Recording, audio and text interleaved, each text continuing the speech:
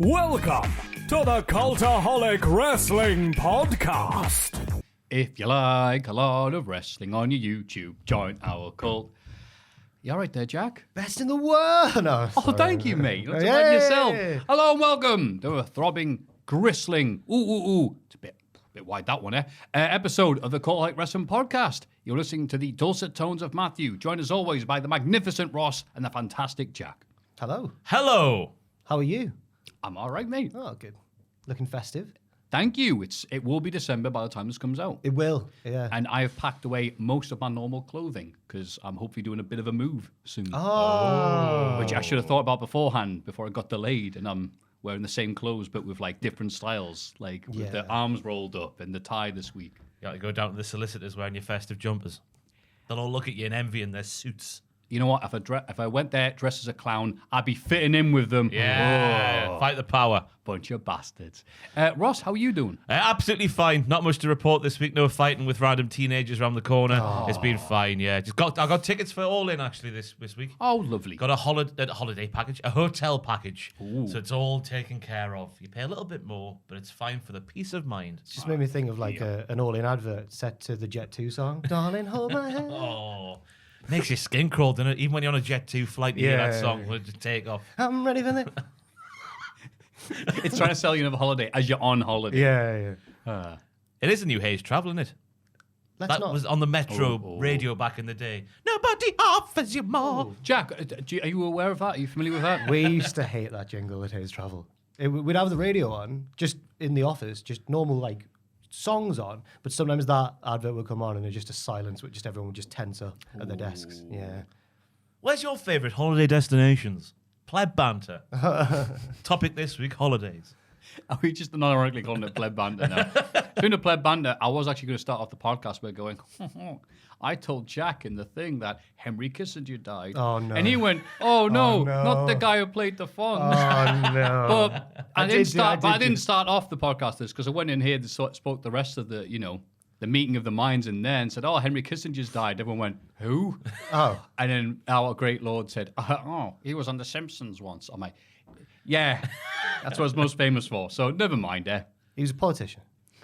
He's 100 years old. Yeah, sure. Yeah, you know what? We should just stick to wrestling. I've only heard him referenced in comedies. Like, oh, that's what Henry Kissinger would do. I'm like, I don't know. Yeah. Speaking of Henry Kissinger, yes, CM Punk returned this week. I don't know what that means. What is the... Trying to see where it Yeah. means. Yeah. You don't have to try with the segues. Speaking of which, you just say something completely different. You're like, all right, well, no one knows who the hell he is. So, yeah, he bloody did it. The news should be, I guess, hell has frozen over. But he already said that on bloody Raw, so it doesn't matter. But yeah, the thing that I genuinely thought, after having lived through the 2014 Rumble, all the X-Packs, that's not right. That's the wrestler, isn't it? What's Z-Packs. Z-Packs. He had heat with The X-Pac. Y-Packs, yeah. All the Shawn Moultons they stuck on his You head. sound like Jericho cutting a promo on X-Pac. Z-Pack, Y-Pack. All of those Samus they used to take in the 90s. Kevin Nash loved a Samu. Really saying you haven't got the X Factor, CM Punk. The podcast, the lawsuit, the other lawsuit, Colt Cabana having a match with the wrong socks on, all the stuff that we lived through. I genuinely thought that CM Punk would never go back. However, it turns out if you've got a big house that needs paying off, well, You're the only guy I've seen mention this big house. I swear someone else must have said, I haven't made that up. CM Punk bought a big house. Oh, fair enough. Damn it. If that is where you've heard it from, yeah, please credit me as a source. They did a really good job of hiding it. Like, I saw a tweet from Sean Ross Sapp a minute before he came out saying, like, plans have changed or something, or they've cleared out a backstage area. But that was literally a minute before the end of the show. And for them to keep it tight until, like Xavier Woods, keep it tight, for them to keep it a secret until that close to the reveal is, like, unheard of these days. And people then got angry with wrestling journalists going, like, you were wrong. I was like, just enjoy being surprised, surely. Yeah. I don't know. Yeah, I agree with that. It's a bit weird. And we didn't even mention it on the podcast last week.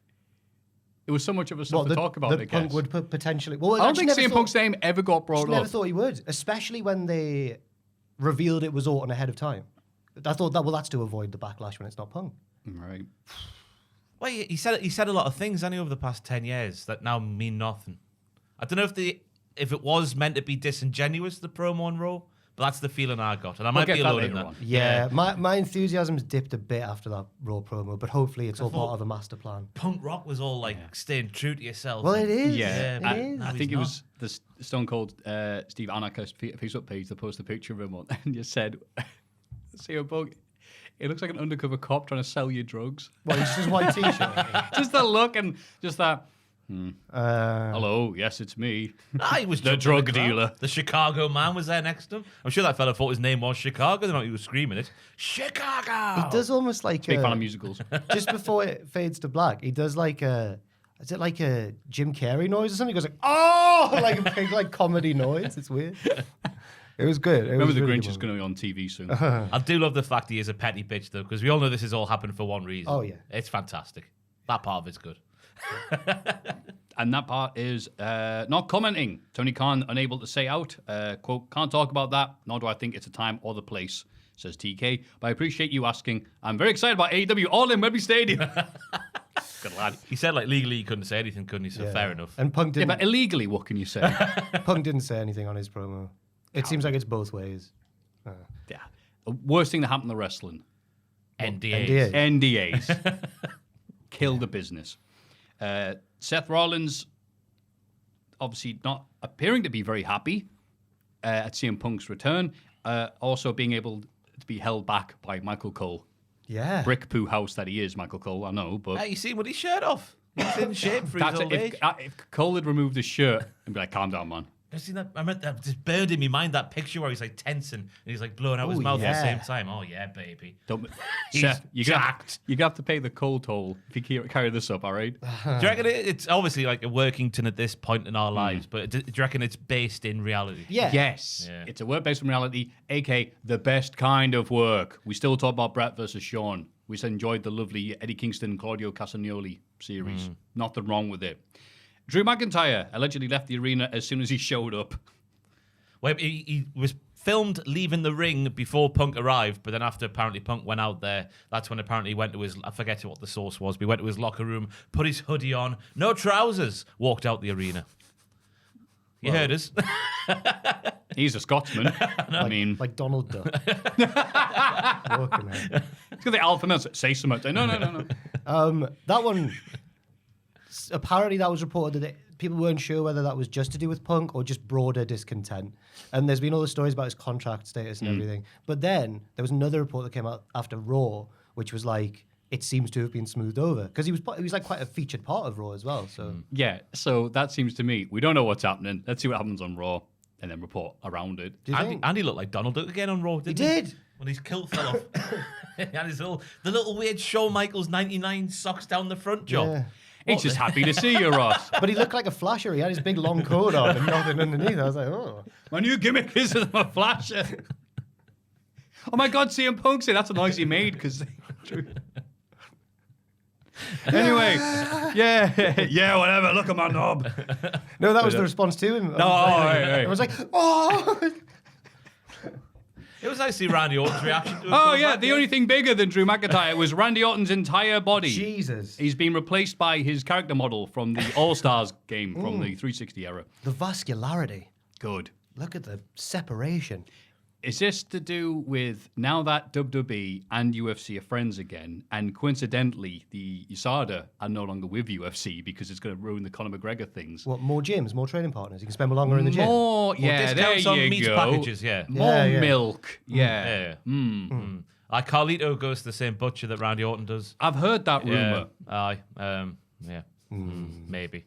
He looked great, didn't he? I spit in the face and it burns a hole. Of drug Burns a hole through the skull. Bryan Danielson allegedly led AEW committee that made CM Punk's firing decision. So Danielson's been revealed as the man. Yeah, this is from Wrestling Observer, who then credited Fightful, which I thought was interesting. I thought they were the news people, but apparently not. They observed the news. Danielson was flanked on the three-person committee. Danielson was said to have spoken to the roster when addressing them about Punk's termination, and noted that the decision was a particularly hard one. He cited the positives that CM Punk brought and his long-standing friendship with Punk, but said that it was a decision that he had to be made. Speaking of Jim Carrey, do you think he did it like Liar Liar when he farts on the lift? It was me. I think that it's become apparent, and I've seen a few tweets kind of echoing this, that the Bucks and Kenny, even though they're the EVPs, there's other wrestlers on the roster who are like the leaders of the locker room. Bryan's definitely one. Moxley, Jericho kind of does his own thing. But Danielson's like, I compared him to like a football captain. So he's the bridge between the boss or the manager and the players. And then I was like, that seems wrong because the EVP should do that. But then Fraser had a good point, which was like, surely it's good though if one of the non-execs is also in a position of like a middle manager kind of thing. And I was like, yeah, that's a good point, to be fair. Very sensible point from a very sensible Scottish man. Bet he leaned back in his chair, didn't he, when he said it? Pen in mouth. Oh, Jack. It was on the news video. He was even more buzzing. People saw him make a good point. It does make a lot of sense, though. Fair play, Fraser. Yes, absolutely. Well done, Fraser. Freedom. Danielson sadly did not take claim for killing Being the Elite, which is now back, but in Dark Order flavored. So it's not back. As long as there's no Sour Boy, that's okay. Sour Boy's the worst. I don't know where Sour Boy ended. It's a big divider upstairs is Sour Boy. You either like Sour Boy or you don't like Sour Boy. Sour Boy works for WWE now. Jack Atkins loves Sour Boy. Oh, yeah, of course he does. Oh, yeah. It's hard to know, isn't it? He's not I know that we are supposed to be hard-hitting journalists here, but Oh, he's knocking about with Gallows and mitching me and him. yeah, They're working this system. they really are. They're getting paid for doing that. Put them in the Hall of Fame for just being carny bastards. And they said Carly I Ballocks bet, there. I bet Kevin Nash is like proud of them for carrying on his like legacy. Yes, absolutely. Get the negatives out the way. Tammy Sonny Sitch sentenced to 17 years in jail. Oh God, yeah. Jesus Christ. Also, Ryback decided to not retire. Yeah, he tweeted out, didn't he? If Punk returns, I'll retire. Then he was like, oh, if you return for AEW. I forgot to put that in the original tweet. Yeah. So he clearly wanted attention and got it, but I thought I'd make a little joke there and move on. Not give him the love that he wants. He still should have won in 2012, though, shouldn't he? Yeah, Maffew? you're still Team Ryback. One time. He was hot then. He was over. Yeah. Was it? Every day we get further and further from that moment.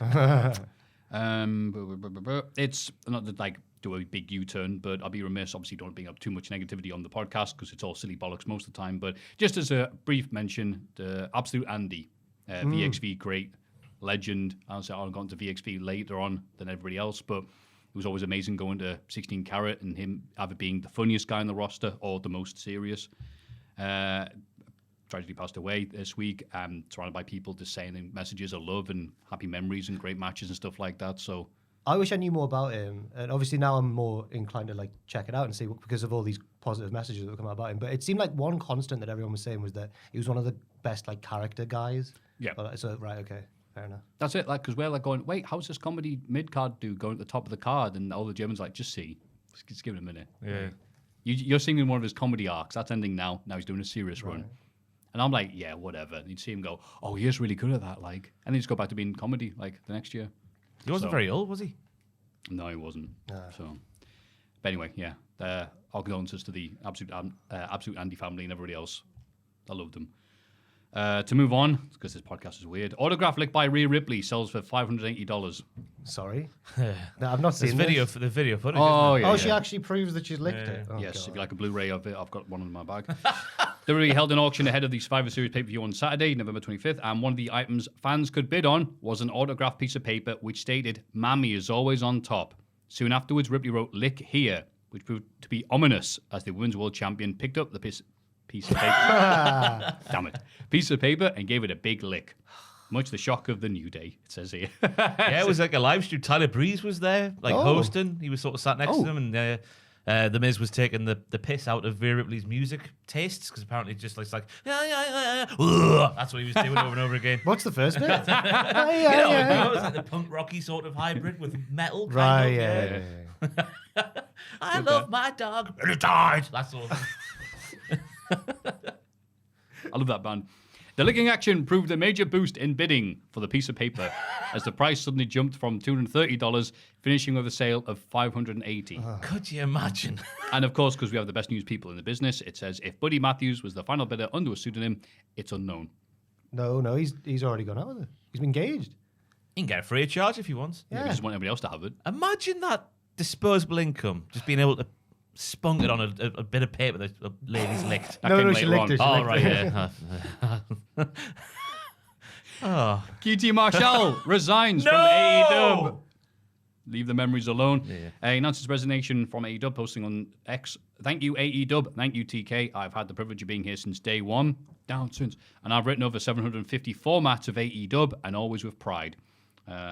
Skip ahead, but basically just says it's changed. He thought it was Philosophy's going in a gone different from- direction. Yeah, I'm trying to build storylines and make these matches matter. You just want to do New Japan bollocks.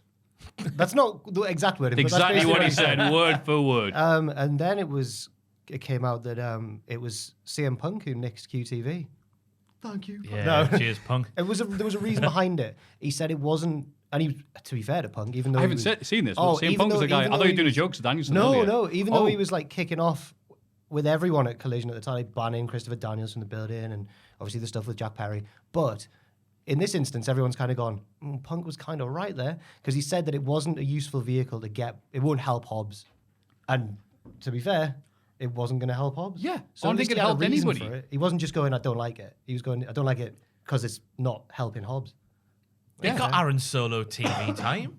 You did. He You could did go, get him. good one, QT. That was him. That was And good. That woman and who the couldn't Australian sing? Woman, yeah. Yeah. No, she could. She could rap. Rap. Yeah. She can wrestle, she can sing. Harley Cameron from the wrestling. That's the song.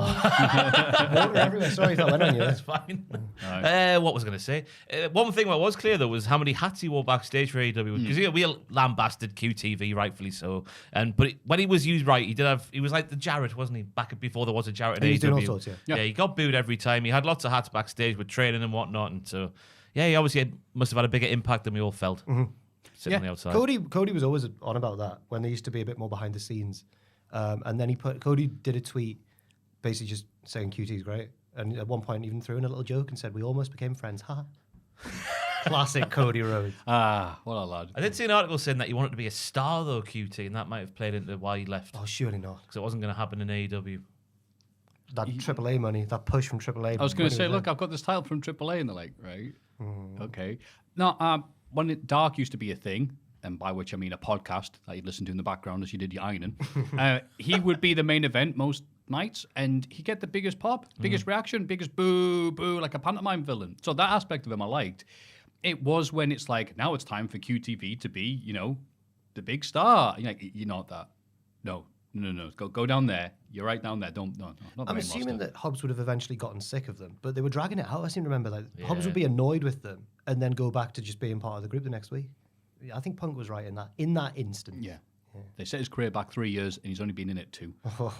MJF confirms he's sustained. Jesus, I'm not going to list everything he got injured with, but because this podcast is already going to be 4 hours long. But yeah, turns out the story of the match was that he was injured, and he got injured. Yeah. Some big spots in that match, like the RKO. Yeah, And the elbow drop. and the to elbow floor, drop yeah. and everything else. So now he's shoot injured, and wrestling's dumb. I guess so. He's been like, he's banged up, but I don't think he's going to lose the belt to Samoa Joe. Do you not? I think he'll still be champion. Do you think he's going to lose to Joe? Yeah. I think he'll lose, but I hope he finds some time here and there to try and recover a bit if he doesn't need surgery. Yeah. God, that match was stupid, wasn't it? Yeah.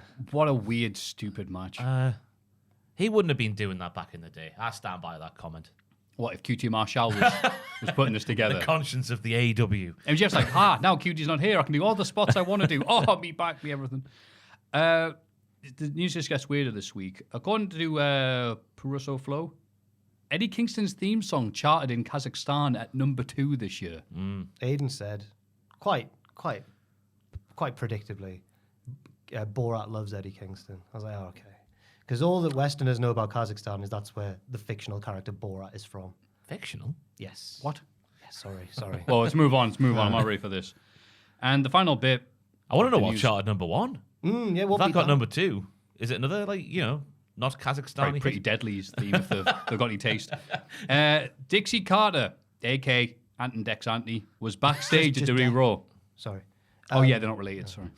They're like Edge and Christian. Yeah. It was in Nashville. Yeah. Still weird. Yeah, it is weird. She had a nice picture with all the Impact Wrestling lads. And there was a lady there as well, wasn't there? Or was it just her who was the lady? I can't remember. It was in a darkened Was it room, actually wasn't it? Dixie Carter? But no, there was obviously Aldis was in the picture, I think, and other various Impact-related people Yeah. from back in the day. So, yeah, I'm sure that was nice and awkward. I'm trying to think who else that would have been then. I can't remember the picture. It Well, was in the Nick gorilla Aldis. position, so it was a bit dark. Possibly. Well, I don't know if. Possibly, Joel, save us, possibly Joel. the Good Brothers. Dixie Carter, Backstage Raw, just so we can. Now, you know off what? the Who pot. cares? Yeah, well, we're there now. He's typing manically. He's hacking the mainframe. I didn't mean to think so vividly there. Like, wait, who else could that have been? Watch it not be on this Instagram page. It's bloody not, is it? Fantastic. no, See, he's this not is got the- unbelievable podcasting. Click on that one and then go next. Go next. Go on, I dare you. Go on. There. Cody's Cody. there. Oh, yeah, There's I guess another that one. counts. There's more. There's go on. Yeah. See, who the hell's Who's that? that? Is that her son or something? Don't know. Bruce Pritchard was in the picture I saw earlier in the week, so it's not been shared on there. Maybe it got shared somewhere else. But I'm sure we'll all sleep well tonight knowing who was in the pictures. Thank you, Ross. Oh, we couldn't have gone on without doing that. It reminded me that Cody was in Impact. Yeah. He feuded with Moose because Brandy had his phone number, and he's like, "How have you got each other's phone number?" And then it didn't really go anywhere. Just like this podcast. Yeah. We've got a destination in mind. I don't know. I couldn't. I said that without having a punchline. I reckon it's the Hall of Fame Oh, hey! What a on link. Sunset Come on. Boulevard. Yeah. Everybody get excited for the Cultaholic Hall of Fame. Now it's time for the prestigious Hall of Fame I don't know if ceremony. it is prestigious. It because is. You've pulled the wool over the good, honest patron's eyes this week. Oh, okay, controversy. Do you not remember what you did last week? You nominated one thing and then put the title as something else. Now, I don't think that's right. Yeah, we don't do that here. In third place, the last place, LA Knight's You wouldn't think Dogs. he worked it. We pay this guy money. The last to come place. here I and know. work here. Last It's quite funny. place. though. Bloody hates us, doesn't Last he? place. Herman Mann and Reese PC, 11%. The Concept of Blood, 15%. Vital to some, but not to this podcast. Christian Cage is everybody's dad, 74%. That's exactly his how I remember original? putting that It down. was the Tron. Oh, it was the Tron. And then he It's not wanted all that as the the beautiful, sexy, attractive, whatever. But I went, no, it's been bloody ages since I've won, so I thought I'd lie maliciously. Got your money, no refunds. My pick this week is, of course, the massive, huge, enormous return at Survivor Series. This legendary legend finally coming back after we've heard nothing for months about this person. It can only be not just this person, but also the amazing reaction that they got. People, the R-Truth pop. There we go. It should be. Not its own just thing R-Truth now. showing up, which is like, hey, he's back, because the segment was crap, because it's not his fault they've got to shill crap adverts on the pay-per-view. Almost said PLE there, Jesus. But That would have been right. Correctly said. no. But just the reaction, the sheer unbridled enthusiasm of R-Truth, he's here. Yay. He fills a niche that no one else does. Yes. Fair play to him. Niche filler R-Truth. I can't believe he looks so good for his age. Wow. His age? R-Truth, secretly a Highlander. Yeah, I've never Clearly. seen it, but I get Oh, that, okay. yeah. Yes, he's just very, very good. It's R-Truth. Just the idea of him. The concept of R-Truth I would have picked, but then people thought I'm imitating ye. Yeah, So I'll just go with the R-Truth pop, because we've got the Brother Love pop, correct? Bobby Lashley pop. Bobby Lashley pop. Linda McMahon pop. That's right. I'm trying to think the other ones from the We had podcast history. This Then week we another had one, the El Hijo del Vikingo pop, which was a little like, oh, that was his one. Ooh, that's him. Did we say the Lashley one? Okay. Yeah. That's like a whoa. Yeah. Was the CM Punk one on Saturday, like a massive Bobby Lashley? That was a pop? Lashley on steroids. That Okay. pop. Oh no. I was about to. Yeah, that's my pick. Let's move on quickly. R-Truth pop. Good What one. have you got for us, second place, Jack? I have. So obviously, when Punk came back, there was a lot of people watching. Andrew and Adam were watching on the live stream, but there's a lot of streamers out there in the wrestling world, and there's since been compilations put up. WWE even used some of them in terms of like stitched together compilations of content creators or streamers reacting to Punk coming back.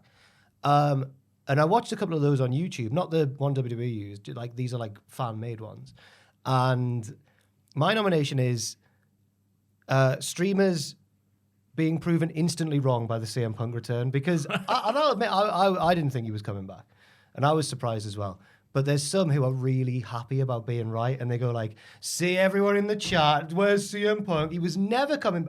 And then they just, it's unbelievable. Right. Oh, I've not seen any of them. There's one girl who's like, Randy Orton was good enough, everyone. Why do you need CM Punk? And then she cries when he comes out. It's amazing. It's so good. I don't like the ones who just get excited and stuff. That's quite entertaining. But the ones who there's one where it's like a group chat. Like one guy's clearly got his mates on Discord and he's got his headset on, and he's proper like cynical. Like, I told you all. I told you he wasn't coming. And then he's just silent when the music hits. And you can just hear, you can't see them, but you can hear through his headphones like, oh! It's really good. You hear that, lads? I told you, I said he was coming. No, he doesn't. I meant AEW. He's not going back there. That's right. But it's, I was wrong as well, but it's the way they would rather have been right than excited. It's so weird, isn't it? Like, obviously, you have to put a certain bit of your brain to one side when watching this stuff, and you just think of the algorithm and everything else. But yeah, people are enjoying wrestling, right? Yeah. Oh, thank God for that. I thought I was doing it wrong. Phew. You've got to enjoy it or laugh at it, haven't you? Yeah. And how were you at the return of your favorite wrestler? Joel, I was in the same room as Joel. I think I was relatively calm for me. Yeah, you would. I haven't got a mic, so kind of. Oh, Joel hasn't got a mic. Quite quiet, but in like shock. I was in shock. Joel says he was in quiet shock. Well, I'd seen the tweet, so I was like, surely not. So yeah, we weren't like running around the room, but we were all gobsmacked. We were like, wow, what a bold decision. From Triple H, not from CM Punk, from Triple H. And then you lit up your pipe. What a bold decision from the booking committee. It seems like the pieces have shifted. We'll see what goes on next in the wrestling landscape. That was my reaction. Looks like the Cold War is heating up. I adjusted my monocle. We'll see how Tony responds to this on the Western Front. Yes, that's exactly how it happened. Imagine if it's Jack Perry, though. What, the devil? The devil. Oh, yeah. Oh, dear. So my nomination is streamers being proven instantly wrong by CM Punk. Oh, that's a nice one.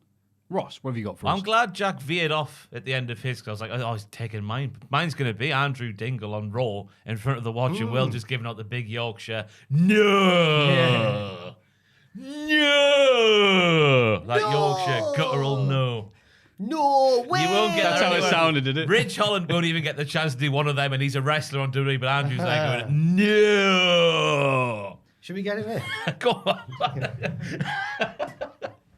So yeah, that's part of that compilation Jack was talking about earlier that he used on Raw this week. Adam and Andrew's reaction to CM Punk and Andrew's guttural "no"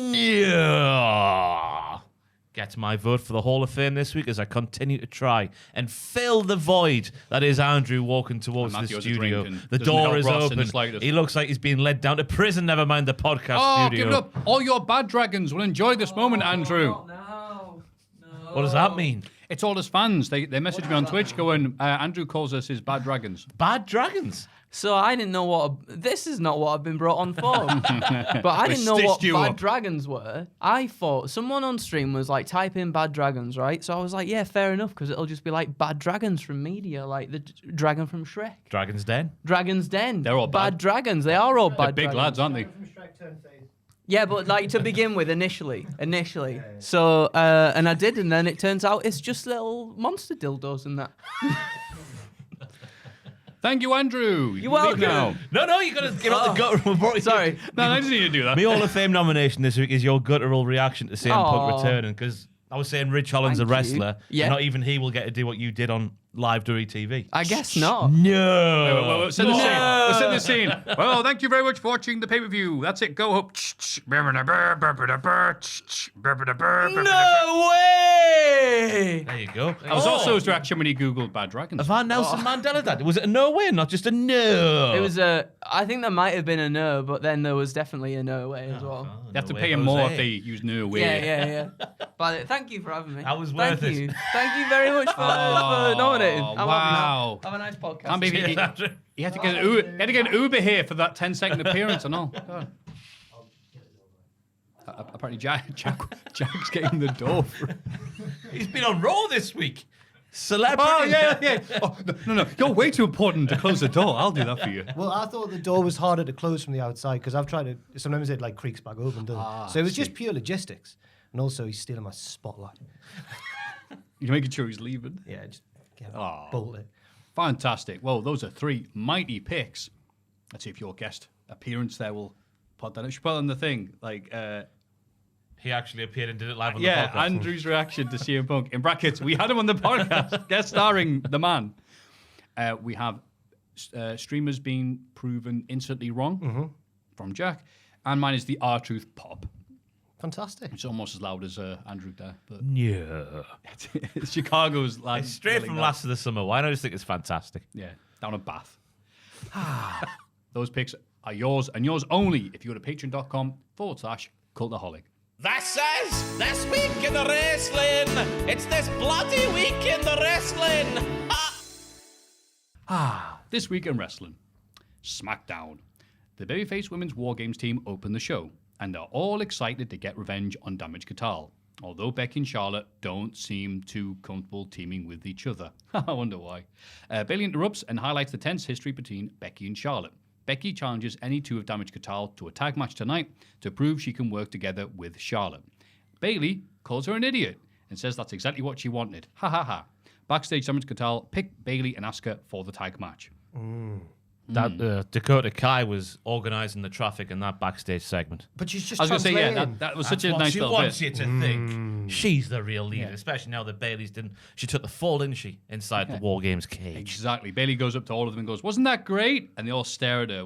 And then she goes, "Henry Kissinger's dead." And they go, "We don't know who that is." Not the Fonz.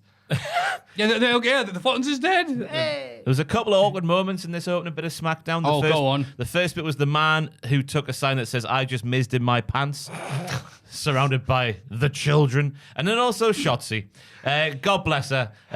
This opening promo, there was a much, much better one later in the night. I need to say that now while I'm saying this, but I felt like she was playing crazy character in the nativity play down at your local town hall centre on Friday. Yeah. I'm crazy. You thought you had me, but you didn't, you fools.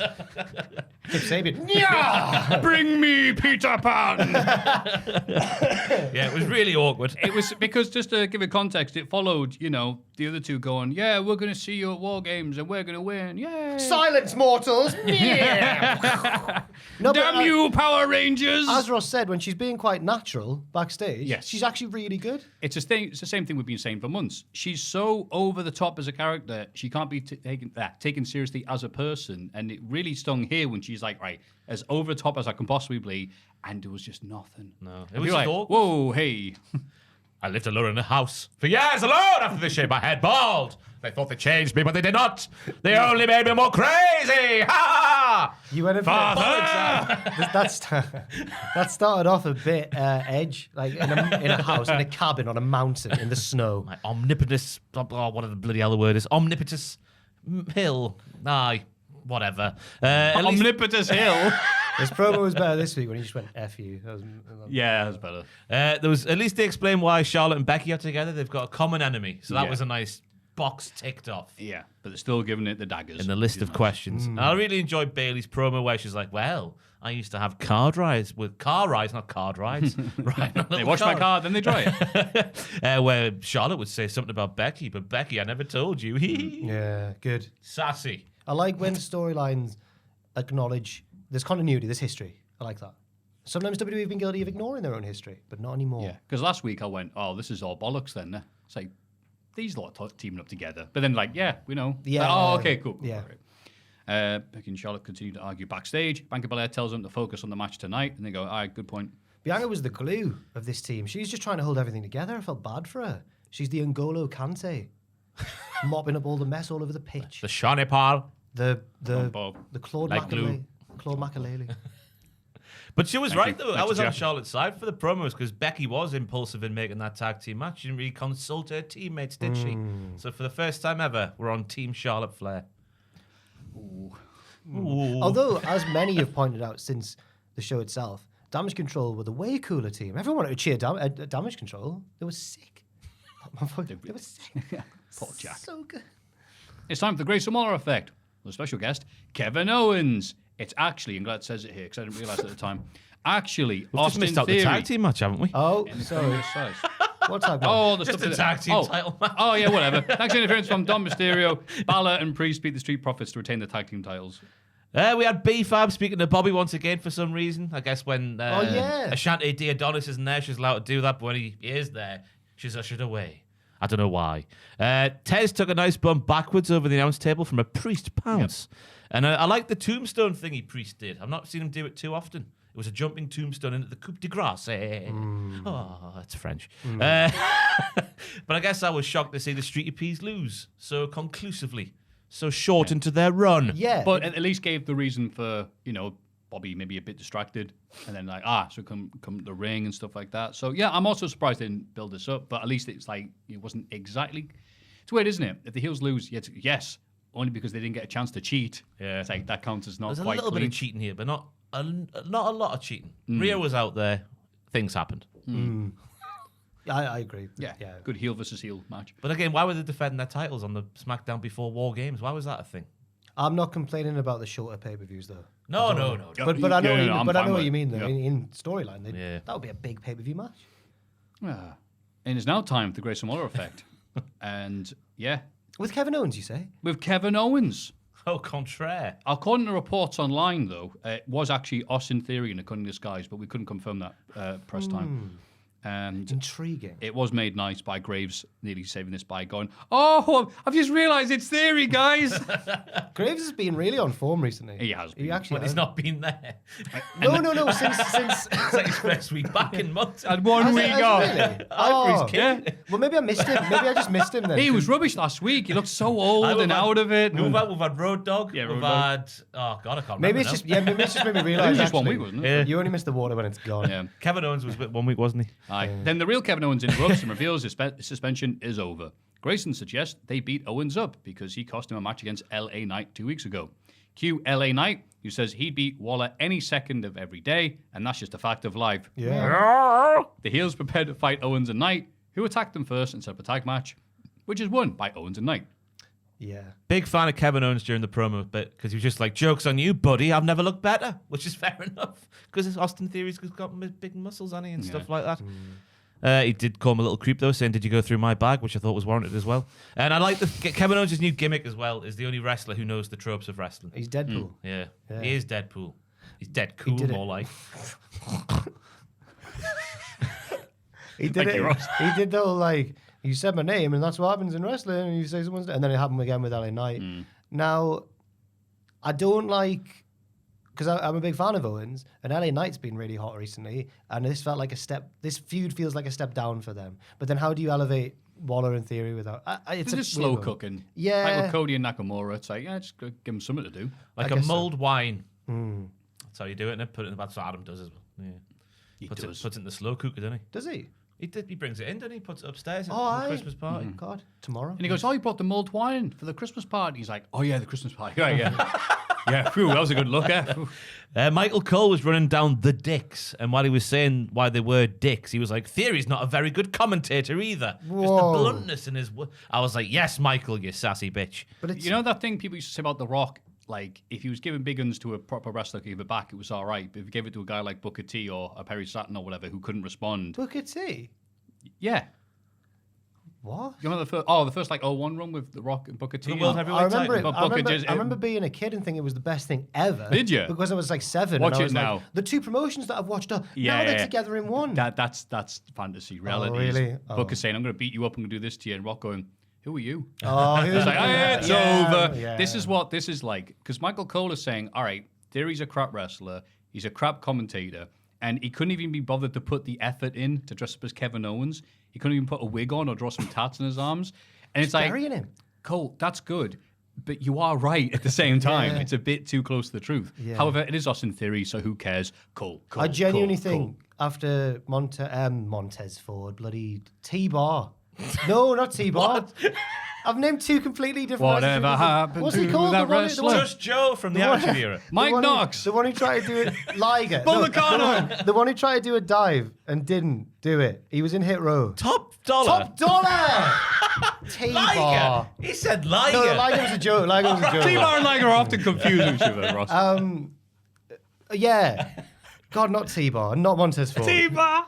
Top dollar. When he came out and said that him and Cole were going to have a feud off the back of all this, I wouldn't be surprised if Cole went, doesn't work for me, brother. the way they used Theory, the way he's wrestled Pat McAfee before and stuff, I wouldn't be surprised if he wrestled Michael Cole. Dude, it's going to be... Dude, Them on the R-Truth Pop, it's going to be so great. when Cole gets in the ring and just rips his shirt and it's, you know. The yellow jumpsuit. The singlet. Singlet, Yeah. not a jumpsuit. That's a very different outfit. It's the thing in anime just flexes and the buttons pop off. He's like, Licks an 8x10 and sells it for $10 million. Speaking of people going, that LA Knight backwards thing he did. It was like a power slam, but he threw him backwards instead. I've never seen that done before. Yeah. It was like a fisherman's. I don't know. He had him like God. a power slam. Yeah. And he went, wah, instead of going, wah. oh, okay. So it wasn't like a Not a Braun throwaway Strowman. slam. Yeah. No, he just like went, ah. Oh, And the guy went, wah. that's a good bit. That's a good. Audio power listeners thing. going, I know exactly what's Yeah. happening now. Paint a picture for the Spotify Was feed it there. your move of the week? No, it wasn't, because it looked a bit rubbish. Oh, thank you But to it looked- everybody who's been tagging us in their Spotify rap, by the way. Oh, aye. Oh, thank you. Some people have been, I've already seen the people like, oh, like 17 days. Or 3 podcasts. It's true. You naughty. You're teasing us. Yes, we are all French waiters, apparently. No, it's a different thing. Oh, sorry. Backstage, Bianca Belair is still trying to calm Becky Lynch down for the good of the team. Yeah, she is. Yeah, she just then starts talking about herself like it's like a Jay White promo. I'm fiery. I'm Irish. I'm cool. And I thought that was nice. Jay White promo. I don't know why I said that. No, because people reacted. Because he just does his catchphrase. Yeah, Becky yelled, I'm cool. And it went directly into Carlito. Hang it in the loom. Cinematography. Put it in a tilly and put it in the loom. Sadly, she can get the microphone and go, speaking of cool. That's my job, I guess. Carlito is here to cut a promo. He says it's been almost 13 years since his last WWE pay-per-view match. Bollocks. You lying bastard. The Royal Rumble 2021. Yeah, we were all there. We're like, oh my God, look at how swell he is. I Yeah. don't believe it. He's on the same bee stings as Randy Orton. It's got a nice butcher, him and Randy Orton. Do. He can't wait to get his hands on Santos Escobar. But he'll bloody well have to, won't he? Because Santos interrupts and accuses Carlito of taking his, are you ready for it? It's a Latin dude. It's WWE. 1, 2, 3. La Familia. Yay. Oh, right. Took his family away. That's it. Every time the Tino guy has to say it. I'm on Santos' side, though. I don't see Carlito's Yeah. LWO tattoo. No, I don't. Yeah, and they just point out he has got the LWO tattoo. Also, I like the trope they always do when two Spanish-speaking wrestlers cut a promo on each other, where they go, I'll say it in our native tongue so you really understand. Then he says it in Spanish, and then again in English for the benefit of us. It's like, okay, fair enough. I don't know why, but it just comes across a bit weird. Yeah. It'd be great if they said a word that's really obvious. I'm going to say this in my native do. tongue. Damaso. They brawl in it. Santos injures Carlito's arm. Backstage, Escobar attacks Carlito again until Dragon Lee makes the save. Because where were La Familia? Where was LWO during all this? No, Yeah, where were they got they? spaffed on last week, didn't Yeah, they? but Not Vega. Vega. she should have done. Yeah. Where were we? I wonder why they did the injury angle, though. Losing. What's wrong with Carlito? Nothing's been said yet. As far as I know, obviously there's a bit more news that happened the rest of the night. Maybe they went, no one's going to remember this bloody match if we do it now, So, and maybe you're right. It felt weird, though. Santos is always going to win to have Dragon Lee. I always get that rhyme in my head from Lee Mack. Dragon Lee. Lee stinks of weed, doesn't he? Andy is a moron from Lee Mack back in the day. But it was weird to have him who's been getting a little push on SmackDown with matches against Cedric and people like that. Having him lose on a PLE, his first big one. Very weird. More on that later on. Pretty Deadly beat the Brawling Brutes after Ridge the Fridge, who loves crisps, gets annoyed with Gooch, then walks out the match. ones are beautiful. I love the original crispy. Hey, Butch, look, they're ridged, like me. What's your favourite crisp? I really enjoyed Ridge looking like he was going to cry during his entrance. He looked like he was going. Well, there's tension in the ranks. Yeah, there is tension. Yeah. And Oh. Ridges. It's been 10 years since Groves Frotch won, and there's been a lot of content I've seen online celebrating the. 10 years, Jesus. Yeah, I was there. Were you? I was For there the first in one. the first one, yeah. What, is that the Wembley one? No, Yeah, I wasn't there for the second one. the second one. Frotch just knocks him out in the second one. 80,000 people at Wembley. But the The first beginning one, of the boxing arena era. There we go. Boxing arena era. Can't say that out loud, can you? That we're currently the in. first one's the best double turn in boxing history because Frotch goes in and Groves has been winding him up the whole time. And it's when you said it. It's when you said he looked like he was going to cry because remember Groves in the press bit going like. He's going to cry. Look at him. He's going to cry. And Frotch just can't. He's like, and then Groves is like, I'm gonna knock him down in the first round. And then he did. And everyone went, eh? And then he lost because it was a weird stoppage. But looking back, I've seen interviews with the pair of them. Groves seems like a really nice guy now. Frotch is still quite arrogant. It's only talks about 80,000 people at Wembley. I mean, You would, wouldn't you? Paying for his milk at the shop. Oh, that's 80 pence, is it? Oh! Why do you say that? Yeah, Ridge has had enough of Butch for some reason. I'm a bit tired of these storylines in the WWE at the moment of like incident happening by mistake in a match and then wrestlers not going back to watch the match and then carrying on for the next week. I know it is wrestling and it's a trope of wrestling, but it's a silly trope of wrestling. Just because it's a trope doesn't mean they need to stay around. Yeah. Again, heels batter each other accidentally all the time. These things happen. One face, gentle prod, that's it. Done forever. Yeah. And I think it looks like we're going in on Peter Dunne now after his performance in this match when Ridge walked away because he was battering the two of them for a period of time. A period of time. They were battering the pair of them for a period of time. Easy for me to say. And then obviously Pretty Deadly steal the win because they are clever. Yes. And boy. sexy. Kit was the legal man. Yes. Yeah, I agree with Ross. It looks like they're making him look They're brave. only legal in a few countries in the world. Now, I think they've gone a weird way with this. Because if it looks as though they're going to split and Pete Dunne's going to be the face, he's a way more natural heel for me. I remember that first tournament where he was just an old school William Regal sadistic heel. And I think Ridge is more likable because he's a big Yorkshire boy. So I think they've gone the wrong way around here. But that's just my opinion. Do you think Ridge is going to join Pretty Deadly? Yeah. Yeah, That's all I heard there. That'd just be Keith Lemon, wouldn't it? Wow. Hey up, lads. Who wants some crisps? Get down to Chicky Bingo. Is that what it's called? I don't know what it's Something called. like that. I haven't heard that jingle in ages, mate. Not sure why Cole... Foxy Bingo. That's How it. was it? Foxy Bingo. FoxyBingo.com. Joel laughing from the grassy knoll. I'll remember that one. Not sure why Cole was laughing his ass off while the two of them were trying to tell the story of the breakup. I put maybe Road Dogg rubbed off on him. Not like that. Did you hear the Jeremy Vine thing on the radio where he's laughing his arse off? At his story? The boat crash. If someone's like, this what? is the most partridge thing that Jeremy Vine's ever done, and he's reading a listener's email, and he's like, me and my mum were on the river on the Hull River, and then then the boat was going too fast, and my dad drove it into the bridge. I don't know why I'm laughing. Oh, the accident took my mum's arm off. Like he's laughing along, and then goes, oh well, that's very serious. Then it's really partridge. Oh, God. Yeah. Wait, why did they send an email about that? I don't know what I didn't tell Jeremy Vine about this horrible I story. don't know what the prompt was. No. It feels like once a month Jeremy Vine's on your Twitter feed doing something like that, isn't it? Yeah. Him and Richard Madeley. Oh, God, I am. Anyway, backstage, Shotzi tries to convince Charlotte to make amends with Becky. Yeah, This is the segment, where she just spoke like a normal human being and just sounded nice and sounded relatable. Even Charlotte Flair in this segment sounded relatable. Yeah. I agreed that her delivery and what she was saying was nice. It was just, wait, hang on. Charlotte, remember when I had that issue and I talked to you about it and you really cared and I really appreciated you make me feel human? I'm like, that doesn't sound like Charlotte. When did this happen? Charlotte cared about somebody else. And Charlotte doesn't go, like, yes, I remember that moment. She's just like, someone's saying, I love that thing you did. You're like, that wasn't me, mate. But all right, I'll take it. You're beautiful. You inspired me. Ooh. I put they had less chemistry together than Rollins and Becky. It's like when Zack Ryder first got over, and it was like Cena and Ryder. They've always been best buddies.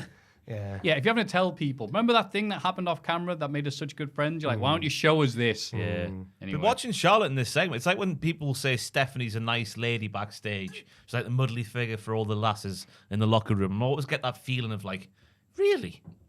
Is she actually? The thing that always flashes in my mind when someone says that is when she broke Tom Phillips' jaw. I'm like, all right. She slapped that so hard that it like fractured his cheek or something. I don't remember backstage that. segment, yeah. it was on TV. Oh, yeah. It wasn't.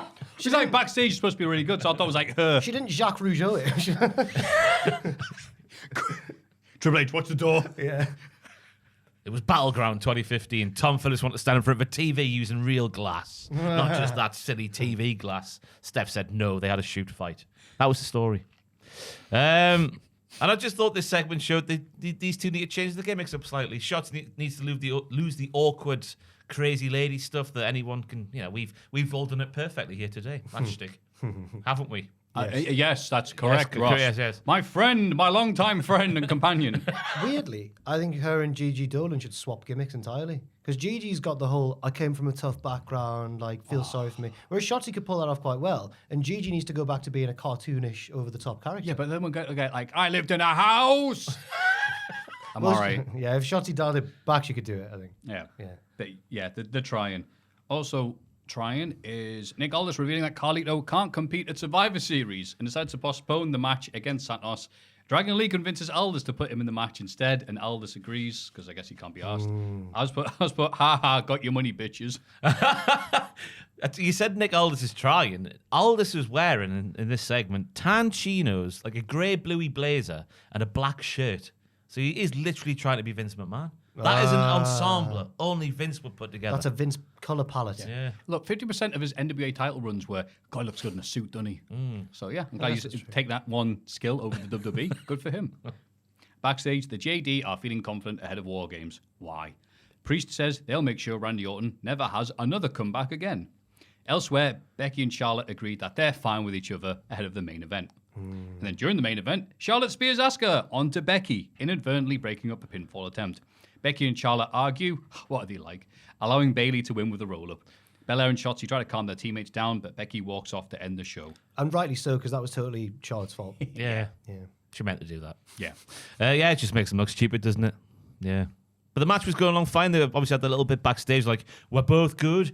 Aye, we're both canny good, like. And then they walk out and have a good match, and then that happens at the end. And it ruins it.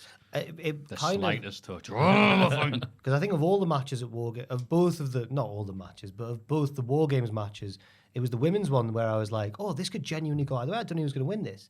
And then when this happened, I was like, I know that it doesn't always follow the rule that whoever wins on TV loses at the pay-per-view, but this one I thought, with Bayley getting the pinfall as well, I thought, she's getting pinned in that match. Yeah, it's the only thing that made me sense. Yeah. Well, no, I thought Damage Control might win before this because they're the new heel stable with new members and Triple H loves that, but no. But you know what? It's up next. Survivor Series WarGames. And the women's WarGames match, Becky and Charlotte managed to work together and celebrate with a big, aggressive hug. Yeah, like, I like your poetry. the hair was going on. Bayley saves Kairi Sane with a Charlotte spear, but ends up getting hit with all the finishes herself, including a manhandle slam through a table. The babyfaces win. That was a lot here, wasn't there, Ross? It was a different kind of WarGames match because it felt a bit more spotty and weaponry. Because obviously the babyfaces had the advantage and that doesn't really feed into the concept. So a lot more weapons were involved, like different weapons, I mean, in terms of numbers of weapons were involved in this match compared to normal. The highlights for me was Charlotte's shoot moonsault off the top that whacked Io right in the head and marked her forehead with her shins. I'm surprised. She actually collided with somebody. Well done, I'm Charlotte. surprised didn't knock her out. Yeah, it was a heavy blow. She's tough. She can take it. Obviously, Io going off the top and the Bane, as we all come to expect from her in these matches. I thought Kairi and Io's tag team offense was class. They had like the step-up elbow drop for Kairi off the back of Io was fantastic. And I like Bianca's double braid as well. Whoopah! Yes. Yeah! Wah! Yeah, because people point out she ain't coming with any weapons. Like, are you kidding? Yeah. And just obviously those damn crisps kind of didn't ruin it, but it made it like a lopsided WarGames match. A higgledy-piggledy WarGames match. Of the advantage. Yeah. It wasn't a feud ender. It was a feud starter for many things. It was kept the Bayley Damage Control split going. Then it's obviously, Charlotte and I imagine Becky are going to be like, oh, I won that match. Oh, did you? Well, I thought I won, blah, blah, blah. No, they hugged aggressively. It's all gone now. That's how Rock Austin started. I love you, Rocky. It was pointed out that, because I noticed that obviously Bayley she took the spear and she was trying her best for the team and stuff. But just before that, she saved like 3 of her teammates in the space of a couple of minutes. Like she came off the top with an elbow drop to break up one submission, broke up a pinfall with like a V trigger, and then took the spear. And you just know that Damage Control are going to go, you lost us that match. And we're going to feel sorry for Bayley. Maybe she'll go face again. If she goes face, I don't know, she can't totally lose her character. She can't just go back to the hugger. That's it. I like her. Yeah. Even though she is a baddie. But yeah, she's funny. Steph and her daughters like Bayley as well. Do you see them at ringside? Oh, I saw Steph. I was like, wait, is that Steph at ringside? Yeah. Is she there for the start of the show? I was like, yeah, she's there the entire time. Nice to see it. I saw some people cynically saying, yeah, she's dropping off Triple H's stuff.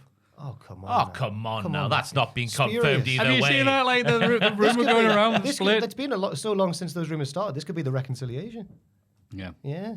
I shouldn't speculate on this. Yeah, we should. But yeah, no, a nice. Why are you so gleeful that a couple split up? You're horrible, you. Ha ha ha! Love is dead. Ha ha! Human people's doing stuff. Ha ha ha! Not like me, dead inside, like a smart person. This was it gave us all the spots we needed, all the appropriate violence. This ticked all the boxes for me as a WarGames match and a modern WarGames setting. I mean, EO is amazing. Yeah. I can't imagine the balls it takes to do that, to jump off blind. Yeah. Crazy. Yeah. Sorry, I was just going to say, we were saying it last week that the face turn of Bayley's, like, it felt like it was in motion. I still feel that way coming out of this match as well. It's off the back of what Jack was saying there earlier. Sorry to cut you off, Maffew. It was It's bad. not a problem. Bad She- podcast. I still tried be really my hard. devoted friend. Remember I told you the other day, off camera in front of no one. Backstage, Pretty Deadly and Otis argue. Oh no, over whether ruffles are crisps. I or think they're called chips. crisps because I'm from England. Well, I think they're chips. That's not Otis. That's not Otis. Truth then shocking returns to ease the tension. Everyone does Tozawa's dance. So inappropriate. Yeah, look. R-Truth got such a big pop, and they're talking about crisps that it's like, Tira, do your dance, and there didn't seem to be any pop for that. They're It not was like, crisps and they're not chips. Sexy They're dance. They're ruffles. Do the ruffle. I'll show you a do ruffle. The ruffle Says shuffle. Tozawa. Tozawa, yeah. Oh, yeah, the ruffle shuffle.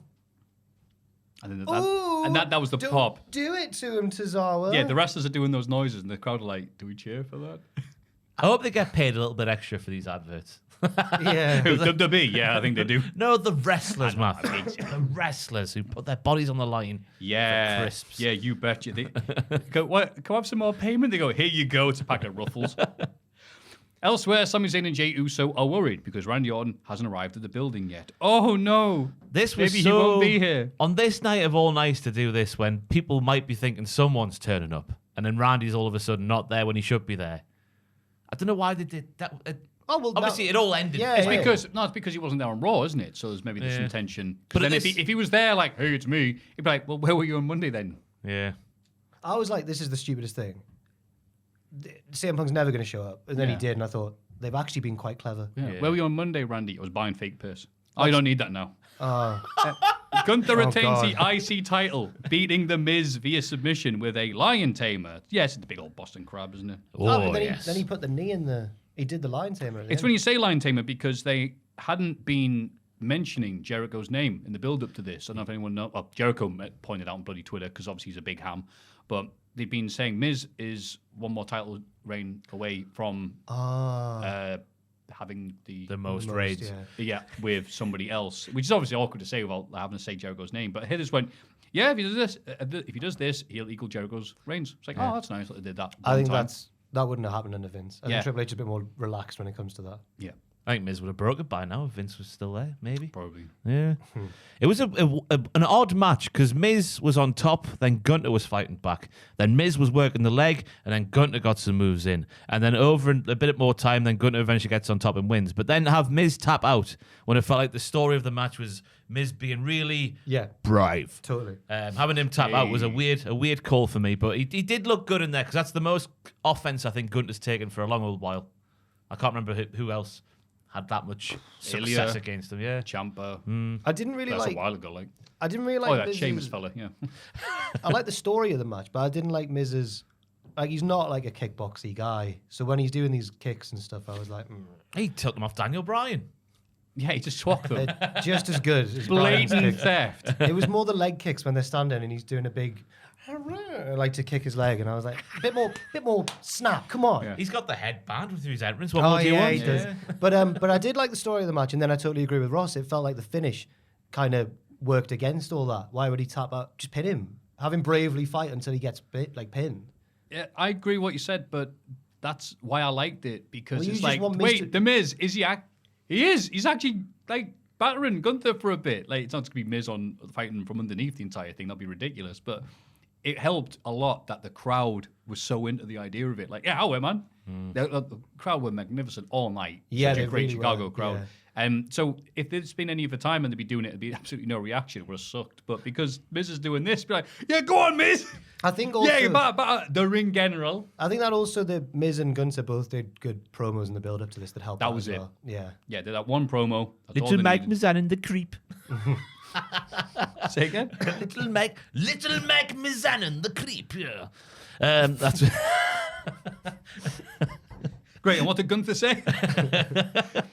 I think he gave him Boston Crab just because it's like, oh no, maybe he'll power out. Oh, he's not. Yeah, okay, fine. yeah. Because again, go back to the finish to have Miz. I don't know if the plan was always to have Miz go back to Gunther and go, I shall valiantly challenge you again after I fairly and squarely tapped out. Yeah. I'll be the first. What was it? You're looking for the first person to challenge you? It's like, you're not. You just had a challenge. Be first person. Get the back of the queue. Yeah. You little creep. There was a really good near fall. It was like the head into the low blow, Yeah. skull crushing finale. And even though I never thought that Miz would win, it was that one near fall in a match where you're like, hang on. And then he did. But it was really good. Yeah, this gave me enough it was excitement there. So yeah, well done. I mean, we all like cheering, but they would have booed if Miz actually won. It's like, go on. No, don't actually win. Jesus. No, I think in Chicago, just for the upset and the moment, they would have. Maybe. But they made more noise than the crowd during Santos Escobar defeating Dragon Lee with the Phantom Driver. And it just says, backstage, the New Day arrived at Slim Jim's car. Some Slim Jims. Well, about the same level of importance as the match, I guess. I was just there going, all right, so Santos was in the LWO. Then he beat up Rey Mysterio. He hoped Rey Mysterio would get an infection and his leg would fall off when he was in the hospital bed. And then he beat up the LWO, the rest of them, and then Carlito. And so because of that, he's fighting Dragon Lee because none of the other members of the LWO had the balls to get in the ring with him, I guess. It was just a weird match to have on this big setting. It was they did nothing wrong. Like the action was all good, but it really felt like a TV match. Yeah, Yeah. it was SmackDowny, wasn't it? Yeah, and crowd I guess we were like, you like Dragon Lee, right? People like, he's just got it. But he is. They did do that promo on SmackDown, I think, where he says like, "Oh, I'm fighting because of Rey Mysterio to avenge Rey Mysterio." That like a promo package to try and make a bit more sense. But yeah, all I've got written down was just it was a nice south of the border destroyer before the Phantom That was Driver. nice, they're calling it that. Yeah, so that was it. Was just fine, wasn't it? Santos was healing it up well, trying to take the mask off and stuff. Yeah. I just thought that this match, the last one and the next one, were all really similar. Where like really were. a dominant heel and like a babyface underdog. Yeah, I think it was a mistake to have them all back to back to back like that because then, they're all right for that. The crowd were like, okay, well, nice and flashy offense. And then it was just nothing for this. Rhea Ripley defeating Zoe Stark to retain the Women's World Championship. And why would there be... Hit me again. I'll tell you why. Because Zoe Stark paid tribute to a Survivor Series legend with her attire. Do you know who it was? Go on. The Stalker from '96. Everyone loves the Stalker. Basil Windham. You know the one... Stalker face paint going on. You know the one time Steve Austin was on commentary and go, here he comes. He's the next to Vince McMahon. Here he comes, the Stalker. And it was also like, why's he got that crab on his face? We all know it's Barry Windham. Is he embarrassed to be himself? But Zoe Stark is weird being a heel. Just off a moveset a face. alone. Yeah, she's face. Not in this match, though. Well, Rhea's you know what you're saying there does actually make sense because Rhea Rhea- Ripley is supposed to be the heel. This crowd, you're out of your mind if you think we're booing Rhea Ripley. And it's We bought her spit. Who was the feud that Zoe had before this one? Because she felt like a heel in that She one was as with well. she was with Trish against Becky, and then she's just kind of been in that bubbling under. Naya, yeah. What am I doing turned here? face when she We're all turned on losing. Trish. I'm on the longest of people that are losing to Nia and completely derailing all my momentum. I think she turned on Trish. Becky showed her respect. There's a gap. No, there isn't. That's honestly being it. No, then there was something. And then she's mates with Shayna now. Yeah. Yeah, Shayna's like, you're all right. She's like, thanks. Shayna's her sidekick. Oh. Yeah, this was a match because it had to happen, not because Zoe Stark was getting a big push out like that. getting a little push. Again, the Raw Women's Division, it's so weird. There's too many, which is a bizarre thing to say, but you can't push all of them. She did get a big push in this match, though, off the top rope. For Hey. that spiraling choke slammy thingy where Zoe, I think, was meant to land on her feet, but sort of went down. But you can see why that happened. It was a hard thing to nail. I just think they should have just sold it for a bit because instead she just sprang back up and was on top. And I was like, whoa. AEW. Oh, sorry. Oh, no. You mentioned in the Charlotte and Becky are a bit like Stone Cold and The Rock's got me fearful for Rhea ahead of WrestleMania. Because surely Becky's the only one on Raw who can touch her in terms of standard crowd Star reaction power. stuff and like that. Stuff like I've had a stroke today. I don't know what's Oh, going no, on. you're doing good. You're doing so good. if they're going to My do... beloved friend. It's like you're a politician now. all My of a sudden. off-camera friend. I was going to say it's like he's on MD.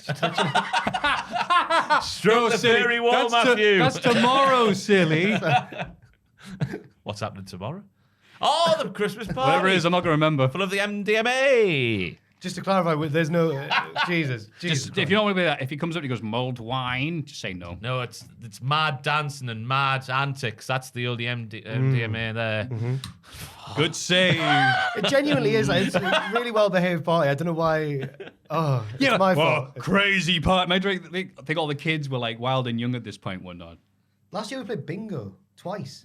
You were one of the Oh, bingo so balls. good. You love bingo. You. Ooh, bit of bingo. I hate it. You would, wouldn't you? I've never in my life enjoyed a game of bingo. Why not?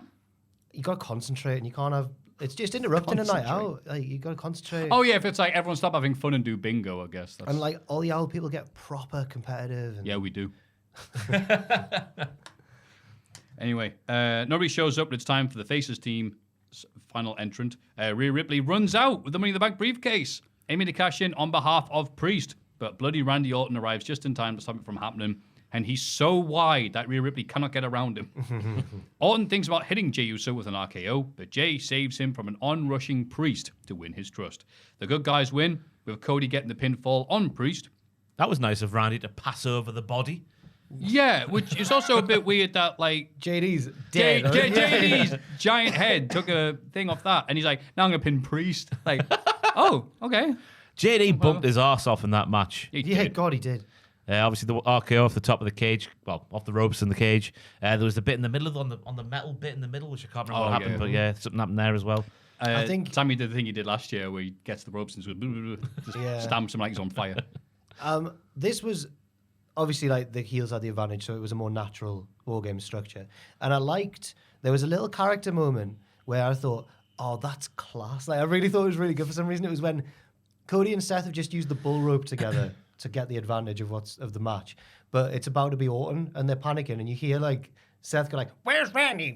And Cody goes, "I don't know, just keep going." It was like in the middle of a war film where they're pinned down Yeah. under fire. I was like, "Yes." Where's that really enjoyed support? it. Yeah, It's coming, sir. yeah. It was. I just loved that bit for some reason. I was sad that they didn't come out in matching camo like in WCW. They promised that. They promised us that. Swear there must have been someone that said that. Yeah, they'll be wearing the proper. No, Cody said it. Didn't he? Poster Cody, had yeah. Cody with the face Yeah. on as well. But there was a bit more story at this match because it was literally like both teams, how will they coexist kind of thing. Or it could go either way with certain people in the match, like Priest and McIntyre with their massive 5-minute stare down at the top of the ramp. I thought they were on the brink of shagging each other, never mind fighting. It was that tense. And obviously when Jey was in the ring, Randy's in the ring, there was a nice little teasy moment there where Randy turned into a massive muscular snake on the mat going like, yeah, I might get you, but he doesn't. He gets someone else. Him and Jay are just best pals now. Orton was bigger than the the basilisk from Chamber of Bloody Secrets. Nagini. There's a what? No way. Linguini. No, No, that's Linguini's Italian. Voldemort's You don't know snake. about Italian meals. No,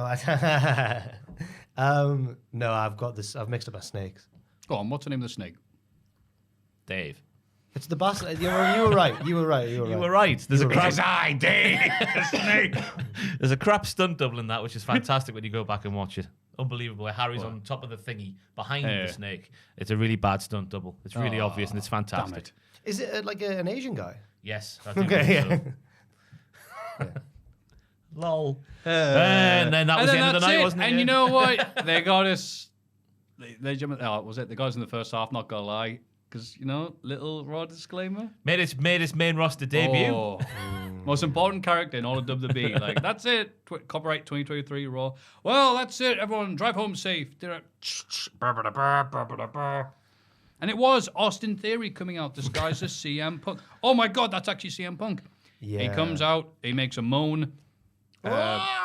And that's it. Everyone loses their mind. Apparently, the most ever hits of anything they've ever done, whatever bloody speak they say. I didn't even check if that's true, but it probably was. Yeah, why not? Yeah. It happened. Yeah. He bloody well came back. And at the time, I was like, well, this is going to be the best thing ever.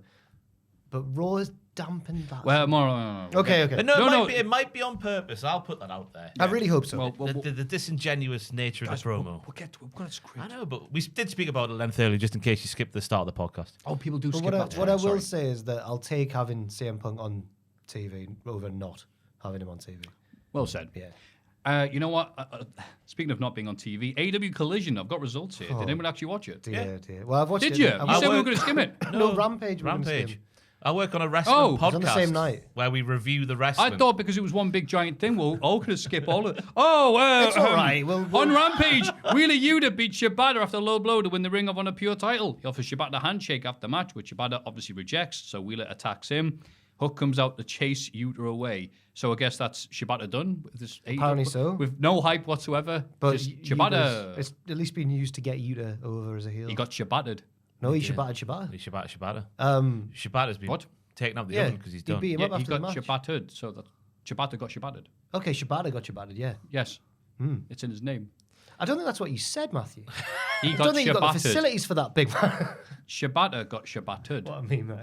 There was a member of the assembled media who spoke to Tony Khan at the weekend, and apparently that's all he cared about after CM Punk returned to the WWE. He was But asked, he can't talk about it though. Well, no, he said to an assembled member of the media in a private conversation. I can't remember who it was. It was one of them. What, he just Well- cares about Shibata going? Yeah. Well, what else was he supposed to talk about? Bloody hell, yeah, you guys see Survivor Series, wasn't that mint? Smart. Bollocks. Just let one of bollocks. I can't believe it's happened. No, you got bollocks. no. You've got to I save think face, hang on, haven't to defend Tony Khan, standing up. Like, what's he supposed to say in the situation? He's damned if he does, damned if he doesn't. Bollocks. No, I think you've got to CM who? Like, there's nothing he can do. You've got to save face, especially for the other wrestlers, because they'll look at him and be like, "All right, mate, are we not good enough?" some wrestling journalist said, person who was representing his company only talked about his company. For the Hey, first- what a Aye, dick but that Tony Khan, like, I can see what hey. Ross means, It's because more than the wrestlers do. yeah, Hey, am I right? and Tony, That's true. and Tony, Malachi Black looking at you. What the hell was that about? Anyway, moving on and a I do second. see what Ross is meaning, because Tony's never been shy about talking about WWE in the past, and suddenly he doesn't want to talk about it. And it's like, oh, okay. Again, those damn pesky what's it called? DNR, that's not right, is it? What's it called? NDAs. NDAs. DNR do not resuscitate. Oh, God, Jesus. What, the Progress NDA. stable from? No. No. Oh. Who was in that one then? I don't know if we Nobody knows.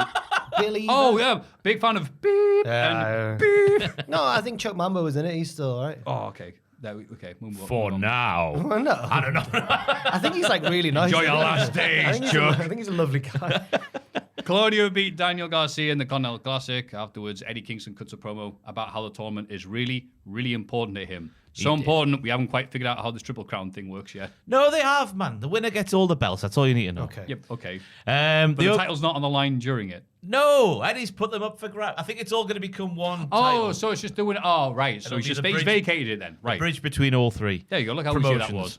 But yeah, the opening stage of the match was all about Nigel trashing Danielson, saying it was his time of the month.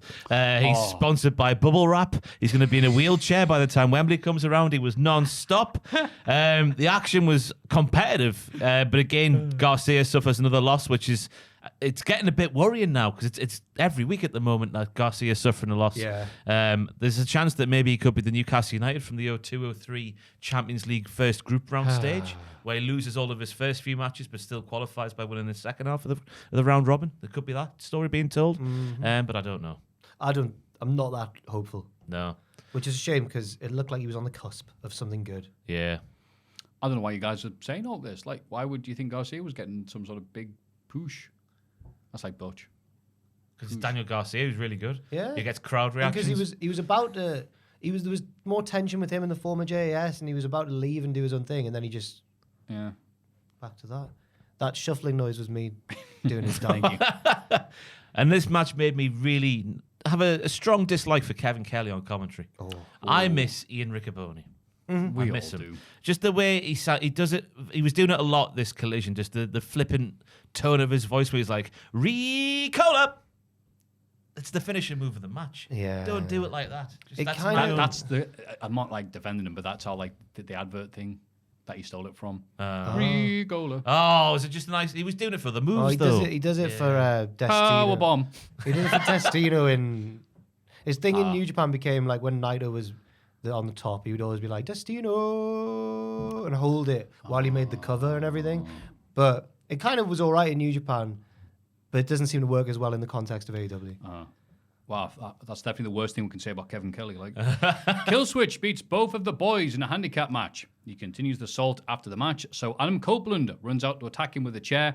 He uses a chair leg to apply the crossface, then hits a concerto, a curb stomp, and then another concerto. Hang on, I thought the concerto was supposed to kill you. Yes. He's a big man, though. He's died twice. I need to take back what I said about Kevin Kelly, because in the midst of this match here, Killswitch versus the boys, he says the Manson family has more charm than what Christian Cage is putting together. Well, Jesus Christ. They- What a reference. Yeah, Charles Manson MC did have a lot of charm. That's how he was able to convince people But to he do what he also did. had people murder folk, didn't he? That's because they had charm. And he had a lovely singing voice as well. Yeah. Best thing Is about that the going to Beach be Boys. the next band you get Owen into, Joel? Charles Manson? Because he's going Owen's going chronologically through music. So, like, through pop music. Wait. Yeah, you got into Wait, time out. What the hell did you just say? Try and guess on his Spotify Wrapped what his top songs were. It's all the same band. I'll try and guess the band, I should say, actually. Oh, the Beatles? And, Right, so that was the first, but that was last year or the go year a bit- before. bit further forward. Now he's on to the next a band. bit further forward Yeah, from yeah. that. Beatles. Yeah, same sort of time. Oh, they're a big band, like. They were Yeah. a big band at the time. British band. Yeah, British The band. No, but earlier. Close, yeah. Like, more of contemporary of the Beatles, probably. Rolling Stones. No, the other one, the third one. The third of that triangle. The one that's not as popular as the Rolling Stones, but some people prefer them to the Stones. Queen. No. Nah, I'm tapping. It's It's a really Kinks, obvious the one, Kinks, innit? the Kinks. The who? The Kinks. Oh, No, it's the Kings, Are I think. they? I wouldn't put. Well, do you know? I know my uncle's a die-hard Kings My- fan, so my- yeah, he put them like. My dad was whatever. big on telling me, look, it's not the Beatles and Stones, it's the Beatles and the Kinks. And I was like, all right, okay. That's like going to someone saying, And I do prefer the hey, Kings to the hey, Stones." small child, with a John Cena t-shirt, you should watch New Japan. And, you know, the dad just beats the hell out of you. Kinks were a bit more like, even before punk, they were a bit more punky, like all day and Yeah. all the night, and that it was class. They've got some great songs and stuff like that, but you realise that like Kings fans are, well, kinky. So, There he is. there he is. There. And Owen. So yeah, all So, of wait, Owen, wait, all of Owen's- chronologically through music. Oh, No, it's just a bunch of old bands. I'm All just right, making okay. a joke that Owen only got into music when at the age of 25. So he got into the Beatles first, Okay. and then I just feel like he's doing pop music like a Netflix series. So like Right. now he's on the Kings. Who's going to be next? Led Zeppelin. Like I don't know, you know. Oh, okay. It's an interesting way of doing it. He likes the Arctic Monkeys as well, doesn't he? He's jumped ahead. Stones, But as Beatles, as- Monkeys. As Ross said, all of his Spotify songs this year, all the top ones were just different Kinks songs. You can listen to more than one band at a time. He hasn't got Spotify. He's just got that old vinyl thing, the HMV logo. Hey, vinyl players are fantastic. Anyway, back to the wrestling. Copeland. Adam Copeland, yeah. Again, it was all Nigel just on commentary when he's like, he's trying to copy Adam Copeland about the concerto thing to try and justify what Christian was doing. And it was just, yeah. Makes sense, yeah. It all makes sense. He killed the kill switch. Yeah.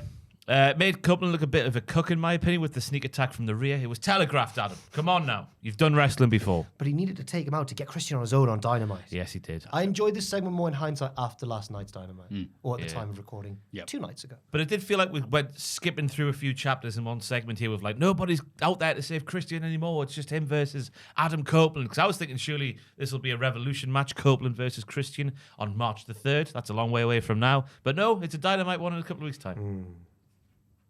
That's why we did this segment so quickly. Absolutely. But I thought the camera shots of Kill Switch coming back to life were cool AF, my dogs. Yeah. They were. Yeah. It was. Malachi Black and Buddy Matthews win a tag match against Commander and Gravity. I saw this because I got told, Matthew, you've got to see how bad Gravity was in this match. Felt bad for him. Commander was fine. Like I said, I think he gets a lot of shtick because people don't like Lucha. It's fair enough, but I like him doing the boing boing wee. Running the ropes. That's not what I said, Ross. Thank you. That's what I said. It was all going well because I saw the tweets beforehand as well, and then there was the spot where Malachi and Gravity got in there and did like the weird hugging thing in the middle of the ring that didn't really go I was anywhere. like, oh, Conan's DDT. No, Yeah. just don't know what's And it happening. just went into a roll through, didn't it? Yeah. And then Malachi kneed Gravity, where Buddy sort of dragged him down into the knee as he was kneeing him, which was sickening. Ooh. I hope he's all right because at the time it was the commentator was like, "Oh God, he's done," but not in like a kayfabe way. But he did get back up. He was fighting back. It was it didn't land in certain places, did it? It did not. And then Malachi Black I was a bit later in the night. Oh, was I it? did like the Yes, you're finish one with of Malachi just going, no, no, no. Like Andrew, no. You ain't there, bunny lad. And he just sat down the ring. He's like, you come here, little boy. And then he just fed him into a stomp. It was lovely. That was nice. AA and Darius Martin tried to cut a promo backstage. But Action Andretti. Yes, sorry, not Arn I was Anderson. thinking on Anderson. Hang on. What a tag team. Yeah, But keep getting cut off by adverts. Damn American TV. we'll get to it later. Dante Martin shows up, so I suppose he's back. I wrote this. I was like, hang Ooh. on, and then they do air the proper segment later on. Yeah. Was it scuppered by adverts, like, was it? Well, I saw the fight TV. me too. Yeah, I don't know. I And just it was heard that it was there in full. I just heard that. We saw the same promo in full Yeah. twice. I just heard that it was scuppered by adverts. That's all. So was I it? just That's saw a right. clip on Twitter. That's right. Me and Action Andretti are here to tell you that Nobody offers you more. all of the time. The NBA is back as the Bulls take on the Pistons in Chicago. Like, No. Action Andretti said, no. The Bulls aren't back. Yeah. But we learned that Darius and Action have been teaming for 8 months. Has it Like been? you can No nearly way. you can nearly make a human in 8 months, and they've been teaming for that long. And You actually can't. I can't- I was an 8-month baby. Oh, well done, you. I was a little boy when I was born. Well, because I was saying, but I was a really little boy. I was waiting out. It's a lot easier if you're a little boy during the birth. Yeah, I assume so. Imagine if you Yeah, came but out my like mum a was cow like- size. Were you? Oh, John said I was massive when I was big born. baby. Like, Have you got older siblings? Apparently, the babies get bigger as the more that the mother has. Yeah. what? We were looking Typically, at, not always, but- I think it was Mark Briscoe's wiki today, and he's apparently got like 7 or 8 kids. Really? So she will be giving He's like birth George to, Foreman. Human cow-sized babies. Speaking of which, R.I.P. Sticky Vicky. Oh, yeah. Speaking of pushing things out, They're that's pushing things in. Instead of putting her in a coffin, they should put the coffin in her. See you later on. It's what you would have wanted. End the podcast. She would have loved that End sort the of banter. podcast. I've never been. Where is she, Benidorm? Yeah. Have you seen her? I only got to see her daughter. Oh, is that what they call it? No, it's her actual biological daughter. Oh, It's the family business. So just in case you're not from Europe and you don't know who How are Sticky you going to Vicky- explain this without being? It's evenings entertainment in Benidorm, where a lady takes off her clothes and proceeds to remove foam, objects. There's Christmas lights. There's all sorts from her Self. her her lady area. And it's always packed out. It's the building is. the buildings. It's always a sellout. I didn't know she had a Wikipedia page until I Yeah, checked last I night. didn't know that. And then, when we went, I was like 16 when I first saw Oh it. It my was God. horrible. But then you learn that the lady we saw is her daughter, the original Sticky Vicky's daughter, learned the trade from her mom. El Hijo del Sticky Vicky. Right. So yeah, trade. God. She's a second generation superstar. She is a second generation. The apple don't fall far So- from the tree. But the original Sticky Vicky has sadly passed away. Yeah, Right. 80 years Yes. of age. she Oh, was. fair play. Right. Nothing on the show compares with this. Julia Hart retains the TBS title against Lady Frost in a match with no countouts. Yeah, she can choose the rules. Yeah, there was great pop and snap to Lady Frost's strikes, I thought, but she was calling the match in the opening going like a prime John Cena. Heard everything. Duck, dive, dip, dive, and dodge. I heard it all. I thought the rest of the match was fine. I like Julia's clothesline on the chair on the ramp. It had great pop and snap. And I like Julia's clothes. Very fashionable. Are you all right? She's like a cool goth, isn't she? Yes. I just thought that's what Ross was going to say. I like Julia's clothes line. I wish I could pull off a hat. Oh, yeah. Yeah. Right.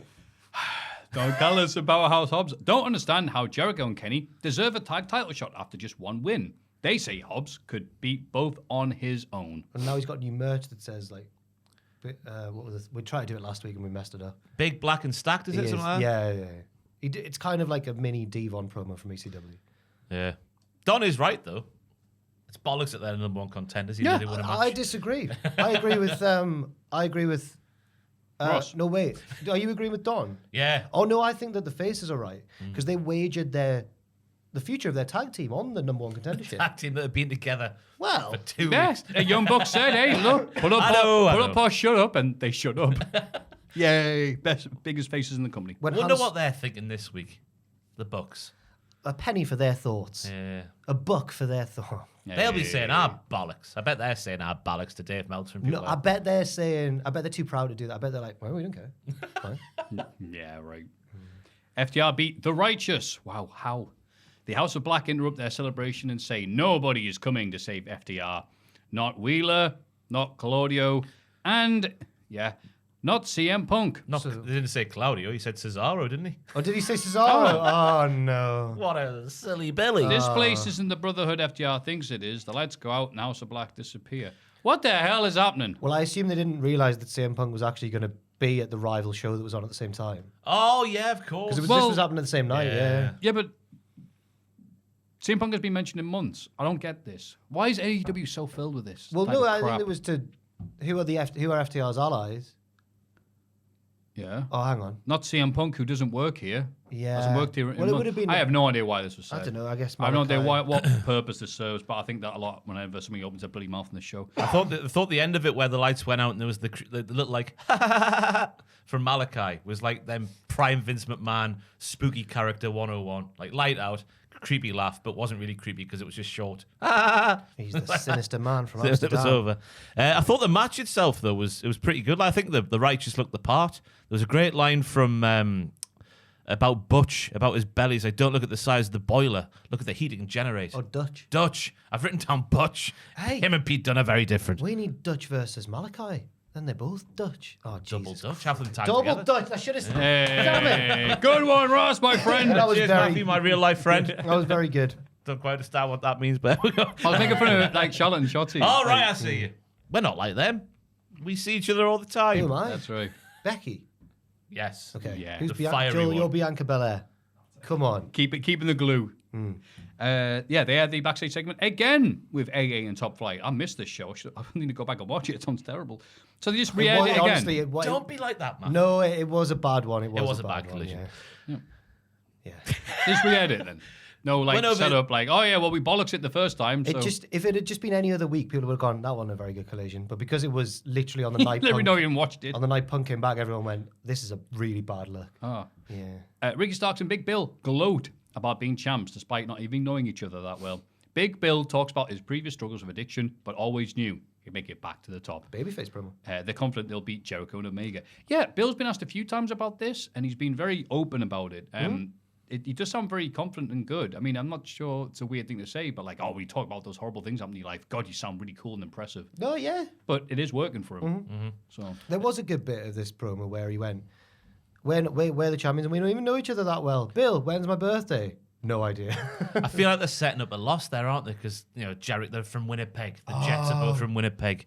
Nigel, when they both walk out, Billy and Starks, is like two singles wrestlers who are tag team champions now. The stuff that Jack just said there about the birthday. Oh, yeah. It feels like they're setting up a loss because they're two singles wrestlers, not Winnipegians like Jericho and Omega are. And it would be tempting to put the tag belts on two massive names as well. Yeah. Also, basketball is a thing. That's what this promo told me. Oh God, they were naming various. I know you said big man, little man duos in basketball, but it's like big man and massive man of course, duos. yeah. There's like Little men in basketball. Shaq and Kobe, Pippen and Jordan. Well, they were similar sizes, but like that sort of thing. The famous duos in basketball. Right. Keith Lee beats Lee Moriarty. Backstage, he says he's sick of not being given opportunities, so now he's going to take them himself. It's just Keith, take it. Keith implies he's going to go after someone in particular. I hope it's not that CM Punk. Oh, well, yeah, it's a bit weird time to do this one because Nakamura's literally doing the same storyline on Raw, isn't he? Like, literally the same. Yeah. But Keith says he's tired of the misrepresentation and what he's supposed to be and that kind of stuff, so that's good. I like to see Keith use more. I like Keith Lee. I wonder what's happened there. Yeah. Yeah. It's like similar to Miro for me. Not now, but when Miro was just in the dark, it was weird. As for the match itself, I don't know if this was on the air, I don't know if it was during a commercial break on Fight, but we're on about how Lee Moriarty, he's always the first one in the ring when they build it, and he's last, like, always try to train and get better and stuff. Good lad. And the commentator's like, he's got a big future in AEW. And if that was on the air, that means something. If it was in a commercial break, it means nout. So He sounds like a kiss ass to me. And at least he wasn't squashed by Keith, because that's largely what we're seeing from Keith in AEW as a singles guy. So at least he had that going for him. Right. And the Surely main it's, event- surely it's not Shane Taylor he's calling out, by the way, Keith Lee. 'Cause that's the... Is that feud not bloody over No, yet? it's still going They're on, trying isn't to, it? are they trying to get Keith to join them now? Yeah. Yeah. To go back to 05, whatever it was, or 15, what, yeah. We'll Probably, go back yeah, to 1.5. Yeah. Think back to 05, it's like, why, what was happening? 15. But yeah, surely he's not calling out Shane Taylor, just in a mysterious way. Shane Taylor's not that guy. Yeah. It's got to be someone higher than him on the card, not. You'd hope so. As yeah. OSW called them, that no-named fella. I think they called him on the most recent one. You got a big mention. Did I? It's when the Dark Order are beating someone down and they're like, how are Maffew and his mate beating this guy? I love that. By the way, I don't think they're fans So I of think that. it's- What? My mates. Oh, the Dark Order aren't fans. I think they're now. They're not going, yay, we're rubbish. Oh. I think they're going from implying that Evil Uno is your pal to just that you are. Yeah, I'm Evil in the Uno. Dark Order, yes. Yeah. Well, when I make my debut on being the Dark Order, I'll make sure to shout out you, mere mortals. I took a drink then, supposed to be me talking. In the main event, Brody King beats Eddie Kingston in the Continental Classic. Have a drink. This was absolutely fantastic. Proper hoss-off, large shoulder barges, bigger chops. There was a splash from Brody on Eddie against the barricade. Eddie was exhausted because he was battered that much in the match. It couldn't have been better. Best match of the tournament so far? It's up there, isn't it? I think it must Surely, be. yeah. Even I think- including these ones on Dynamite. Yeah. Then Eddie's fight back was great. He did a really snug-looking DDT where he sort of kept Brody's head in the canvas. And I thought it was just a really impressive win for Brody, who I earmarked as my one to watch in the tournament. Before starting. So I'm going to make myself did. look clever until he loses. You're like Henry Winter, Yeah. the football journalist. Henry Winter, didn't he die? 100 years He was old. a fallen. Yeah. Yeah, well, whatever. Never mind. But yeah, Brody's got a bit of a spark underneath his arse after that amazing performance in the ladder match. Will they keep it going? Let's find out. Oh, Surely they will. Yeah, right. Monday Night Raw. Randy Orton opens the show and says he's got a lot of receipts for the Bloodline. Every single member. What, even Roman? I think that was the implication. Yeah. Samu! Jay. He's on about Jay, isn't Arthur he? Rain? Rhea Ripley interrupts and says Randy shouldn't be worried about the Bloodline anymore because now the JD are the most dominant faction in WWE. Orton admits a lot has changed since he's been away, but even though Mammy has been dominant, now Daddy's home. Daddy's home. Daddy's home. Dominic Mysterio and JD Don't Google Me attack Orton from behind, but he fights them off. Dom escapes, but JD gets hit with an RKO. Orton says he wants a match against Dom tonight. I really felt Dom's fear when Randy proposed that match in the ring. He looked terrified, so he did. Good.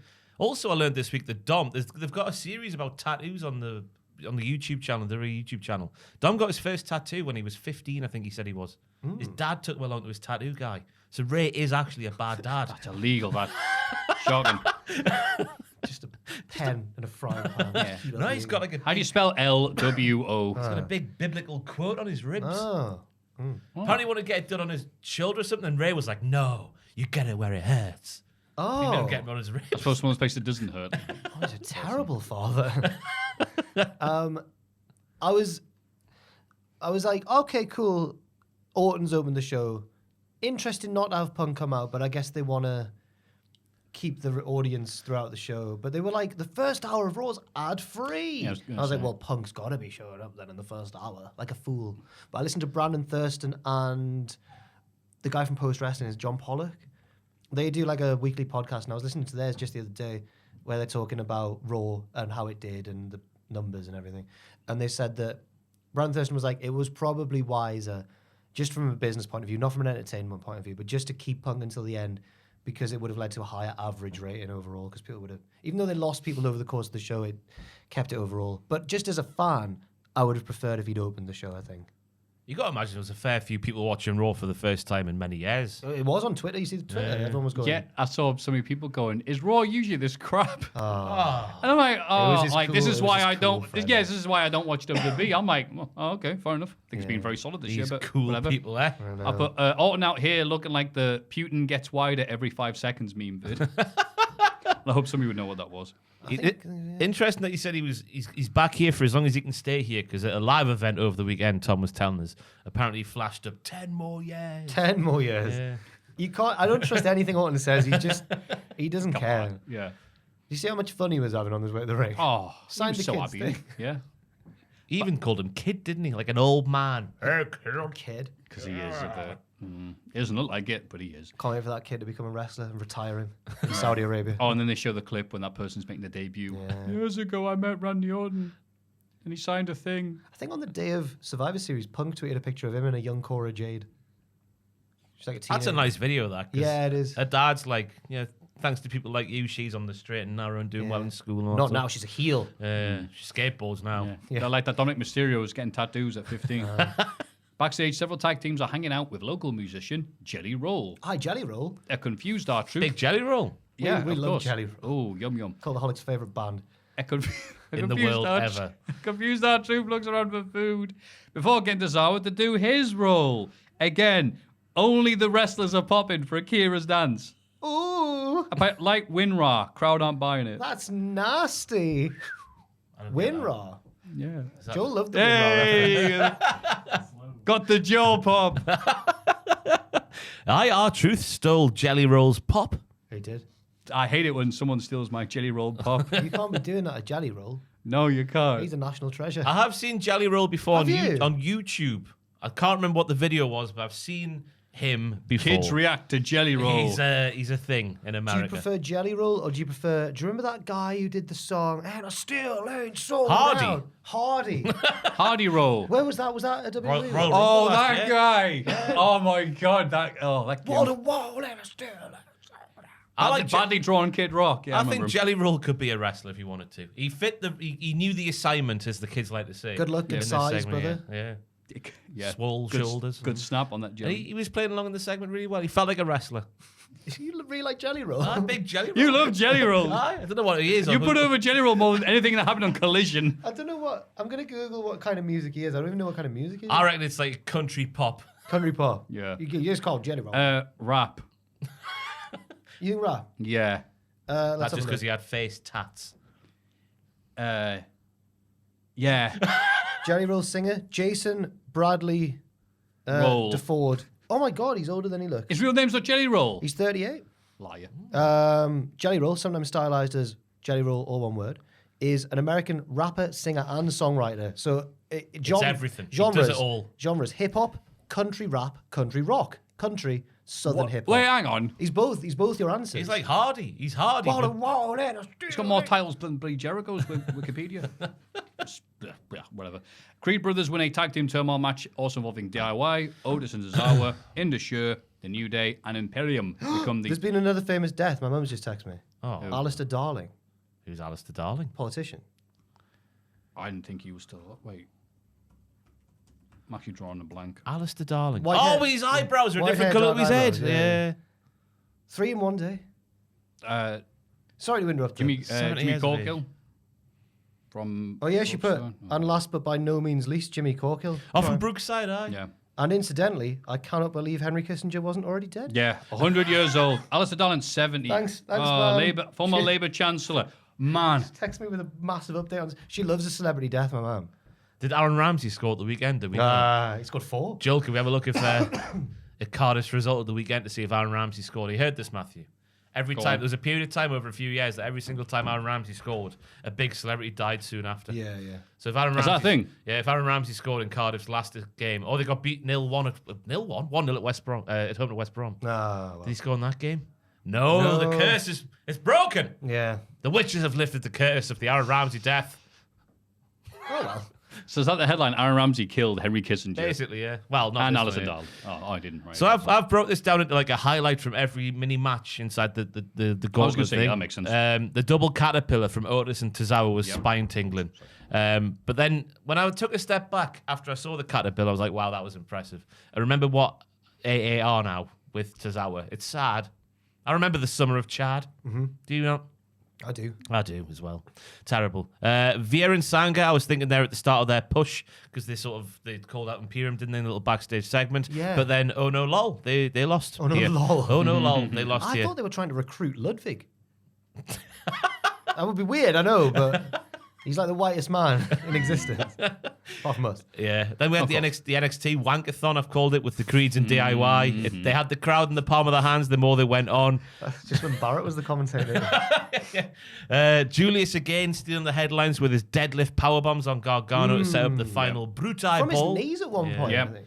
He's really good, that Yeah. Julius. As is Brutai, to be fair. And then we had Brutai in the last match. Brutai's suplex from the outside to inside while standing on the bottom rope. I've never seen that done before, as far as I can remember. And they just beat the New Day good and proper, which was nice to see. That was the second last match, of course. And then I thought it was interesting, of course, see how Gio and Ludwig are going to get along in this little thing they did here. And they did get along very well. Wrestling, a good tag team wrestling team would do the wrestling. But they lost. Yeah. I put, wow, the height Kofi got in that double stomp gave to one of the Creeds. Obviously not enough to win. And then, match designed to fill time and felt long, but these long-ass multiple tag matches can feel a bit empty when there's no story or narrative. Having said that, the Creeds looked wonderful out there and got decent reaction for winning, so jobs are good. I did enjoy how Imperium would do all this nitty-gritty tag team wrestling. Then the Creeds were just like, well, we'll do all our impressive moves now. Booty ball. Yeah. I liked it. I thought it achieved everything it set out to do with just two negatives. So the crowd were dead for a lot of it because I think Orton had just come out and they were like, whoa, maybe Punk will be next. No, it's a 40-minute tag match. But also, I really worry about DIY. Oh, they've not even started, man, have they? Yeah. Okay. The crowd don't. Now you're worried. The crowd don't care. Well, only because there's other stuff going on. They're still there. I know, but I've had to admit, because I really love both of them. I think they're excellent. I love that era of NXT when they were feuding. And before that, when they were tagging. And I just wish that they had more stuff on the main. I just worry about those. I'm happy they're getting at least some reaction because it was only earlier this year, I think last year, when Gargano was like, it's me, Gargano! And there was just no pop from I didn't whatsoever. think they got any pop on Monday. No. But the crowd were not wanting a 40-minute tag match. No, they wanted CM Punk. Can we have CM Punk come out now? So I think it's a you can't get a good judge of where they are with the Raw crowd. They did want Canyon CM Punk. I've tried to do Canyon Seaman. Oh, Canyon Seaman. Yeah. Canyon Seaman. Oh. Sorry. I watched an old Did he score? I watched an old SmackDown the other day where Gresham's interviewing Punk backstage, and then he goes like, "Wow, CM Punk, great win. What do you think of that, CM?" He shortens it to CM. I was like, That's like when Michael first laid on the shin. Michael Cole called Nakamura shin on commentary. Before he was beloved Michael Cole. in the women's WarGames match, he was shortening kendo stick to kendo. She dropped the kendo. Kendo's the martial art itself, Michael. She's dropped the kung. It just doesn't work, does it? What? Oh, right. I thought you said cum. No, he's not. He's on this. He wasn't on this week. Oh God, he wasn't. JD's in their club hoose now. Thank you. Backstage, Priest says he knows he let the JD down at WarGames. Balor and Ripley tell them they're a family, and they rise and fall together. Plus, they're still a tag champs, right, buddy? Priest asks how JD McDonald Google Me is doing, and they say he's still being examined. I like the subdued poo-housery of Rhea Ripley in this segment because Damian Priest was being a bit paranoid. He was kicking off before anyone even said anything. And then Rhea was like, no, that didn't matter. I know you made yourself the leader at WarGames, but it doesn't matter. She made Sticking him. the knife in. Ah. Yeah. She's evil. And then she had a rueful look on her face, I've written down, when Priest and Finn walked off to look at JD in the trainer's room. It was a weird night for Rhea to brag to Randy about being the most dominant the night after they just lost at WarGames. But now I see that she's playing a more devious game. Yeah, it was funny. WarGames ended with them losing, and then the first segment on Raw was Rhea Ripley going, that didn't matter. Yeah. But she was right.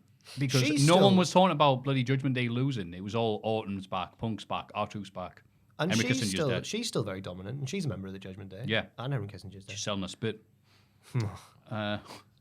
Cody Rhodes is here, yay. And is proud to have won his dad's stipulation match. Oh, was his dad a wrestler? What do you guys want to talk about? And the crowd went, CM Punk, yeah. What else? He You puts noticed over that his... Adam Cole, recently, the past few months, has been going, who's ready for story time with Adam Cole, baby? I'm really sore. All right. My back hurts. He puts over his teammates before declaring himself for the 2024 Royal Rumble match. Nakamura, Shin to his friends, appears on the Tron and says he's been patiently waiting and says very quietly, haha, you all thought I was talking about CM Punk, didn't you? Lol, I meant Cody Rhodes. And then Cody's like, crowd's reacting behind me. Best not look at that. And then he turns around and bloody Nakamura's there and spits mist in his eyes. I like it. Initially, I was like, this is bollocks, this. Like, Nakamura and Cody have both been there all the while. But then you remember when Rollins was fighting Nakamura was like, we do things on my time. So I guess when you put it in that context, it makes sense that he's been sitting waiting for Cody for all these weeks. I just like the matchup as well. It's quite fresh. I don't know if we've seen it before. And Cody can stop spinning his bloody wheels. This is a one to sink his teeth into. And he can also tide him over until... Oh, and he declared himself at the Rumble as well, didn't he? If Adam Pearce allows me. Imagine Pearce goes, don't think you've earned it. Oh, Pierce does say no. Qualifying match, Tombola. Get it back. Yes. Big gold Tombola. I almost, for a second, thought, who's Tom Bowler? Cody. The tag team. Tom next week. With his brother E. I think they were Mid-Atlantic champions, weren't they? Tag team champions back in the day. Tom and E Bowler. Oh, them and Tommy, not Ebola. Oh, dear. Bronson Reed and Ivar go to a double count out. They fight in the crowd afterwards, despite Adam Pearce and security trying to break it up. Ivar ends the segment with a senton of a production crate, which was very nice. But my God, that barricade bump that they took. Jesus Christ. Unbelievable. Not surprised with a double count now. Wade was turned on commentary all about Monday Night Meat. Beef plants he was talking about at one point. He was very hot and sweaty under the collar. It was a massive shame that Bronson just wasn't quite able to catch Ivar off the apron when he jumped off, but you can understand why. But it was a shame he couldn't get it done. I thought the stuff with the security guards was fun, with a capital F, especially the random guy who was sat in the chair and he got flattened by Bronson. I don't know if he knew if it was coming or not. And just, we need to Funny do that way. Texas meat match. That's in the next progression Texas of this story. meat match. Yeah. Up the Texas meat matches. Yes, I agree. Yeah. God, big meat. Zoe Stark is sad about losing. But Shayna Baszler tells her she'll get another title shot in the future. That was weird, that. You've only been here 6 months. You're going to get another shot. Calm down. That's not how competition works. Yeah. Calm down, dear. It's only a commercial. Nia Jackson, you've got crap jingles in my head now. That's why I thought about Michael Bloody. Who Was it was Michael that? Winner, actually? Michael Winner. Michael Yeah. Winner. Calm down, dear. He's dead. Nia Jax interrupts to mock Zoe, who challenges her to a match tonight. There's a little weird part from Shayna as well in this match where she's like to Nia, "Shut your hole," while looking at her arsehole. She went like, "Shut your hole," Because that's a thing. I Right? know. but my hole. That common conversation. Yeah, well, yeah. Was weird. So the Family Guy bit is like, who starts a conversation like that? Yeah. Did JD find R-Truth in their clubhouse? Messly eating a tray of jelly rolls. The rapper, he's cut him up. He's eating Gonna it. say, cannibalism there. Yeah. Truth offers to be the JD's partner at WarGames. They explained that was 2 days ago. Truth says, how'd I do? Priest is annoyed at being reminded that they lost, and they kick Truth out. JD says, I'll take care of R-Truth. And then doesn't. That doesn't get followed up. Yeah. Maybe next week. In a week's time. I really enjoy how in the clubhouse the Judgment Day just turned into my mom. Yeah. The sugar and the cushions. Oh my God, I can't believe it. Scream everywhere. You nonce. This will never come out. This often, you nonce. We'll not explain that for people who missed Yeah, last let's week. leave that That's without your fault for context, not yeah. watching. The Judgment Day weren't as angry as I thought they would be. Yeah, they were like, "Oh, bloody!" I think hell." it just shows how respected R-Truth Yeah. is. He's like, it's R-Truth, so we've got to be a bit all right. No. It was a classic R-Truth segment. It was. Him saying he wants to be in WarGames after WarGames Yeah. has happened. I'm slapping me thigh. And I think they usually would have don't- left him alone unless he said, oh yeah, Randy Orton beat you. It's like, all right, okay. I JD, u- get your big head in. I usually don't find it that funny, but his "How did I do?" line was funny. I did like that. Good lad. Yeah. Nia Jax beat Zoe Stark in their singles match. And look, Nia knocked the Zoe chance. There weren't any, but Alicia was trying, which I'll put is the Zoe story right now. It's a bit cynical, that bloody hell. Yeah. But they worked hard here, and Jax looked really all right Yeah, she did. as Zoe Stark loses to her, because everyone's got to lose to Nia at the minute. I mean, Rhea versus Nia is a match that even though it might not be as good a wrestling match as Rhea versus some other people, it's one I'd look forward to most because of the danger. Who is she going to take the title off her or no? Oh, that type of thing. Not the physical danger inherent in Nia Jax. No. This was like the revisit of the square root of like Zoe Stark's issues currently. Because remember when she got rid of Trish Stratus from the WWE, and then she was fed to Nia Jax's return. Yeah. With the rest of the tag team division, it was very odd. It was odd. But yeah, I don't know. But I guess they're building Nia up to be maybe the Royal Rumble opponent for Rhea. That makes sense, I guess. Yeah. Because she was quite babyfacious here again, Zoe Stark, with the high fly. She's a face. The screams. Yeah. She's a She face. just gets no reactions. Yeah. No. It's like, scream for me, Nashville.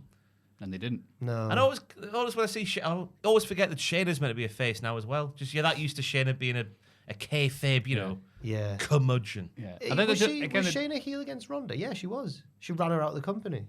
No, she was the face. No, she was the face. Shayna was the face. Oh, Ronda not was this the- again. Yeah, Ronda was the heel. Hang on, let me get my 10 pages Oh. dissertation. But We crucially- had to explain, because Ronda's obviously a wonderful talker, that they had to have all those the videos in the build-up to SummerSlam explaining how Shayna is the bad person in the feud. So Shayna was the heel.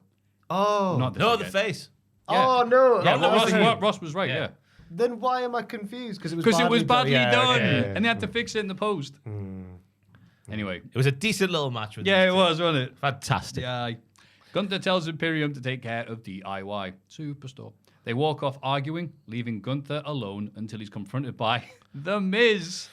Very cocky for a man who tapped out clean the night before. Gunther says Miz isn't a threat, which he isn't, but he at least stood up for himself and was ready for a fight.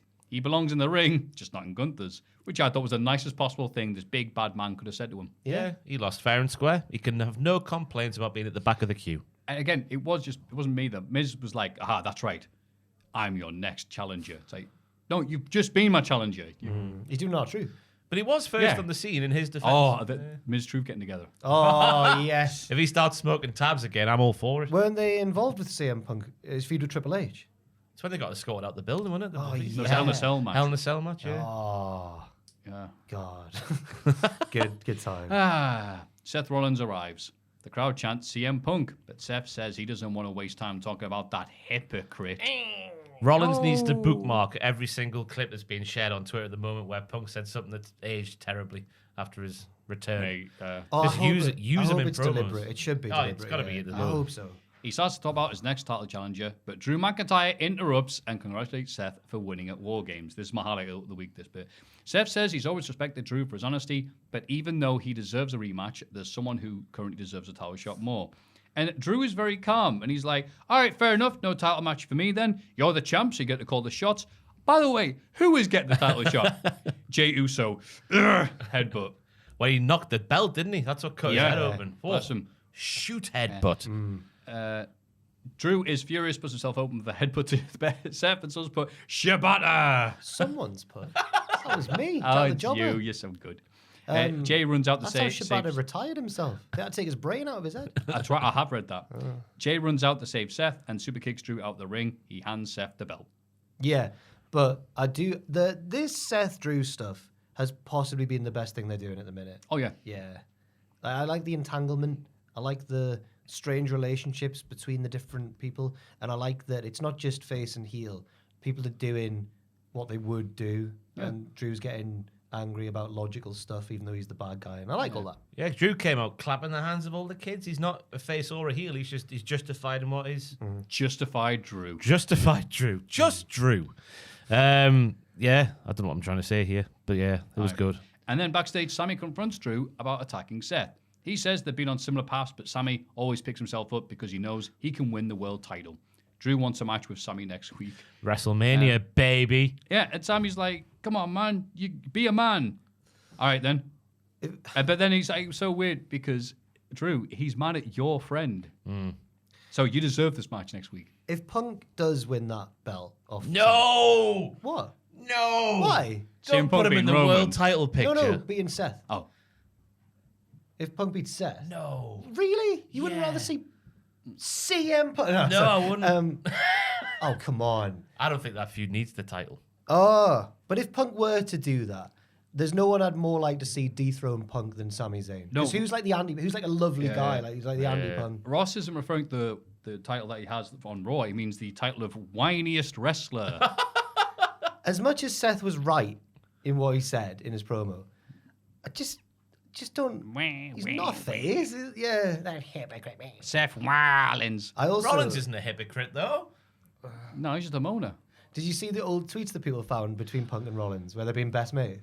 Oh, no. Rollins is like so cool to see Punk doing because he was a Ring of Honor guy. He's like, Punk so- and Bryan, wasn't it? When that match was going. Sorry, Oh, well, yeah, Cena yeah. and Bryan. Right. No, Punk and Bryan. He's Ron- like two of my Ring of Honor compadres. He's like, my friends right, are my heroes. And then Punk's like, I am Seth Rollins from the future. And it's like, oh, you're best pals, are you? He's a cancer. It was a good promo from Sammy here. They're just saying everything Drew's been through, he's been through as well. I really like Sammy's promo there. Really nice. Yeah, but I think that'll be a WrestleMania World Title match. I'm going to map it out now for you. Well, not Punk. Priest takes it off Rollins. McIntyre takes it off Priest. Sammy takes it off McIntyre. What's Punk doing for you then at WrestleMania? It's Rollins? Punk and Rollins, but Rollins wins. No, I don't know. Well, you were just saying no, not Punk with the belt. Oh, Rollins has already Yeah, lost. yeah, the belt. Rollins be Rollins, yeah. But what do you think? Priest will take off Rollins. Got you. Sorry, got you. Do you It's a think good the, sequence, do you think though. the do you think that'll be one of the night's main events? One of the main events? Do you Alright, think Punk will get his? Do you reckon that's in his contract? Yeah, he I never think got it's one back in the day. condition probably, Yeah. You think to try it again? You were the main event. You were the best match on the show. You were the first one on there. That's the best slot to have. Brock Lesnar did that last year. You were in the great. Andre the Giant Memorial Battle Royal on the SmackDown before. Anyway, You can main event one of those buy one, get one free. Super shows you're talking about. Chelsea Green and Piper Niven retained the women's tag titles against Natalya and Tegan Knox. Tegan isn't being helped now by Natalya. It's been actually no, it was Tegan who got pinned, wasn't it? Oh, Yes. well, it wasn't Natalya's fault. Sorry, I'd like to apologise to Natalya. Piper looked good in this match. I was gonna say, yeah. The flip off the apron straight into the splash in the ring for the finish was nice. There was a hell of a shoot Molly go around by Tegan Knox. Mm-hmm. I thought it was a good back and forth match. It's just a shame that people don't care. Yeah. Yeah, Yeah. well Did- said. Did the Witches have their title match yet? No. Oh, it's got to be them. I'm trying to think who's going to take the belts off these champions. It's got to be the Witches. Got to be the Where have they witches. gone? Just cursing folk, aren't they? They're flown from afar. Flown south for the winter. Ah. Jey Uso makes amends with Randy Orton backstage. Randy says he admires how Jey has had Cody's back. As long as he is out of the bloodline, they're all right with each other. Yeet. They're just two cool guys, aren't they? Makes sense, doesn't it? As long as he's out the bloodline, they're fine. So that's just like, Drew's like, I can't trust the bloodline. They cost me everything. Randy's like, you were bad, but you're good now, so it's all right. Randy's I've been there. just a chill guy. Yeah. Fair enough. Becky Lynch is interviewed backstage and says that while it felt good to win at WarGames, now she can see her next fight on the horizon. Who's she talking about? She's fighting the Sun. Who is she talking about? Charlotte Flair. Oh, I thought Rhea. I don't know. Rhea, that has to be the WrestleMania match. Oh, is Rhea. that too? Yeah, it's too far away. Yeah, Rhea and Becky has to be the women's, the world title WrestleMania match, surely. Who else is on Raw? Because you can't have a multi. It's only Everybody. it can either be Becky and Raquel, Rhea or Zoe. a multi-lady match, like Yeah. the Saudi one. You can't do that at WrestleMania, No, can no, you? no. No. I'm trying to think who she hasn't. I was about to be like Tegan or someone before thinking, oh no, she has wrestled Tegan already. Who's there? Maybe Jade? I don't know. Yeah, She's lingering in the Although- background. Triple H kind of implied she's not going to be Not back for a while. ready. Yeah, but she said it's not her fault, which I thought was like... Through shade. Yeah. It's an interesting one though, because didn't Cody in the Nightmare Factory train her? Oh, What, to have 2-minute squash matches? Yeah, well, they trained her. I'm talking about whichever. Sorry. Like the different packages you can get. It's like, I'm not going to spend that much. Just give us the Goldberg. I don't know who Becky's got her sights on. Well, I'll have to keep on watching wrestling. won't we? Nakamura. Bring them together. Makes sense. That'd be great. Keith Lee. She might be calling out That's Keith right, Lee. yeah. I mean, Nakamura and Keith Lee are like, oh, yeah, I was thinking you as well. Oh, did we just become best friends? Oh. Randy Orton beats Dominic Mysterio after JD is taken out by a jelly roll. Was he diabetic? Oh, no, Jelly Roll, the rapper, country star, Yeah. whatever. Jelly roll. Jelly Roll, wow. I love the commentary team at the start of the match saying that Randy's changed his workouts. It's more about stamina now and not about the heavyweights. Are you quite certain about that? That feels. And if you cut to Wade, he would look like the cat from Alice in Wonderland. That Thierry Henry meme where his cheeks are going. Yeah. How does he do that? I I can't. don't know. Fast twitch Skill, muscle fiber in yes. his face. Oh yeah, he's rapid. Yeah. I thought it was a nice and easy match for Randy to get back in the swing of things. Yeah. Dom played his role well. Randy did all of his big hits. Jelly roll with a shoot, shoves. What more do you want? Jelly Roll is what they get in cans of Ronsil. It is exactly what it says on the tin, as we discussed last week in that mad tangent. I'd love Thierry Henry on this podcast. Just realised, I just thought about it there. I just fantasized. I just had a little daydream about him, just sat there with us, just going like, well, of course, when you see I just think so good. Because have you not seen him talking about Valentine's Day? He's like, why do the women always have to get the gifts for the men? Why do we not get to give? Why do we not get any gifts? Or he's saying like, why we got to buy gifts for the women? And then they're like, are you not getting a Valentine's Day gift from your wife? And he goes, well, maybe when I get home I get. And then they'll go, oh! And he's like, I was talking about flowers and chocolate. It's just really funny. I love your French. Thank you. That's really good. Thanks. Cheers. Wish I was as cool as Thierry. We all do. We all do, Yeah, I obviously. wouldn't mind being Thierry Henry. Well, the Irish don't agree. Va va voom. Hey, Bubby.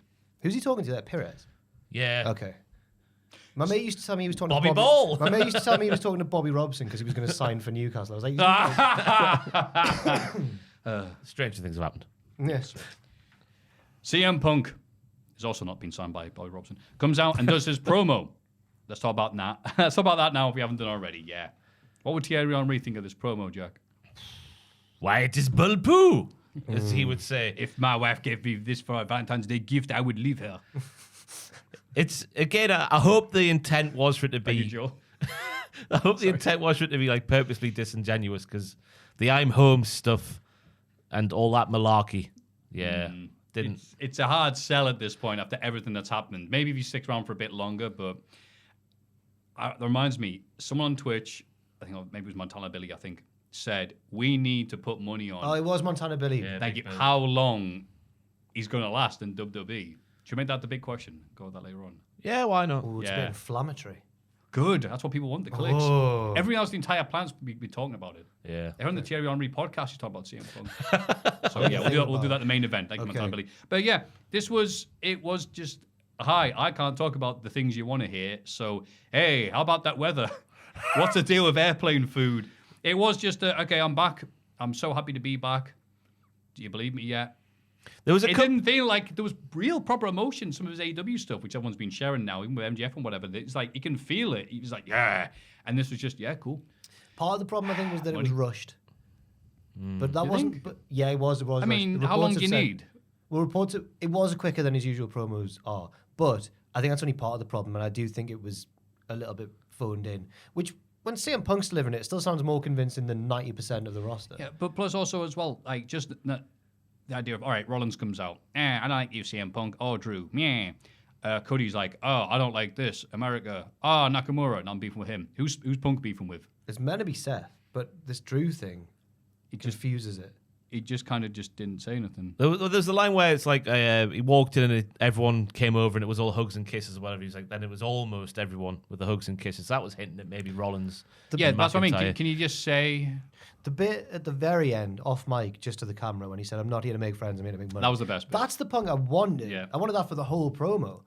But Lol, JK, end of roll. I wonder if that was him calling an audible, as they say, or whether that was deliberate. But I just agree with Ross basically that if I it's, love you, TK. I'm sorry. if it's deliberate, then good. But if this is their attempt to, because otherwise it just felt like this is Triple H fantasy writing a CM Punk promo. I was wrong. It's all right here. I've grown. Yeah. I Triple think H is cool. Imagine if Vince was in charge properly. The amount of stuff they've had him say. Smile more, CM Punk. Can't wait for a title opportunity. To be But I fair, think the bigger question is, all right, you going to Saudi? well, I yeah. can't That's see it, man. Like, Imagine. oh. I I think mean, you couldn't blame him. The money, but after Yeah, what but you like, after what you said, Zayn didn't until international relations between Syria and Saudi Arabia. Well, yeah, I mean, give him a. He didn't. Owens didn't used to. Uh, So I can see Punk saying, "I'm did not Owens doing go to the last one? He has now, I think. He teamed with Sammy, didn't he, against the Usos? That's right. Or against Thank you. Roman and... Yeah, that's right, yes. Roman and Solo? Solo. Yeah. Yeah. But I can see him not doing it and it not being a problem. I hope he doesn't, because otherwise it looks really bad. And he'll never... But then again, if he's a heel by then, he'll just be able to lap it up and go, Well, true. I'm a dick. I don't think that we are at any point to go, this guy's going to pretend to be a heel because he's coming here to the great country of Saudi Arabia. Well, no, I'm just saying, no, they're my- obviously not going to reference it on the air, are they, when he's talking about that, the way he phrased it. But they can bleed into the entire presentation, can't They're it? not going to want Punk there anyway. They're going to want Piper and Jay the Snake. Yeah. Who's CM Punk? Yeah. Do you reckon Heyman got a bit of heat because the promo was the bit where he's like, a wise man once told me to get everything I need out of this place, I need to leave and come back. Maybe. Shot down. Nah. But yeah, if it's one of those where you got to let it play out, didn't we? Yeah, and I'll say this though. Overall on Raw, I think people were very negative on this episode of Raw because I thought it was going to be CM Punk just like spilling the beans for 3 hours. I thought it was a very solid Raw. There's plenty of stuff to enjoy. The Drew and Jay and Seth stuff, I guess it's all linked together. And obviously Sami Zayn as well. The Creeds, The Creeds, Yeah, yeah. the Creeds. R-Truth. Orton is massive. I think it was a true. Jelly roll. I mean, what more do you bloody want? I think it was a good Raw out of context, but the decision to leave Punk until the end maybe frustrated a lot of people. That might be To why. have CM Punk main event this show. Well, yeah. Wrestling fans, aren't we great? I'm going to have a break now. NXT. Tony D and Stacks brawl with the shagging cousins to open the show. A hot start of the show, some might say. With the brawl in the middle of the shagging cousins' entrance. Will you stop? I hate it when I'm interrupted with the shagging. Whatever. Stop it, Maffew. Stop. They have their tag title match, which the champions win after Stacks kicks out of a Tiger Driver. I couldn't believe it. They said it was a. They didn't. I don't know what they called it actually. Apparently, it was more of a J driller. Is this the what I've written down as the butterfly pile driver? Right. Yeah, the J Driller. Kid Cash did it, didn't he? Right. A moneymaker. Osprey did it to Omega, but like horror, like oh. Oh, so that's a Tiger Driver because then you. That was Tiger Driver. Yeah. That was me making the noise. I actually moved my feet to kneel. Oh, right. That's so weird. Why would I need to do that? You know what kneeling is? He didn't just kick out. He did the Roman Reigns low blow kick out. Yeah, that was interesting. I thought, what have I put here? Stacks is The Johnny shagging Bloodline. cousins made them look fine. 2 times they're stealing Roman Reigns spots. Is that like indie guys stealing Japanese guys' moves? Maybe. Right, what the hell? Why wouldn't you steal from the best? I guess that is the gimmick as well, being mobman. Right, there you go. The mobman. Yeah. We still don't know why the Mafia are good guys. Yay, they exert to chase you. Yay, they eat pasta. Yay, they bomb shops that don't pay up protection money. I don't get them. They don't Weird. practice incest either.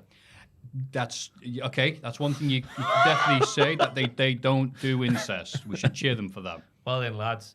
Speaking of incest, though, I did like the very end bit with Tony kissing his relative and then throwing him out the ring to take out Carrillo. I don't know if they're relatives. Yeah, they're not. It's not actual family. Well, they're in. Well, they're in the family. La Familia. He kissed him. It was the mob thing, wasn't it? Yeah. Kiss of death. But by now, Yeah, that explains the like kiss someone you're the about to kiss and the betray cheek. But why did he like deep throat him? it's a weapon. Why did he deep throat? I love you. Oh my god. I thought they buried Angel Garza with a finish. Ooh. He was made to lay there longer than Booker T did at WrestleMania 19 after that final move was hit. While Tony was throwing his family member over the top rope. Heat on Angel Garza confirmed. How strong is the bada bing, bada boom? That's the question we're all asking here. Because Angel Garza might still be laying there now for all we Hey know. Bobby, what is bada bing bada boom? And there's a hell of a line from Vic on commentary where he was saying what the La Familia do to these people. He's like, they've been treating people like 4 nickels or 2 dimes. 2 dimes. 2 dimes. It's the guy who got murdered. No, he's an AW. Is he? Yeah. Hey, on the same wavelength, are you?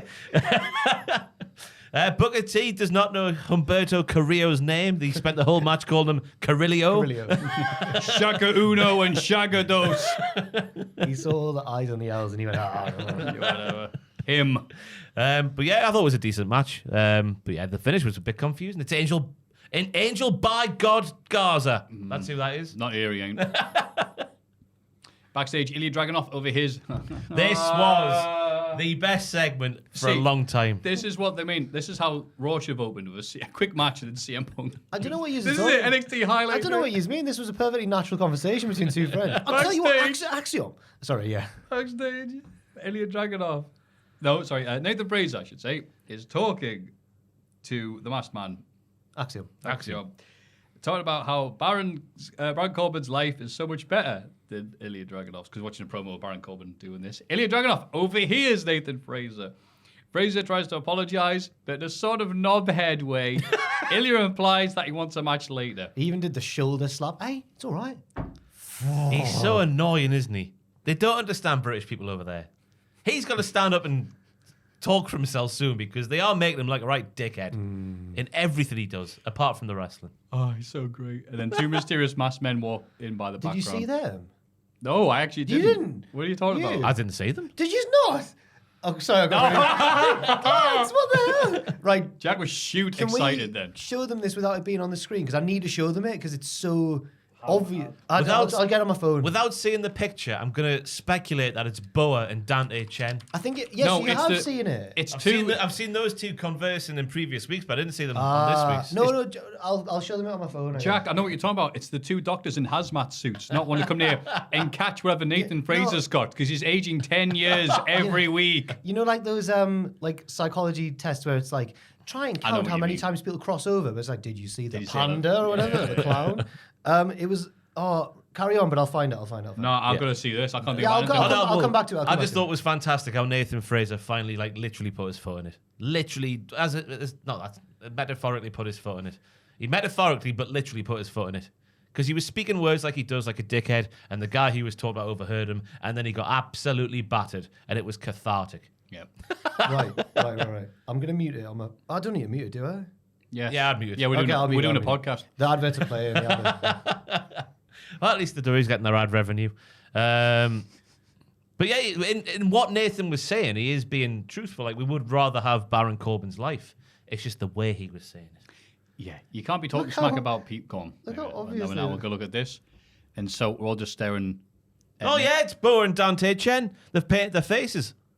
Didn't even see them. No, I didn't see there them are, either. there are indeed two masked men, NWO Sting and NWO Sting, behind there, and as Ilia's veins threaten to pop off To be his fair, skull and attack Nathan. that's why I didn't see them, because Yeah. his promo was amazing. He just kept like going in closer and closer Yeah. and talking quieter and quieter. You'd rather have Baron's life. Yes, I would actually. Well, I think 90% of people in this room would. Yeah, and everyone's just like, I don't want any It's of this. not. I agree with Ilia. It's not that Nathan's wrong. It's that he's meant to be his pal, and he's saying that, like, just don't say it. Yeah. Yeah. What a diddler. Jerry Lawler announces this week's Iron Survivor qualifying matches. So if you want to do From- if you want to do what the original take was, Yeah, and I'll throw in the I pick Braun Breaker versus Eddie Thorpe and Kiana James versus Kalani. Kalani Jordan for their matches in the corner. That's who I picked. It was like watching ISS Pro back in the day. France have scored a goal. Yeah, Jerry Lawler from the PlayStation 1 England SmackDown versus games. Nigeria. Wow, he sounds so natural here with his little throne and suits of armor he has lying around. He's the king. He lives in the house that Pac cut those early promos from in AEW. He was running down the quayside, and we were like, "It's a quayside." I'm the honey badger, and I'll bite your bastard nose I off. miss him. Where is he? I'll get you, Kalani Jordan. Backstage, Lexis King Oh yes. tries to take credit for JB's win last week. He flirts badly with Fallon Henley. Is that what he was doing? Before mocking BJ for not being picked for an Iron Survivor qualifier. JB stands up for BJ and suggests a match between the two tonight. And for a brief second, did you see BJ's reaction? He went, "You're booking my matches." Yeah. It's because he got off on the That wrong wasn't, foot. that wasn't right scripted, by the way. That's his character. He got off on the wrong foot in the segment to begin with, because when JB was saying it was the biggest match of his career, he took offense to that, even though it's the truth. He did as well. Yeah. Come on, BJ. Oh, they won the UK tag title. Oh, they did, didn't they? Yeah. But then, yeah, Lexis King walks in again, and they can't be writing these sort of scripts where he's like, well, if it isn't Mr. Iron Survivor Challenge. That's what they call him. Balexis King. Well. And then JB took a shot at his beard, which we've all been waiting for. 'Cause It's so awful. right angle. Angular, isn't it? He Yeah. said it. It looks like an Elon Musk designed car. Someone put that truck he's made on Lexis Yeah. King's face. With the hair stuff. Yeah, with a bike or something that's just sticking out awkwardly, doesn't quite fit in. Joe Rogan in the distance firing some archery at it. Firing some archery at it, you know what I mean? It Arrows. Was, it was weird. Well, no, sorry, that's later on when we get the footage of Lexis King. Sorry. Yeah, more to come. Nikita Lyons is in the crowd. Woohoo! Rawr. Commentary says she's almost ready to return to the ring. Oh, so they're doing the Osprey. She's signed, but she's not ready yet. Well, she's recovering. She's got Wrestle Kingdom up. Yeah. No, I mean, I'm assuming they'll put her in a feud with Blair Davenport, given that she was the one who Yeah, beat wiped her her out. down. Yeah. But she didn't. That wasn't mentioned at all yet, though. Yeah, I've got nothing to add. No? Well, she was one of the main ones, wasn't she, before she got the big injury that led to the car park angle? Found a pube in your tea there, Maffew? No, it tastes that nice. I'm making sure it's still in date. The smell got put in. Oh well. Oh. It Nah, should because be. it gets a bit lumpy if you see it. But We get it delivered by the milkman. that makes sense. Yeah, we don't go to Tesco like a peasant. Oh, We get it Like a delivered. city pool. I know, yeah. nothing but the best here for Cultaholic. I Like, just remembered Nikita Lyons' first vignette. My dad was a cool rock star, and my mum was the woman who was shagging. that's right. That was the The thing. groupie. Yeah, a beautiful groupie, she said. My mother was a groupie. A beautiful groupie. Young Lord son. Mayor's groupie. Comedian. Kalani Jordan, Lawler's favorite, beats Kiana James in the Iron Survivor qualifying match after Roxanne Perez distracts James by ringing the bell. Cena-esque. Like the worst days of like prankster Cena. Yeah. I hate Roxanne. She's so bland. No. And then she did I saw the picture going on X this week of the AJ Lee pose from back in the day where she sort of sat on the announce table and she was like, it looked like she was doing the best impersonation that she could, stealing from the best. She's a really good wrestler. Just nothing to get behind, is there? No. Apart from marvel at her technical prowess. Yeah. But I need more than that in my wrestling. Oh, look at you. You're Yeah. Well, full-blooded male. She's got a nice smile, but unfortunately, because it's WWE, Gorgeously. no, but unfortunately, because it's WWE, they've noticed that she's got a nice smile, and they've gone smile at any given opportunity. Speaking of smiles in the WWE, I saw a compilation this week. You know that bearded man who does the chiropractor stuff on the wrestlers? Yeah. Raquel Rodriguez goes for one of them. It's like in the compilation, I wasn't being a dirty pervert.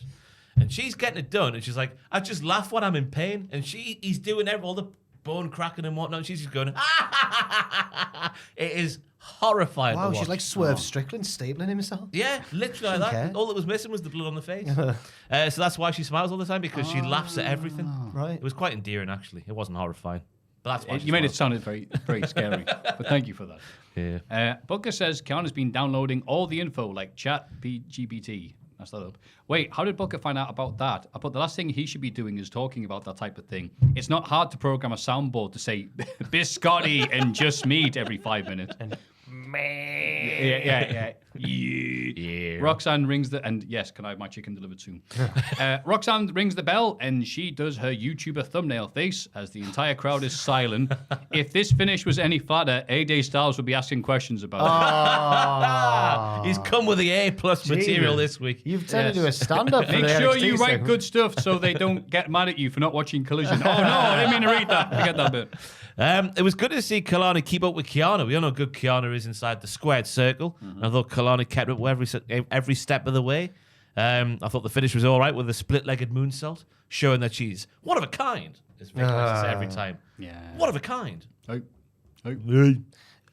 your point, though, I would have liked to have seen Kiana James in the Iron Survivor match because I think she excels in these multi-person matches with stipulations and such.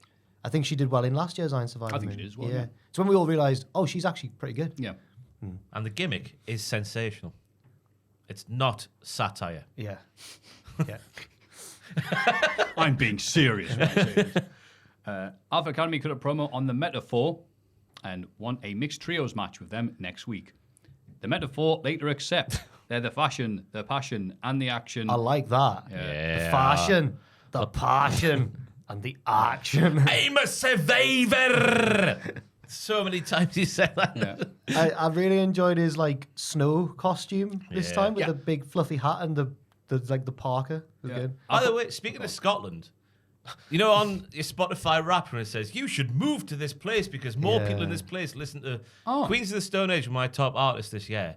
Guess where you have to move to be fitting in there? Ooh. It's in Scotland. Oh. Inverness. I don't know if it's close. It's Dundee. Okay. I've got to go to Dundee. It's just like, Oh, it shows okay. this little globe going round, and it's like, you moved to Dundee to fit in. I saw That's nice. I saw someone tag us in one where it was like people in Newcastle like wrestling. I was like, we did that. We sorted that out. Look at us. No. I think they would call it in the trade a hotbed of wrestling in Yeah. Newcastle upon Tyne. Yeah. A wrestling hotbed. It was. It is. It is. Come It on is. We're still cool. The We're still cool. Cultaholic resides here. I'm waiting for Clash at the Newcastle. Hey. Yeah. Well, given that how they did that last time, it's going to be in the borough. Well, yeah. Small mining town. Anyway, I like the Metaphor looking like every Eurovision group drunk waiting for the results. That's an excellent show. The way they were dressed, yeah. I don't like how Otis is still a creep, though. He mentioned swimming when Lash Legend was brought up this week. Oh. Swimming? In what? Her tears? I don't know. I hope not tears. I hope It's getting a bit weird. Yeah. Yeah. Weird by the sounds of NXT is bad weird. Speaking of which, we see an NXT anonymous video of Lexis King following Trick Williams on the night he was attacked. I like the implication that wrestlers do the belt motion in private as well. He bursts through the door. He's just won a match. He's like, come on.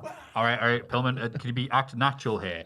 No, it's Trick. No, Trick. We celebrate, didn't he? Trick's buzzing because he just won a match. And he comes in and does the belt motion himself. And then Lexis King follows him. Oh, I thought. But it's Trick going like. Or keep paying attention, NXT Anonymous. Football a celebration like that. And I was like, that's fine. He's privately buzzing. But then he goes, it's like, oh. And then Lexus, he's on his creepily phone in the follows corner, isn't he? Yeah. On his phone. On his phone. phone in the On his phone in the corner. He's an Good morning. Get ready for Dundee. Andre Chase holds a press Oh, conference. no. And I love that they picked the deliberately terrible picture of him. The thing like, up next, Andre Chase. Deals accusations. It's not him. He's taking the all fall that for stuff. someone else. That's what's happening. Well, there's no one in Andre JC Chase. with a history of gambling. Oh. Oh no, I'll be heartbroken. I didn't think about that until now. I'll be heartbroken if it is. Vindication. Andre Chase holds a press conference and admits that the investigation has found evidence of gambling and the misuse of school funds. Illegal activity and suspicious activity. Hi, he's just a completionist. He dodges a question asking how much money he owes or who to. It's It the mafia, it's mafia. It's all his fault. Yeah, nice. Yeah, we know it's. Yeah. We saw envelopes Yeah, being saw that. exchanged and Yeah, everything. it's the mafia. Yeah, come It's on. the mafia. The The mafia. Italian mafia. Yeah. Um, The mob. The NXT Tag Team Champions, the mafia. Yeah. So what we've seen so far is Andre calling the mafia sir, the passing of the envelopes. You're thinking it's all about him. But then in this bit, JC Jane, I'm glad her eyes were exposed behind those shades because it was a window into what's really going on. What are you laughing at? That was beautiful. I wasn't laughing, I was crying. She's giving clues. She's guilty AF is what the kids would call it. Her and Duke, the way they were looking at each other. At one point, she gave a Black Power salute. I don't know what I was about. When Andre said he thought he had his suspicions about who leaked the news to the press, she looked guilty AF once again. She's the bad egg. Oh, yeah. The bad apple, sorry. Yeah. Eggs and apples, they both work. Up the eggs and apples. Do bad eggs spoil the other ones? Yeah, it's like comparing eggs to apples. Eggs, apples, bada bee, bada boo, Origin, if you fancy. Egg, apple pasta coming up. But yeah, it is suspicious. No, Obviously, asparagus. it is suspicious that an above-average poker player is in the university at the time, and gambling is one of the Was issues. he not? Was he a bad poker player? Above average? I can't remember. I think he lost a poker match once, maybe to Trevor. Cam Grams. Cam Grant. Oh, did he? I think so. I can't remember that far back. I just remember him being emotionless at all times. Yeah. Who would thought he would be so bombastic? Not me. I really am scared now that he's the baddie. It feels like he's taken the fall, Andre, being a valiant leader. What's happened, Maffew? It's disgusting. He always goes, oh, congrats on the new property from... Yeah! Done it. Christ! Yeah. Yes, in the making. He's Said moved. in July it would take 2 months. It's bastard December by the time this comes out. Matthew's just bought Chase U because they're in Jesus. such debt. Yes! I am exclusive. I was going to keep it quiet, but I couldn't keep it in. Yes. You've been rinsing Andre Chase of his money. I won it for a while, but now it's on the cheap. Oh, congratulations. Thank you. God, what? Right. Yeah. So, Andre never said, it's me who's done it. He just said, it's my fault. I'll do all I can to get the money back. But I think crucially, as Ross said, it's like he's taken the rap for someone else. He's been a good leader. And he always has been that. And he always will be that, Thea Hale. Good I captain saw- going down with a ship. I you're saw right. your tweet, Thea Hale. I think you're a disgrace. I'm looking down the camera when I say this. What was it, tweet? It was something like, oh, he's always stealing the spotlight or something. Can't remember. He cost her a No, total- he didn't steal spotlight. He steals money. It cost her the Pay title. attention. Let me get the tweet. If one thing I am worried about is that this will just turn out to be, it is Andre Chase, because Shawn Michaels loves a storytelling device I've termed the bait and bait, where he lays the bait and then it is exactly what you expected it to be. And I'm worried, given his track record, that it is just going to be Andre Chase. Well, Thea Hale's two tweets I found. The one I was referencing was Mr. Chase always overshadowing my moments. It's getting old. And so are you, Mr. Andre Chase. Correct. Next week you can leave your drama out of my life. Thanks, bye. But then she follows up, sad, mad, frustrated, hurt, all of the above. I can't believe someone could be so careless to potentially cost me my education. Yes. She's great. Up That's the gimmicks. Really good Twitter. That's very good. I wish all wrestlers just had to tweet in gimmick all the time. Yeah. Yeah, it'd be good. I knew you'd love this bit. Yeah. I mean, I'm feeling all right now because obviously very fearful heading into this week's investigation, thinking Mr. Chase would be at the forefront of the investigation. But no, he's taken the fall, and I believe that. I'm worried about it'll be a bait and bait. Or if it's a really good one, a master bait. Sorry.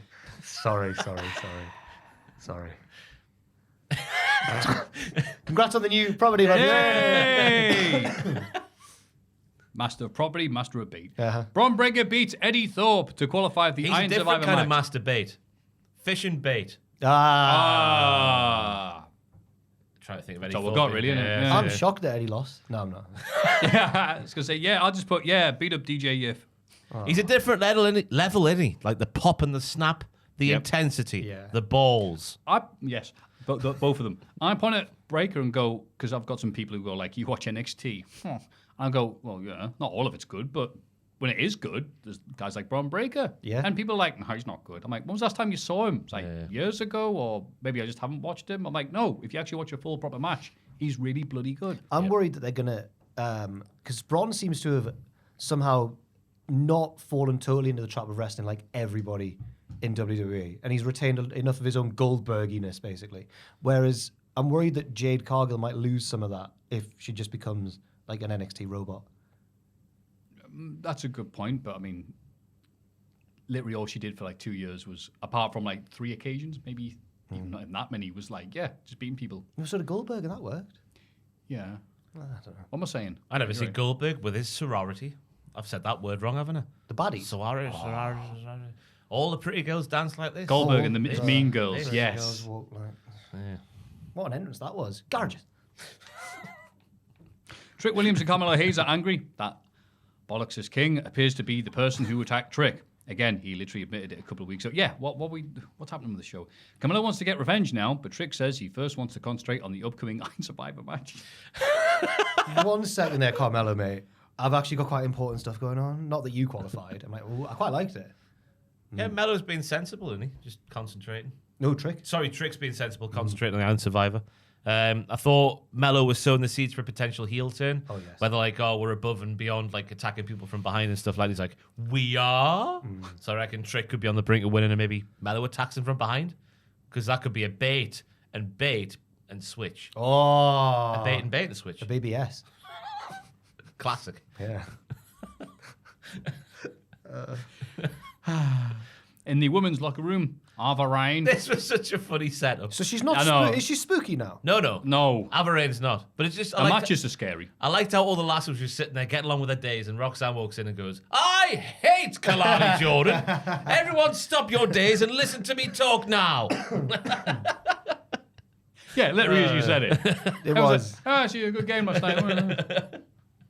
Avarain tells Roxanne Perez and everybody that there'll be a last chance Iron Survivor qualifying match next week. Roxanne acts like this has never happened in the history of wrestling. What? A last chance for me? I'm blonde- on my way.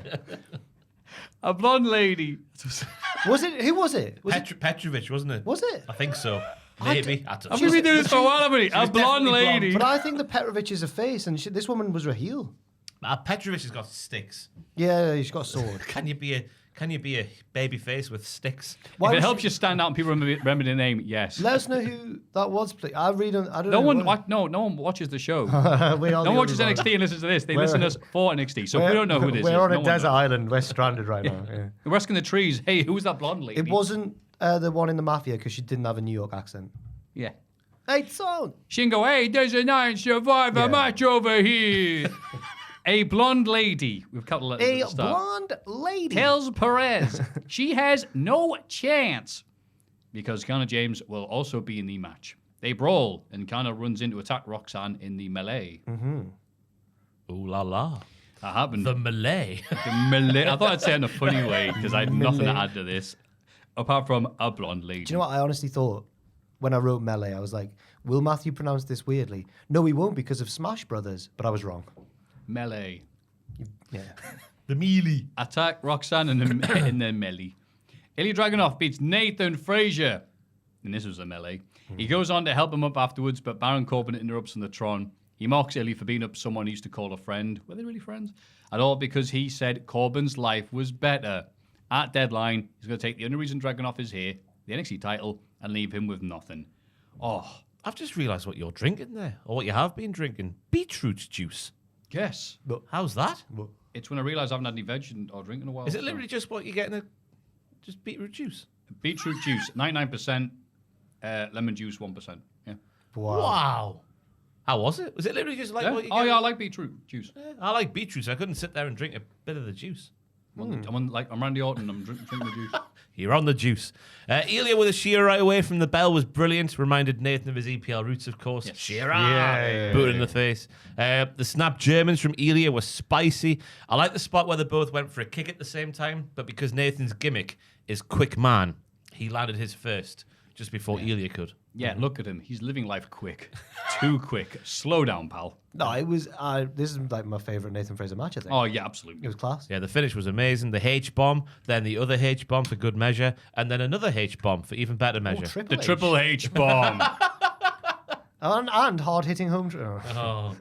He even dropped that in the promo early on, didn't he? Well, pardon the expression, but the hard hitting home run.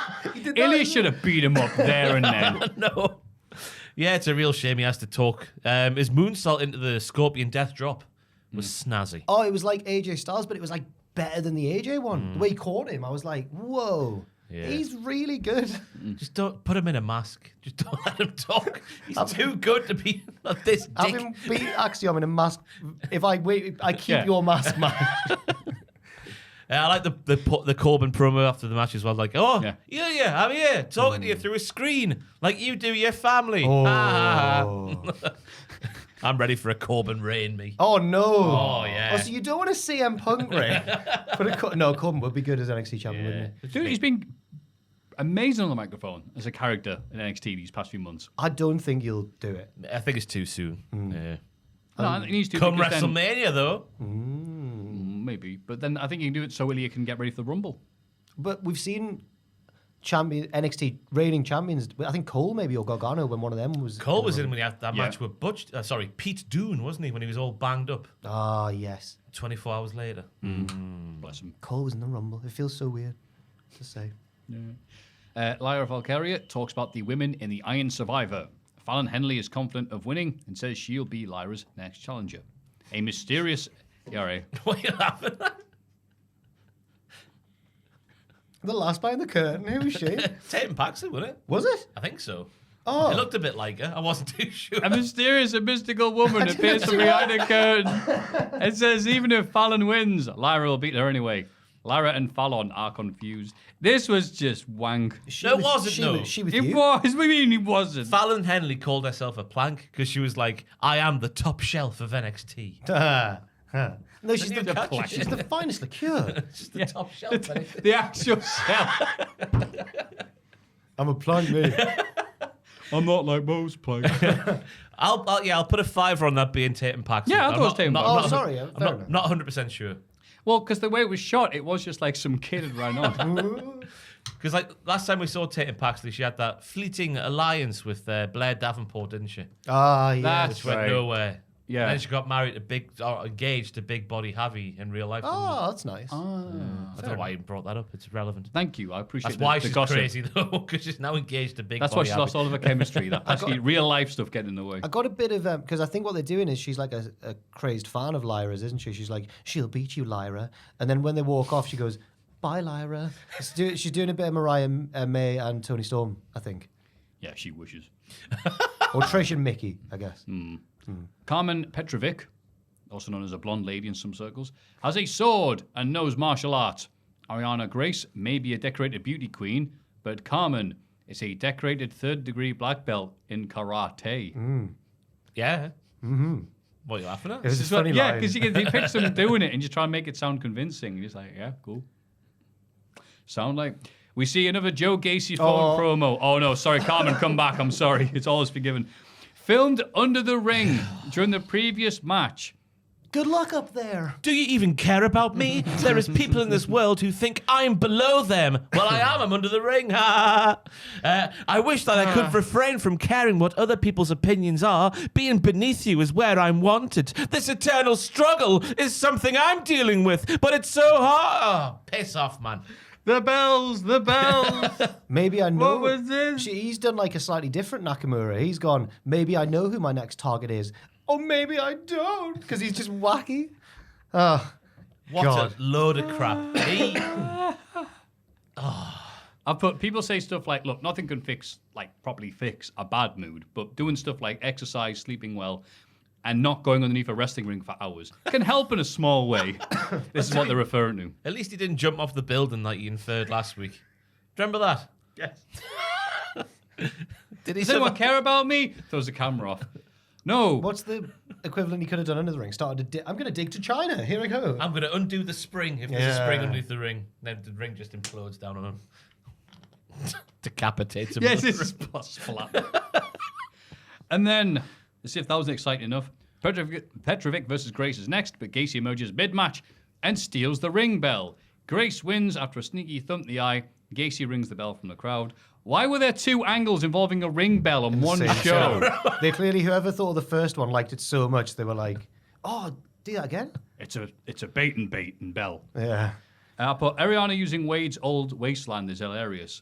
Like, Wade barely got that move over just because he was such a big lad, but Ariana is not a big lad. She's bigger than Petrovic. No. 1, 2, 3, you're like, oh, is that it? One thing, I don't know if you've noticed this. I was a bit disturbed watching this match.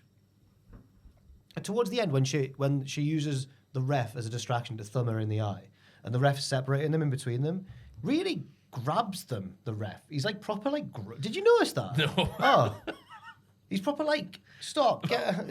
Honker? I don't know if he squeezed, but he definitely like, I don't know. Stop fighting, girls. I just hope it was an accident. And I'm sure it... Yeah, No. It's Stop. just carry on films from the 60s. Stop fighting. It was proper weird, man. Oh no, the bell can't ring, so this match must continue forever. If anyone else, no one else watches, what am I doing? God damn. Which ref was it? I don't know his name. Oh. Yeah, it wasn't one of the Oh, like. he's on a list now, so we'll I don't find think out it was in a one of like the big names. Well, it was NXT or any of them big name refs on NXT. But I don't know. Yeah, I don't know who it was, but There was a line on commentary at the start where they're talking about Joe Gacy being in the ring. So Vic's like, "Oh, Booker, go over there and check." And then Booker's like, "No, That ends up Booker saying he'll go alone and go and have a check. Oh no, Vic had to go and have a check. I'm making a right mess of this. And Vic was like, "No, I'm not doing that. That would mean you're alone on commentary. That would be the worst thing I could ever do." I really want that just for a match, just Booker. Yeah, you know who everyone is in this company, right? You watch every week. But I guess the way, like, at the end of the match, Joe Gacy comes back with the bell and rings the bell for Ariana. So maybe they're going to be alike because she was sort of like, looking in a weird way. Yeah, Grayson Gacy, Yeah. Ooh. They're just Grace. Gracie family. I Kamala don't know Hayes. what that was. It was crap. You tried. Yeah. Kamala Hayes tries to attack Bilox's King in the middle of the match with BJ, but JB stops him and King wins. I'm intrigued because they made BJ wear jeans for this match, whereas in that dark match where he looked like prime Terry Funk in these little undercrackers with the 80s song that I've forgotten off the top of my head. Journey. He looked like the dog's bollocks. So why are they making him wear jeans? I don't know. Get him naked, people. Yeah. Well, No, that's Drew McIntyre's gimmick. yeah. With Carmelo, I think the lady doth protest too much. Is he really going to try and attack Lexis King, or is it to try and put on a brave face in front of Trick? Okay. Watch Trying to next put a bit week. of serious. That was good, Dan. Trying to do a bit of serious storyline. I was taken aback by the seriousness. It's like, wow. It was funny the way that the run-in was set up though, because Mello was like, "I need to leave and go somewhere" in the middle of a Lexis King match, and Trick was just like, "All right, see you later." Yeah. Not working out where he was going. What a silly bill, yeah. But I thought the best part of the match is where BJ got a bit rough in his fight back. He was elbowing Lexis King in the face, and it was good. Wow. Can't believe Wow. a wrestler would stiff. I don't think in the BJ match. even got distracted. I think he lost clean to Lexis King. Oh dear, oh But dear. at least Lexis has changed his finisher up, so it's now not 7 steps. It's now before not. It's not the a quick swingy time bit. event. Yeah. It's just the swingy bit now. That's its official name as well. The swingy bit. What, He hit the swingy bit. what would be more convincing? The swingy bit thing that you used to do, or the full cha-cha slide? The DDT. Slide. Oh, yeah. And then, after all that bollocks, Wesley wins a 4-way match between Johnny Gargano, Bronson Reed, and Cameron Grimes to get a shot at Dominic Mysterio's North American title. He stares at Dom on guest commentary. This is the most Bloody hell. shocking result of all time. Because the stipulation was, if Wesley wins this match, he will get a title shot against Dominic Mysterio. Not if the winner wins the match, they will get a title shot. But just Wes. Why did they do that? Yeah. What would have happened if Johnny Gargano would have won? Wes doesn't get his title. Wes does not get a title shot. It was like that time I really annoyed Sam on a pitches video because I said his pitch was really bad. What was the pitch? Like an anti-Money in the Bank briefcase where you can just stop a match from happening. And I went, that sounds awful. And he was he was really mean to me for the rest of the video because he was genuinely rattled. I just thought it was bad. Andy Murray in the. How's that even work? You can just stop. You can just stop it from happening. If there's a big match, all the He can just stop a match. Imagine all the fans like really excited, and then it just Kids, a if heel you can come just- to the show, heel can right, just- there's this gimmick. A match might just stop and not happen for no reason. No, he was really nasty to me. Yeah, that's no, Jack. You're right. Not the way I expressed it though. I was wrong to do that to him because I did just kind of go like, "That sounds terrible." I should have been more constructive in my feedback. This was years ago now. I'm sorry for bringing it up. That's great. I Still love makes me when we laugh. get drama like that from you. Oh god. But never mind that because bloody hell, crowd very happy to see Cameron Grimes. Quick, mate, never leave. Yeah. Yeah. Squatters' rights, I've put here. Yeah, God, this was just all action from start to finish. I love the bit where you're probably going to bring it up. I've started, so finish. Grimes can't sunset flip Reed, but Gargano catapults Grimes head first into a low blow to put Reed down. Yam bag Reed. Oh, I'm getting a bit sick of the Jones stuff from Taz. You know? No, Okay, sorry. that's a terrible take, doing Jack. it It's too a often. terrible take. What are you thinking? I won't bring it up again. I'm sorry. Terrible. Why are you here? Yeah, any other thoughts, Ross? Yeah, there was a double shoot Hurricane Rana from Cameron Grimes, which was sick. Yep. There was a hell of a cell, not hell of a cell. Oh, the cell showed up. From Grimes off a Gargano torpe. Bronson with the Samoa drop with multiple lads. I think there was 3 lads on his shoulder, wasn't there? I really enjoyed the gorilla press spot off the Brett Rupp from Bronson to Leaks. You just went, wee! And he took 2 people out. But for the... Because Maffew, I realised in this match I might be turning it to you. Because Yes. for the first time... I love men. Ross, I'm so happy you found yourself. Anime is great, actually. Give us your phone number after this. I saw Hogan Gargano. what's JoJo. Sorry. No, you went in too high. The rest are all. No, I'm sorry. I saw Gargano and Wesley do the typical NXT Gargano back and forth Power Ranger. Wah, yeah. Oh, the choreographed bit. Yeah, and I really didn't like it, and it's the first time I felt viscerally like I don't like this about. I that thought sort of thing. Matthew was gonna not like this match. I was surprised when he said he did. Yeah. Just No, for I that. didn't like Gargano doing like Dance Dance Revolution, but I haven't liked that in ages. But the fact that there was this much big sweaty action, Yeah. bloody the Vikings showed up again. Go away, you fanny. Triple No, Samoan. it's the feud of the century. No, I mean, because I was in the match. Yeah, I'm not like, no, I don't like you, Ivar. Having good matches on Raw, blah, blah, blah. Taking shoot DVDs, bloody hell. But like, yeah, it was just all action. And then just to see the nice reaction Cameron Grimes is getting, because obviously we're NXT diehards. Yeah. What are you laughing at? Because people want us to die hard. I mean, talk about NXT all the time. We saw the amazing feuds here with LA Knight and the Ted DiBiase quick, you pull off this belt and gave me the money I needed quick feud. And top of the mountain, NXT. Yeah. Then went to SmackDown and is just losing the wall every bloody week. So to see him come back, get that lovely heartwarming reaction, and everyone trying really hard. Also, Bronson Reed is here. Yeah, great. He even took the pinfall here though. Yep. Grimes. He's done something. Has He's he just robbed not Shawn priority. Michaels? He's Shawn not Michaels of all the crypto he's earned over the few years. I think out of these 4, he can take the fall. Bronson's a big lad, and he's in the Right. IC title picture, sort of. Gargano's Mr. NXT. Yeah. And Wes won the match. So I think I was all It does right. make sense, yeah. Yeah. I just look back at the glory days of him and LA Knight playing golf on the golf course. That was so great. And I probably didn't appreciate that as much as I did at the time. Just like, oh yeah, I'm going to make you mow the lawn. This is great. Really relaxing. so Damn funny. it. He likes it. It's like as a Nard dog said on The Office once upon a time. I wish they could tell you when you're in the good old days before you leave them. Wow. And let's end the NXT review on that note. I was going to say, outside the building, we see President James continuing their brawl. Yeah. Fighting next to That was car. the main event. I in the car park and no one came to attack them while they were attacking each other. Wait, who said that line about the good old days? The Nard dog, Andy Bernard on The Office. The US one. Oh, right. Because Woody Harrelson, I think, has a line like that.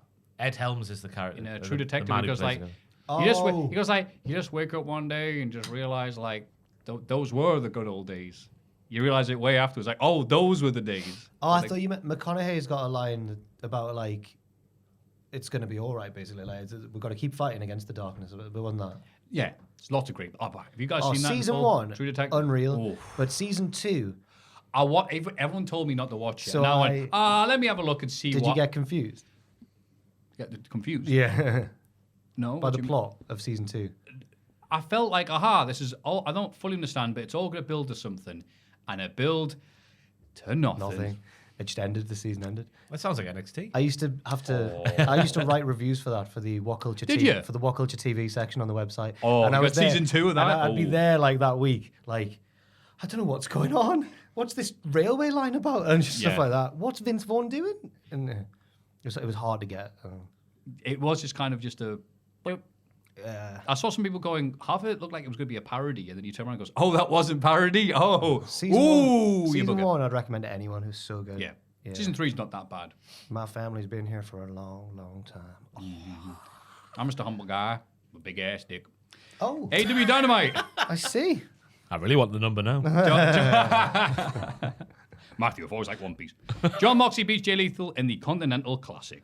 It was a nice back and forth, so it was. I liked Mox selling the knee to add a little bit of jeopardy off the tope that went wrong, / the figure 4 assaults.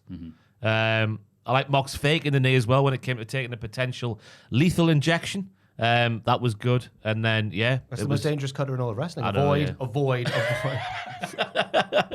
Then Lethal got a proper unexpected kick out after the lariat and the paradigm shift. I thought it was a good way to start the show and keep Lethal relatively like. 'Cause you don't want to be a bum arse in a round robin tournament, do you?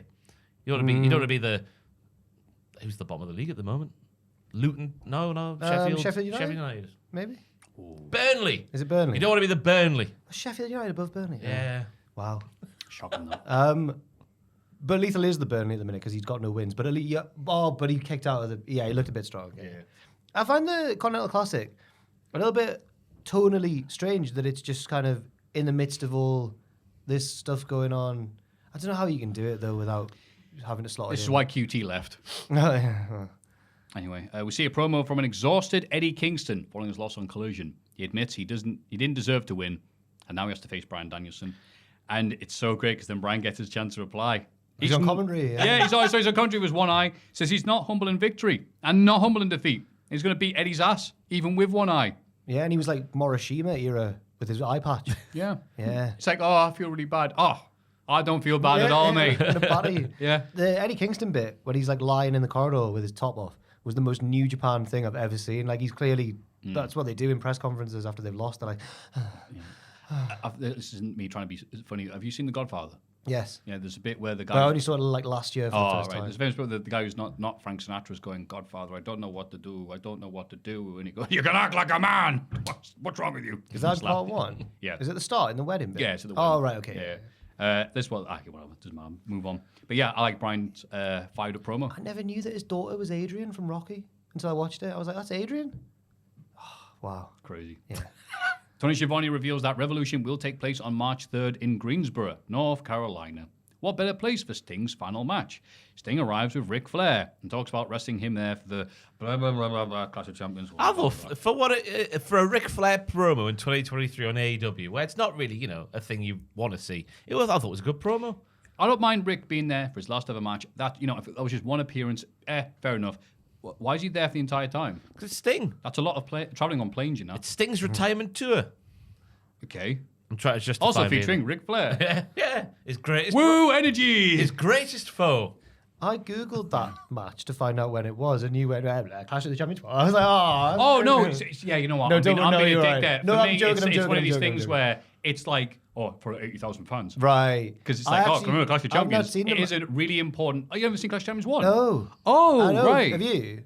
Yeah. Is it good? Yeah, but you have to appreciate at the time, it's the match that made Sting. Right. So that's why it's so important. I But see. anyway, I'm being a dick going, we No, all know you're this. not, you're but not, then you're not. it's like me with bloody, guess who's dead? But no, I'm sorry. Yeah, it's a very, for people who don't know then, yeah, I'm being arrogant. No, I guess, I'm sorry. it's all. I didn't mean to. I was just making a joke because I googled it and then you brushed over it. You're right. No, I'm not. Don't apologize. No, You're right. Like that dude with that crap take. You're right. Yeah, get him, tell. Go out there and yell at him now. Be a man. What's wrong with you? So yeah, Clash of Champions 1. Who are you talking about? Yeah, the anti-money in the pictures. bank. or Yeah, whatever. Money in Oh, the right, Bank. that guy out there. Yeah. don't want to actually watch this. Jesus. Clash Champions made it because Sting was up and coming, and it was going to go. Oh, is it 30 minute, 45 minute? Well, they go to a draw. And They say 45 with the promo. Yeah, there we go. And then the judges, stupidly, it's really badly done, but it doesn't really matter. It's supposed to go to the judges, and they all go. It's a draw. Oh. Hey, what was the bloody point in that then? But it doesn't matter because then that's why Flair goes, hey, you know what? You should join our Horseman group, and they get rid of him. And that's how we know Sting as being Sting. Right. That one moment, Very good. one shot. And that was in North Carolina. North Carolina. Yeah. The more you know. And then Roosh beats the SH Poo out of Mark Briscoe in the Continental Classic. Yeah, I liked how much of a different feeling it was, a different vibe at the match, because it was a tit-slapping brawl. Oh, what a match it was. Yeah, there was a hell of a spear from Mark when Roosh was lining up some bully horns. There was a belly throw from Roosh to Mark to the outside, which looked gnarly. Yep. But it was a shame this match came when it did for Mark, because obviously Roosh lost last week in dubious circumstances to Jay White. So there was no chance he was going to lose here. Yeah. He wins a lot. And he did his tranquilo pose after. Yeah, did the Phantom field goal. Yes. There it is, the Bulls on. Yeah, I thought Briscoe and Roosh. Oh, what a good combo. Yeah, really good match. That's some good Did you booking. That's see what I'm liking. Roosh called out on Twitter for a future match this week. Who? Adam Copeland. CM Punk. Oh, sorry. It was the wrestlers were all tweeting like because they all included like the link at the end of the tweet. So it was clear like, can you tweet about Wembley, please? And Edge tweeted and said, maybe I'll have a big first-time opponent at Wembley. Who could it be? And then Roosh was like, I'm gonna kill you. I want Adam Copeland at Wembley. So I'm like, fair enough. He's called his shot. Maybe it'll happen. I know it's not the first match that would spring to mind, but yeah.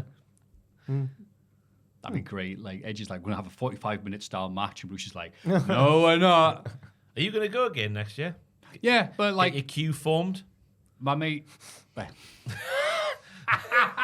Well, you be at the front, I'll save your spot. Yeah, but my mate was like, oh, the tickets are out, and they're like, they're 200 quid each. And I went, oh.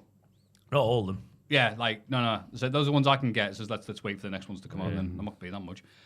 Toni Storm is tired from celebrating a title win, which is be me after Wembley next year. She has a touch of gout, which you also... No, it's not say it, Maffew. RJ City informs her that next week she's scheduled to defend the belt. Toni isn't worried. The highlight of this segment was just after it ended, because Taz, with one of the greatest calls of all time, he just goes, that gout can be rough. He's so great.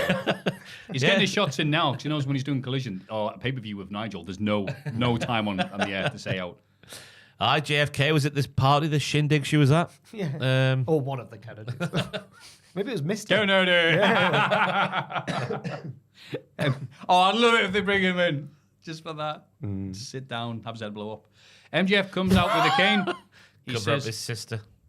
I've read about that for the first time this week. Oh, go on. JFK's sister, who Yeah. was fine, and apparently they had a lobotomy. This is all alleged. yeah, They had a God. lobotomy done to her head. What? 'Cause yeah. I forget the reason why, but the Kennedys did it, but didn't tell Jay. Yeah. Is it real? Or is it conspiracy theory? I don't know. I think it's one of those things that's considered real, but it's grim. It's what American politics. I don't want to. I just feel like it might have a bit of a dark underbelly. That's all. I don't know. Whoa, controversial take there by Jack. Yeah. Nigel Farage in the jungle, eh? Who would have thought it? Oh my god. You just want to have a pint with him in the pub, don't you? No, I don't. He's just the sort of bloke you want to have a pint with him. I hate England. MJF comes out with a cane, rather like Willy Wonka.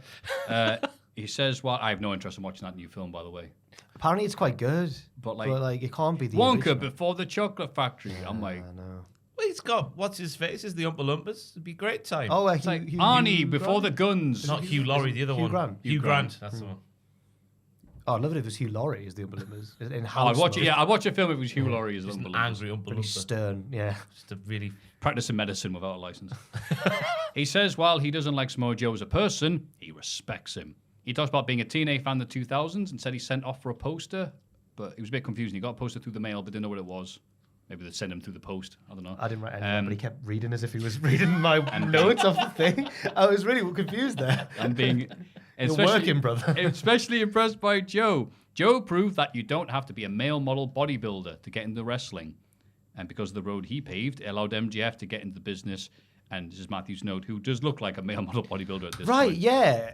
It was an odd one. Yeah, He's also- MJF, you coward. Why aren't you fat? Yeah, but his promo last week about being, about a Jew, and making it in the wrestling against all the odds. And all that sort of Okay. stuff, yeah. Sort of ties into that, doesn't He's it? always That's a good seen point. himself. He likes to portray himself as like the outsider, doesn't he? And, Right. Yeah. Without Joe, there may be no AEW. Yeah. Okay. You could argue that. Because he was the alternative. Oh, because of how good Yeah. TNA proved that you could be an alternative. MJF then puts himself out, saying World's End isn't going to be about Joe's legacy. It's going to be about his own. He snaps the cane over his knee. That's not how that works. But the lights go down, and the devil's minions grab him. And sadly, it's not the little yellow ones that your mum posts on Facebook. Joe makes the save as promised, but a spooky message appears on the Tron challenging MJF to a tag match on May 19th. Against the Unknown. He accepts, but Joe isn't happy. I was going to say, is it MJF and Joe tagging against two of the goons? That's what I thought it was. I Yeah. thought- But Joe I was like, "Is assumed it?" that, but I did notice as well that they didn't make that clear at all. No. It was hard to tell who the goons were if the actual people are playing them last night. Because remember when MJF came out as the devil, it was obvious it was him because of that cracking, juicy double, as you like to say. And his little swagger through the ropes and one. It was clearly MJF when he was the devil. But yeah, I couldn't tell who it was. But there might have been a clue in the next match, which I'll mention then. Oh. But I really like the promo and making him just a really nice love letter to Samoa Joe.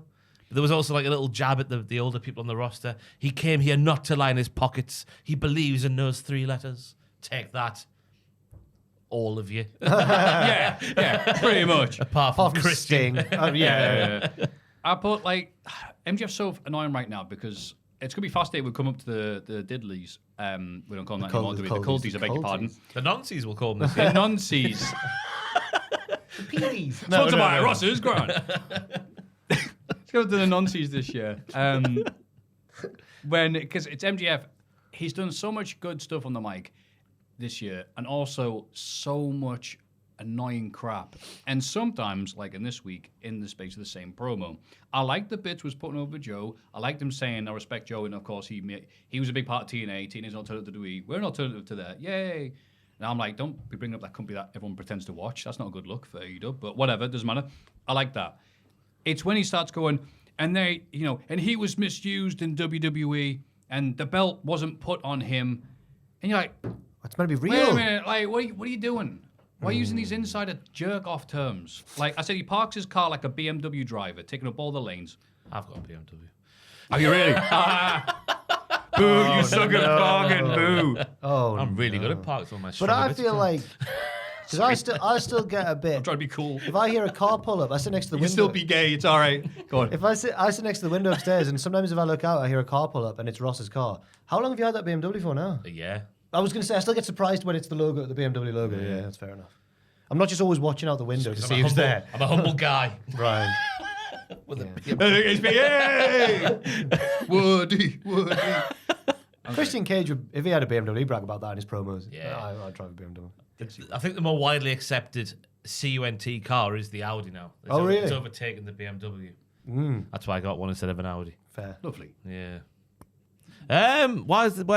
Corey Graves' tweet during this segment was interesting. Did you see it? No, I... He put retribution in capital letters with a few question marks. All right, Corey. Oh, because of... The goons. Whoa, he's firing shots. Yeah. a bit mean, but But- true as well. Also, again, Adam Cole wasn't there when there was some devil involved. But that- neither was Jungle Jack. Of course, he's been playing Super Mario RPG on the Switch. He played Halo with Mojo. Oh, So yeah. Mojo tweeted him going, "Do you want to play some Halo? Love you." I was like, "Oh, that's cute."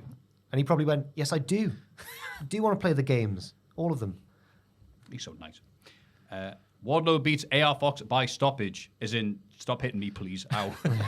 This is the clue, because Wardlow's hair during his I am entrance... listening, by the way. Sorry, it's just an important message. No, you don't worry there, Maffew. Wardlow's hair during his entrance looked like he just had a mask on his head. That's what I'm going. Oh, well. It was all ruffled up and a bit gappy at the front. But Like was he'd- one of the minions massive? the guy who was at the back, his back to the stage, that minion. Wardlow? That would be a bait and bait, though, really, as Jack likes to put No. it. Like, I can't believe it's Wardlow. Wait, that's No, really Wardlow would just be believable. one of them. Wardlow. There's four of them, The isn't there? Bucks. Jungle Jack. Cole. All the enemies. The Marco Stunned, The PW gets. Tully That's what they Blanchard. call him. Vince McMahon. Janela. Ah, Mel. Justice for Mel. Where's she? But yeah, that's just, his hair looked a bit not as pristine as it normally. It looked a bit of a. They just would be wearing a hat or a mask, one of the two. I'm putting it out there. Well, maybe he's just been hanging out with one of the many, many mummies that want to be seeing Wardlow. The many, many mummies. Yeah, that's what I said. The mummies. As in, It's Halloween. as in like. I know. That didn't sound at all. That's all I think. Like, Do you mean like milfs? Is that what you? Do you mean the thirsty I know, cougars? but yeah. Even when I said mummies, Cougars. The it's, thirsty cougars. no, I mean the old housewives. the of- old pharaohs in toilet paper. Aye. Just died on its arse. Sorry. The housewives of Atlanta Look, well, I've City. got a lot of energy this podcast.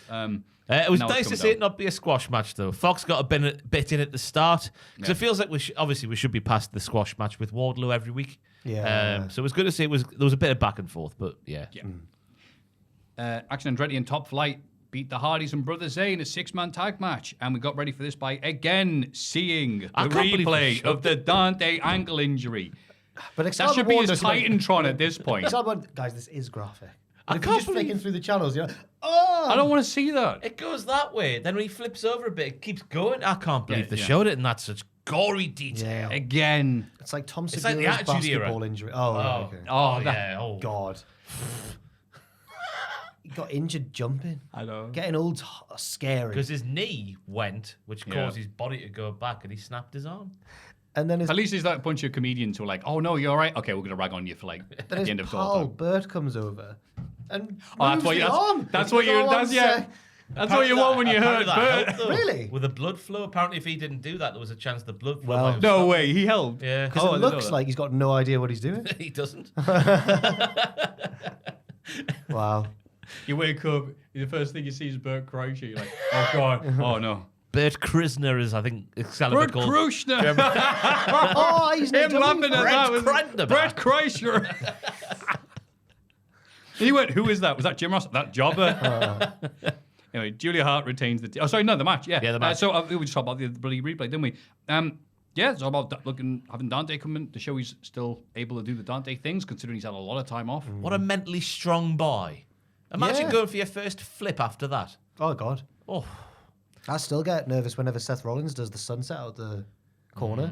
Because that's against Yeah, Kane. That's how that's he... right. Yeah, I feel like that was in Ireland. I don't know how I know that. yeah, A house show. Yeah. I like Brother Zay's bit in this match where he took the fans' phone to record himself, kicking Action Andretti, and then filming himself a bit. Hopefully Mark Quinn gets fit soon. I miss Private Party in the tag division. But Mark Quinn did get a mention in this match on commentary, confirmed that he is injured and not just gone. Okay. It Good, feels like he's gone. Where's Thunder Rosa? Yeah, I don't know. Spanish commentary. Oh, she's doing Spanish commentary. Yeah, and she's one of the devils, obviously. Yes. All the enemies. What if it's all like Andrade, Miro, Thunder Rosa? Yeah. Yeah. You know what? That's actually not that bad, is it? I hope it's CM Punk, me. Imagine. That would be insane. I mean, he gets sued for everything, but it would be amazing. He'd be The like, stupidest moment in wrestling like history. the ultimate Rick Rude. It would be amazing. I thought the final stretch of this match here was like a throwback to the early days of the AEW Tag Team division. Because it was all like these young lads doing these cool, innovative things Yep. and just being young and cool and not old and just cool So and it's young. not at all like that. Yeah. The Hardys are in it. But, yeah, no, the No, Hardys but the Hardys were out the ring at the time, so it was just all the young lads in there. Okay. It was a throwback to what the tag division used to be. Yeah. The Hardys were in Dax Harwood's top 10 tag teams of all time. But who wasn't, Jack? The Dudley Boys.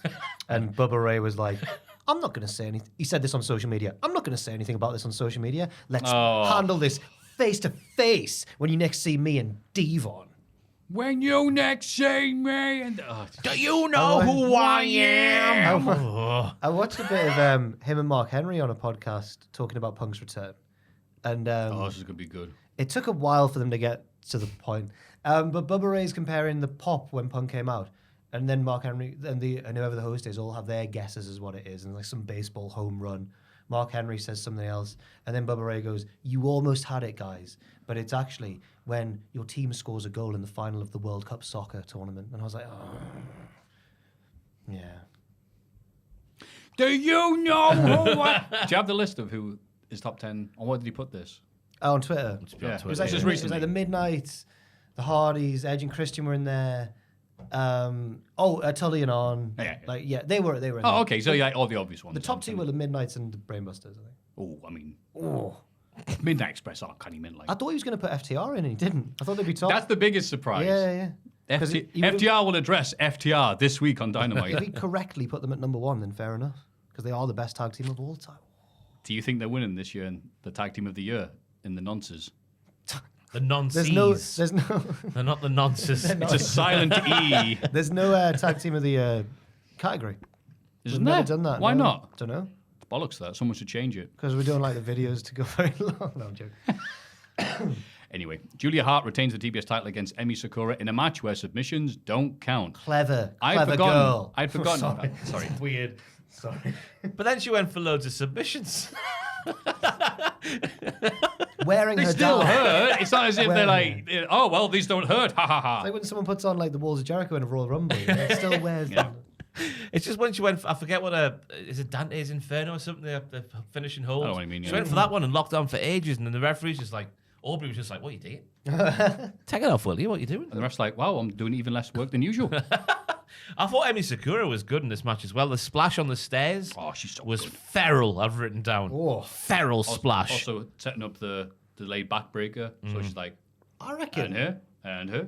I feel like, and I'm not disagreeing at all, but I reckon at this point, on form, Emi Sakura might be one of Ross's favourite wrestlers at the moment. He says something good about her every week. Yeah, when she's on Dynamite, she knocks out the park. When she's Yeah. not doing the Freddie Mercury shtick, she's been a lot more palatable. And who would have thought? That sounded flippant. Let's say like She's been 4 really years good. ago that one of Ross's most consistently praised wrestlers would be Emi Sakura. It's mad what's happened in the wrestling world.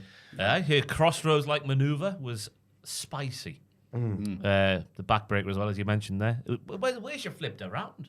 I know Julia's not the biggest lady in the world, but still. She should have won. No, they're Give her the all belt. big ladies.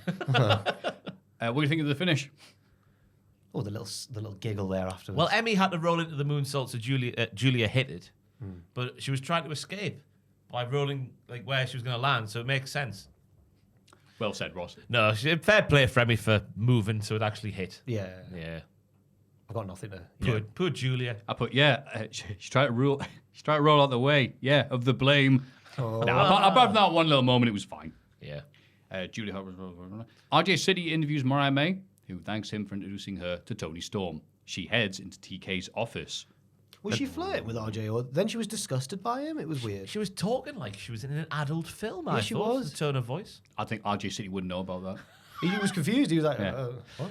Yeah, she called him quite the curator of people, which was an interesting turn of phrase. Yeah. What does that mean? I've got no idea. He curates people. Thanks for connecting me with Tony Khan, she said. There was a nice little bit on commentary straight after the segment where I think it was Tony Schiavone, bit of inside baseball, obviously. He was like, I hope she's not interfering with a meeting. So I hope that was like a little jibe at Tony for having too many meetings. or something. The lads having fun on commentary when I they're not would love supposed to. Breaking all the rules. At one point, I think maybe after the Flair and Sting interview, I wish I'd been paying more attention because Tony goes back to commentary after he's just been backstage to do the interview. And they're like, Excalibur and Taz have just been laughing about something. And then they go, you're joining us at a great time here, Tony, mate. And I was like, oh, what were they doing? What were they saying? I didn't go back and check. They're so great. Christian Cage arrives with a team of security as the main event. I loved this segment. He invites Adam Copeland. One of them was the man scout, wasn't it? What's his Well, name? one Yeah, security. with Tash. Yeah. That wasn't just me. He refuses to come out at first, but Christian asks nicely. Copeland arrives and Christian asks security to leave. He didn't want them there. He says they're not going to have their match in Montreal because he's sorry. Christian says when Copeland took out Luchasaurus or kill Switch, the crowd's like, ah. He did it on purpose, didn't Amazing. he? No, He knows what he's doing. I don't know, but I thought, wow, what a great dick move just to rename Yeah, someone, yeah. just so they can dead name them. Fantastic.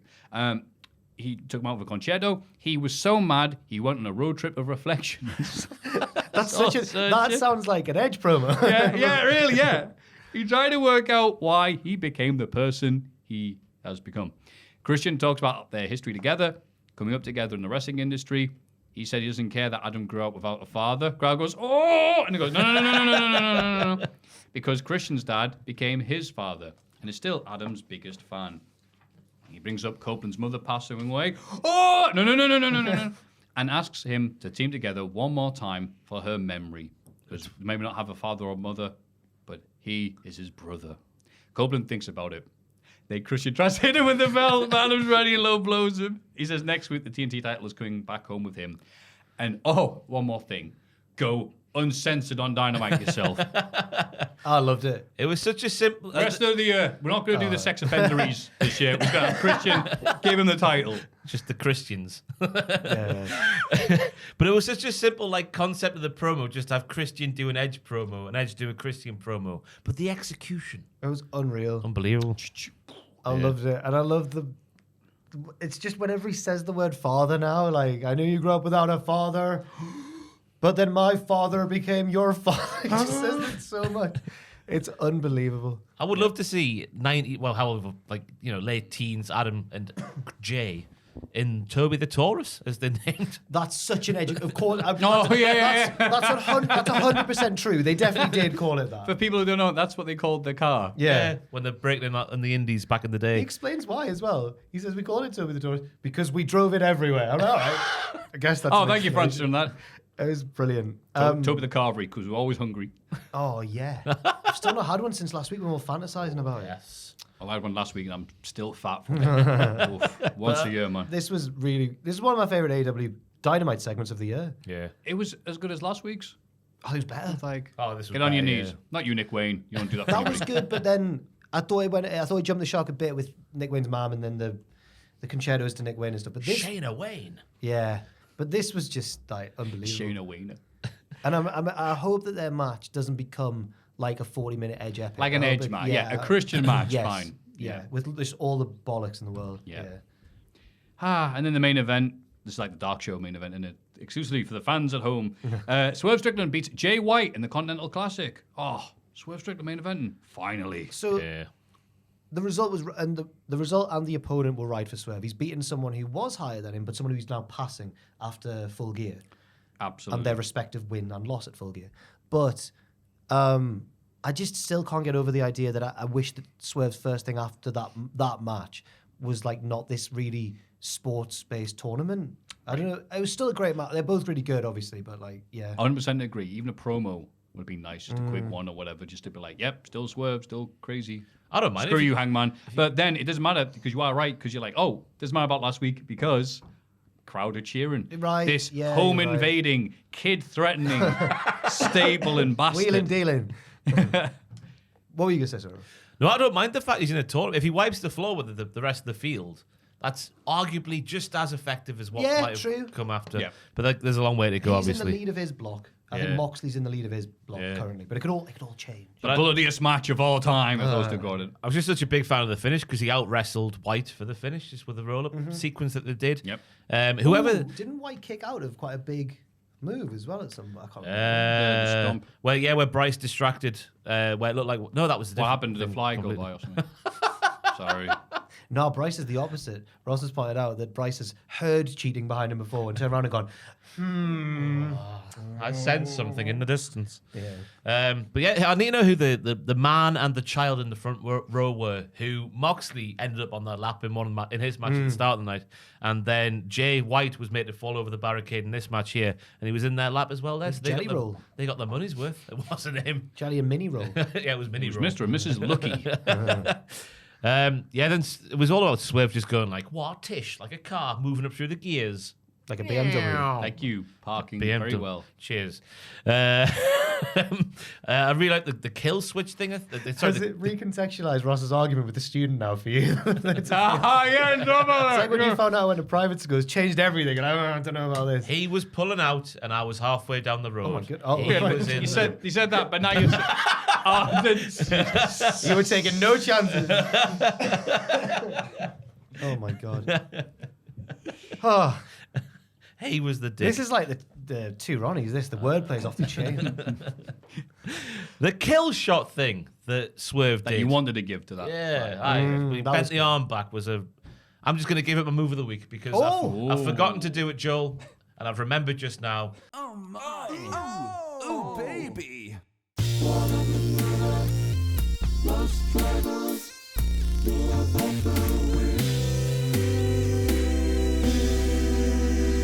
So it was a good move. No, you remember that how good the move was. It was a That's good why move. you're putting in. It was all part of your plan, Definitely. wasn't it? But Yes. just in case I missed the obvious one, the kill shot is the move of the week. What would it have been otherwise? I don't know. I can't remember. Big RKO off the top of the cage. Okay, Yeah, so that then might have been in the EO. running. Yeah. Yeah, EO. The Cameron Grimes into the Bronson Reeds. Yeah. The All right, lads. Jay this is Driller on enough. NXT. Sorry. The DVD from the Viking. Yeah, it was a weak week. It was a good match, wasn't it? You know what was good was. though? This segment of the podcast. What a week of wrestling. It was passable. Let's have a rummage in our mail bags. Let's have a little look in the mailbag. Number 1. Hello, nonces. In the Ross's grand sense of the word. You. As a lover of the NXT and the Cultaholic Wrestling Podcast, I recently decided to go on a personal golden age of the Cultaholic Wrestling Podcast for a re-listen. Oh, no. The early days of NXT 2.0. The reactions to these first episodes were not quite what I was expecting. If previous quizzes regarding old podcast content is anything to go by, you will be as surprised as I was. I have created a short quiz on the podcast's coverage of the first few weeks of NXT 2.0, mostly to relive some special memories. I hope you enjoy it. Quiz attached in case the receiver of this email wants to take part. Joel has the quiz. Hello. Dun, dun, dun. Can you be heard, Joel? He's got a microphone now. Think so. Grand. Okay. I hope so. You ready? Think so, says the What producer. we do is like fastest first, or we all have an answer, or I don't know. should we Go all on, have- Joel, you lay down the law. Should we all have a guess? Yeah. Yeah. Free flowing. Joel whatever. really cares. All right. Question 1. Oh. Starting on a negative note, who was the first person to lose 2 matches on NXT 2.0? Yeah. Beep. Come Nope. Wagner. I'll go with Chamber. LA Knight. It was LA Knight. Oh! Lost the Terry first Spunk and last beat him in match. the main event, didn't he? Yep. Likely the reason why Ross was not on board with NXT 2.0 after the first episode. Oh! You kind of Well do done that on at The that one. Rock. You kind of do that at The Rock. Oh. Right, next one. What was Duke Hudson's original catchphrase? Oh, bastard. I'm going to deal you a fist sandwich. Yeah, I mean, it's probably not a million miles away. I'll say like, That's what they say in the casinos. I'll say, when the chips are down, Duke comes to town. These are You can better. see him doing These are it. better. I'm gonna deal you a fist sandwich. That sounds like a Spinal Tap album. I'm going to cash you out. Something like that. Better luck next time. Ah! Whilst Get throwing in a the- poker chip. Get in the bin. Okay. We all know Ross has been enamored with NXT 2.0 and NXT White and Gold for longer than most. Who was Ross's first Hall of Fame nominee from NXT 2.0? That could be it. Oh, There was yeah, Von that Wagner. many gimmicks. Yeah, come thrown at you. Tuesday. Yeah. I'll go with Breaker. The fact it's in the Algo Andre, one of the lesser heralded gimmicks. It was Tony D'Angelo. Oh. Wow. It was so on the It's nose. one of the 4 pillars. Yeah. Okay. Number 4. Ross was surprisingly not the first person to nominate an NXT act for the Hall of Fame. On the second episode of NXT 2.0, Jack had this honor. He nominated a new act who accompanied Drake Maverick. Yeah. Can you name who it was? Yes, I Drake can. Maverick. Should I just do it? I know the NXT. answer. Go ahead. Do you want to guess first? Because I know who it is. I've not got a clue. It was bloody Grayson Waller. It was. It 'Cause I says in remember. brackets with Jack's signature offensive impressions, which is just a Come for the wrestling, stay for the racism. I remember because he like interrupted someone, and he was a babyface because he was Drake Maverick, and someone had battered Drake. Maybe Von Wagner. Someone had battered Drake Maverick, and Grayson comes out to interrupt them the next week, and it's his weird like it's his club music, dum dum dum, and he comes out like, "Hi there, you big knob!" Like, it's like- and I was like, "This guy's unbelievable." I was talking to Drew McIntyre, right? Yeah. And I was just like, he's so funny, unintentionally, but now he's better as a heel. When introducing the first podcast when NXT 2.0 started, Maffew introduced himself, Ross, and Jack with new NXT appropriate monikers. What was the name given to each presenter? Did I do that? So it's not like a gimmick, not a wrestler's name. It's like his own NXT names for us. Oh, these Yeah. would be horrible. Are they based on existing wrestlers, or are they totally? No, this will original? be impossible to Oh, get. forget Oh, it. just Go go on. Maffew was Staniel Staffu. Staniel Stafford. Ross was Thomas Trouser Press. And Jack was Box Vinegar. That was a good one, Box Vinegar. Vinegar. Where did that come from? Yeah. It's Tom Campbell that day, Maffew. Question 6. A common theme in NXT 2.0 was what the podcast called one-word gimmicks.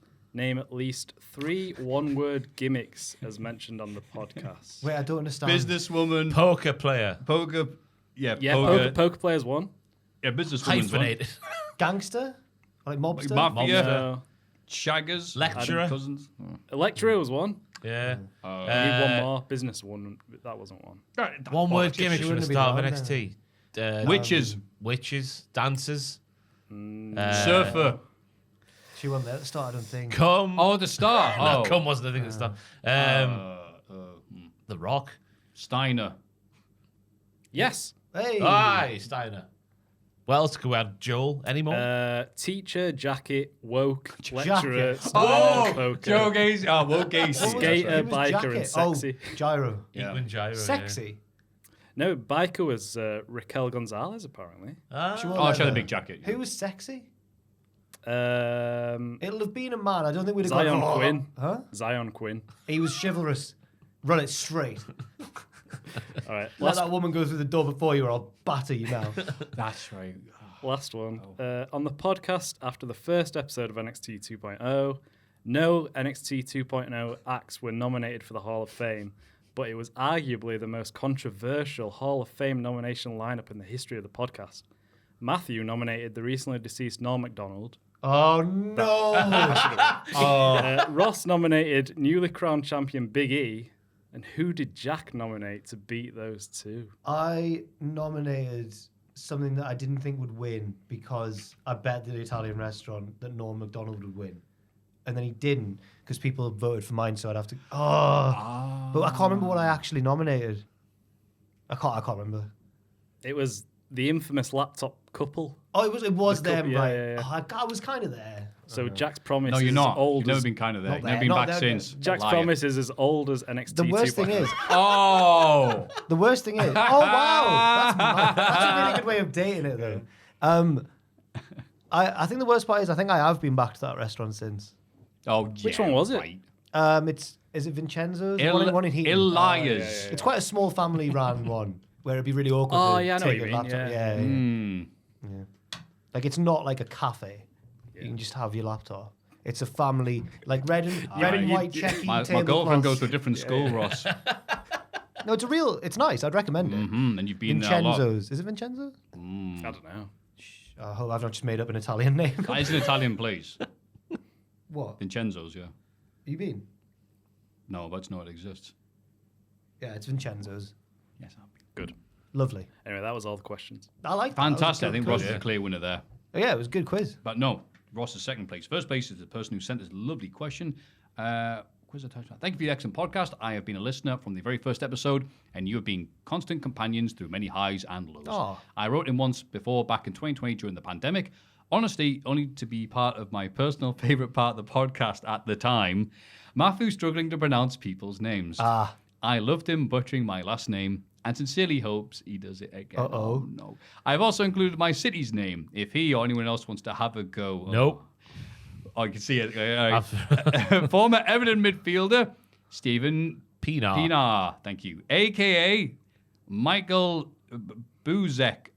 Bozek? From, oh God, Yeah. Kookaburra. I'll give it a go. South Africa. I'll give it a go. A.K.A. Michael, no. That's one of the Bottom of that first paragraph there.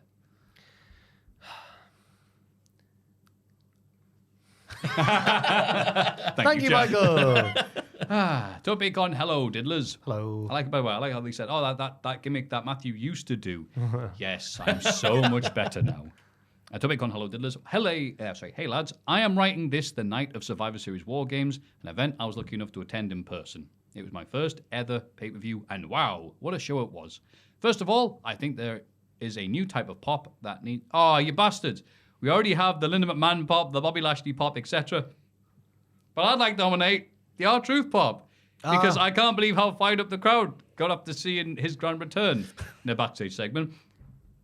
On the CM Punk discussion. By the way, yeah. Sorry. Nah, I had this in mind, by the way, beforehand. Maffew steals from the listeners. On to the CM Punk discussion, and first let me say that I am not particularly a fan of CM Punk. He doesn't exactly come across like a nice guy, and for obvious reasons, his AEW exit left a bitter taste with a lot of fans. Who are you a fan of? I bet you're a fan of some wrestlers who are awesome. Sorry, Karen. Oh, he's a bit mean. Pathetic. Sorry. Hope you had a great time at Survivor Series. So it was weird being in Chicago. There were CM Punk chants scattered throughout the night, but they were mostly met with boos or fans trying to quickly start a different chant. I was 100% confident that Punk was not returning to WWE anytime soon. So when his music hit, it was as if time stood still. That's how surreal it was. Even though I'm not really a fan of the guy, I consider myself lucky to be part of such a special moment. Even though the pop was so loud, I think it gave me a headache. My question is, what is the most surprised you've ever been while watching wrestling? Hey, that is a very... I feel like I've been harsh there, and thank you for the lovely question. I like how truthful and honest that was. Just someone saying something bad about someone I like. This Punk return completely surprised me, and the only thing that runs close to my memory was when Goldberg squashed Brock Lesnar at Survivor Series 2016. Yes. That was going to be my answer. Oh, that's a good one, that isn't it? wasn't my answer because Pacitti beforehand told me that the betting odds had skewed heavily in Goldberg's favour, so I was going into it like... Why do you do that? What a Tory. I think because there was a lot riding on like that predictions contest or whatever, and he was like, I think I've lost this, or I think I've won this. Okay. But we'd already locked in our predictions, so it was like, oh yeah. It wasn't to spoil it for me, he wasn't being mean. Anyway, what was yours? Yours is that Yeah, one? mine was that just because if I was at the mindset like, oh, WrestleMania 20, they're going to banish the memories by Goldberg having a 5-star classic. And then it was like 3 seconds long, and I couldn't believe my eyes. It was 5 stars. Yeah. It was better than it ever could have been if it was a real match. Although the one at the next WrestleMania was pretty good. Yeah. The Redemption series. Loved it. Biggest surprise? Mark Henry's retirement. Really? One of my favourite segments ever. Hook, line, and sinker. Because, again, Mark Henry spent the day tweeting at people like talk show hosts. Hey, come on, I've got a free schedule now. They're like, oh, he's really going. He's trying to get outside bookings. Very good. Oh, amazing. That's from former Everton, West Brom, Sunderland, and Beijing Enterprises Group striker Victor Anichibi, sorry. A.K. Mark Zobel from Wisconsin, as well as the comments on the Patreon Hall of Fame votes. Oh, that's why he doesn't like CM Punk, because he's from Wisconsin, and the Packers and the Bears are rivals. Ooh. Anyways, thank you, Mark, for Jack, the question. not a fan of the Bears. Sorry for shouting at you before as well. The most surprised I've ever been, yeah, I mean, last week might have been up there. Like it was really unexpected. Apart from that, maybe when I honestly can't think, because the Hardys was rumored, wasn't it, at WrestleMania 33? Yeah, it was still a big shock, though. It was good. It It was still good. Yeah. I'll go with it, but I think I'll go with it because I was at the Ring of Honor show before that, and just seeing how mad that match was with the Young Bucks. I remember thinking that there's no way these lads are gonna actually go to WWE after this. It was like the ladder war match, and then I interviewed them after, and they were very tired, and I didn't even ask them whether I was like, so yeah, I'll go that one. Lovely. Hello all.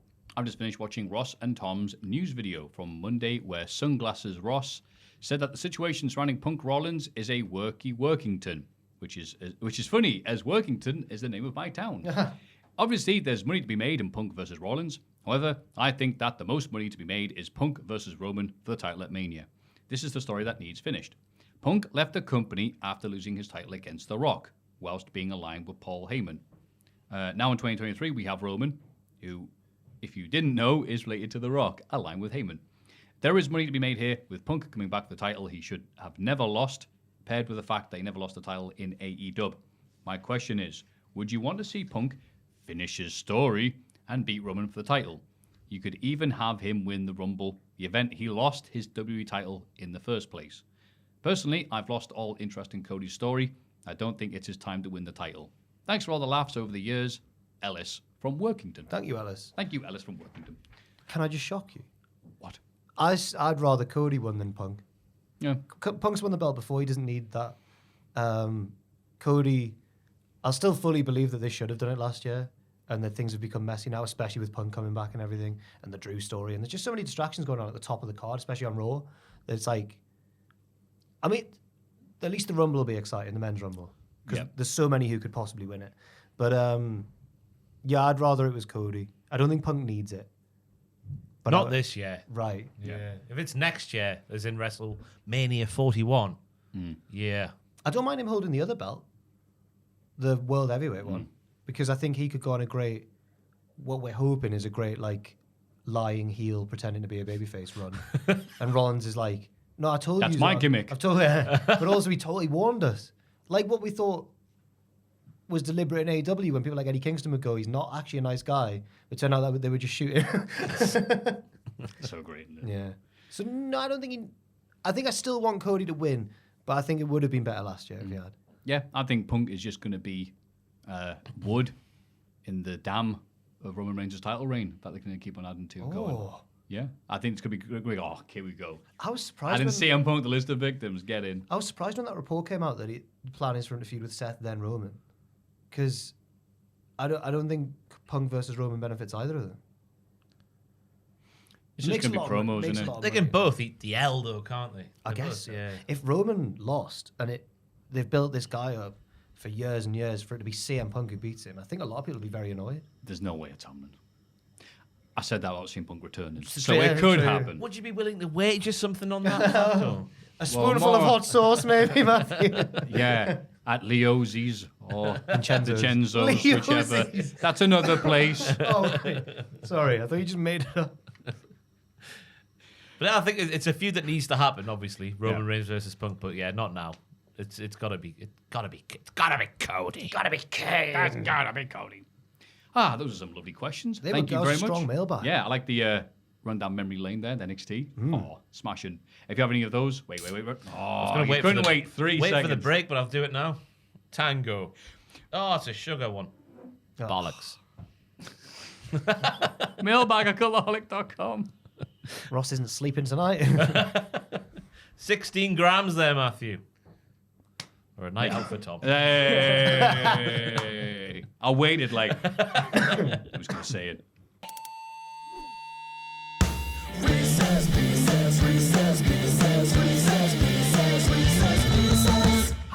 Wrist piss. Howdy, guys. Howdy. Hope you all are well and enjoyed the crazy week of wrestling. I can only imagine how excited Jack is with the return of his favorite. Lindsay Dorado to WWE. That was Meow. I did that on the news, right? And I was doing the news of Fraser, and I did that, and instantly you can see the regret. I go, meow. I'm just like gutted. Isn't it Ross? Yeah. God. This big return follows 2 weeks of classic NXT 2.0 shows and the suitably in-depth week in wrestling review these shows deserve. It was mentioned during those reviews that Von Wagner visiting Stone's house was a segment that would be talked about for years. This got me thinking, what is the ultimate NXT 2.0 segment/story? What better way to decide this than a tournament? Class. So here are 16 classic segments, matches, stories, whatever, to battle against each other in a knockout competition. Limited to 1 per performer, although maybe 2 of the podcast spirit animal. Von Wagner, sneak in. Ooh, can I borrow a pen? Yes. I didn't realize it was a tournament. We could just do straight knockouts if you want to just pick which one's better for time's sake. But I'm open to a tournament. Yeah, let's do that then. Yeah. Von Wagner visits Robert Stone for pasta and sausages. Sausages. Versus Raquel Gonzalez and Cora Jade go to an assault course. I did have an yes. The pasta's the best segment. I'm going to narrowly give it to the pasta. But, like, it's a strong first liner. Yeah, all pasta, no sausages. The 2022 Women's Breakout Tournament introduction video. Oh, yeah. Versus Braun Breaker goes fishing. The fishing. Oh, not the fishing. Whatever's against the fishing wins, and the women's breakout here. No, that's against the spirit of the tournament, Worst Ross. segment ever. Yeah. What? Gallus and the Creeds have drinks in our man's pub. It's high. Versus Wendy Chu's many attempts to murder Toxic Attraction. It's Home Alone, but NXT. So it's Wendy Chu. I'm going for the man's pub. I'm going for Wendy Chu's to show We're getting rid support. of some big ones here. Delightful Hudson plays poker versus Indian Dexter's wedding. Just because of how far he's come, the poker. I'll go for the poker. Oh, I'd like It's to his face, isn't it? poker. Chase U versus Schism at My goodness. Chase U versus Schism at Stand and Deliver for control of Chase U versus Tony D and Stacks throw 2 times off the bridge. Just because it's the biggest emotional peak I've ever experienced in NXT 2.0, the pre-show match at Stand and Deliver. Yeah, the pre-show stopper. It was great. Then they killed the guy. The Rock gets out of his sports car, roasts the entire roster, and creates Kavorka. That's one of the worst moments. Oh, no, wait. It's LA Knight. Sorry. Yeah. versus Apollo sees into the future. Oh, you can't do Yes! that, man. I forgot about it. You can't do that. That's actually great. Yes. Stops the crime in the alley. And That's- it's never mentioned again. Apollo's future seeing ability. I can't pick LA Knight. You can take it, Matthew. LA Oh, Knight's the best segment. It's you, Matthew. You've got to decide. Apollo. Oh, you bastard. Apollo. DJ Yip, yeah, that's his name, has his tree whipped. Imagine us, right, a couple of years ago, with no knowledge, reading all this, like, no, this is what? Versus Nathan Fraser could have played in the EPL. Oh, He could have been Pope I'm Ted. going for Nathan Fraser in the EPL. the tree whipping. Nathan Fraser is full of you know what. Oh, it's footage of him scampering down that wing. At the dog and duck. Yeah. The Against some 10-year-olds. pitch Yeah, is on whatever. the pitch is on the edge of a cliff. Yeah, and so should he. Yeah, I'm putting Nathan for that. Dijak tortures Dragunov in the sex dungeon and it has no effect. Versus Von Wagner and Kyle go into the Come woods. on. Oh, this is peak NXT. The woods. Yeah, Two friends going for a frolic in the woods. Isn't it weird? that- Yeah, and then Von tried to sneak attack Kyle after that. Really good match, actually. And then Kyle's like, nah, so I come in and stopped him. Isn't it weird that a man being tortured in a sex dungeon is actually one of the less weird things on this list? We were like, right, yeah. Yeah, it was. Hope you enjoy it. Oh, right, that was the... No, do you want to actually go through Should them? we pick Alright, just- okay. Go on, that's Yeah, fire. Yeah, you know what? I'm full of cum now. Wagner visits Robert Stone for pasta and sausages, or the 2022 Women's Breakout Tournament introduction video. Sausages. It's a sausages. Sausages. Wendy Chu killing people, or Dull Hudson killing poker. Chew. Poker.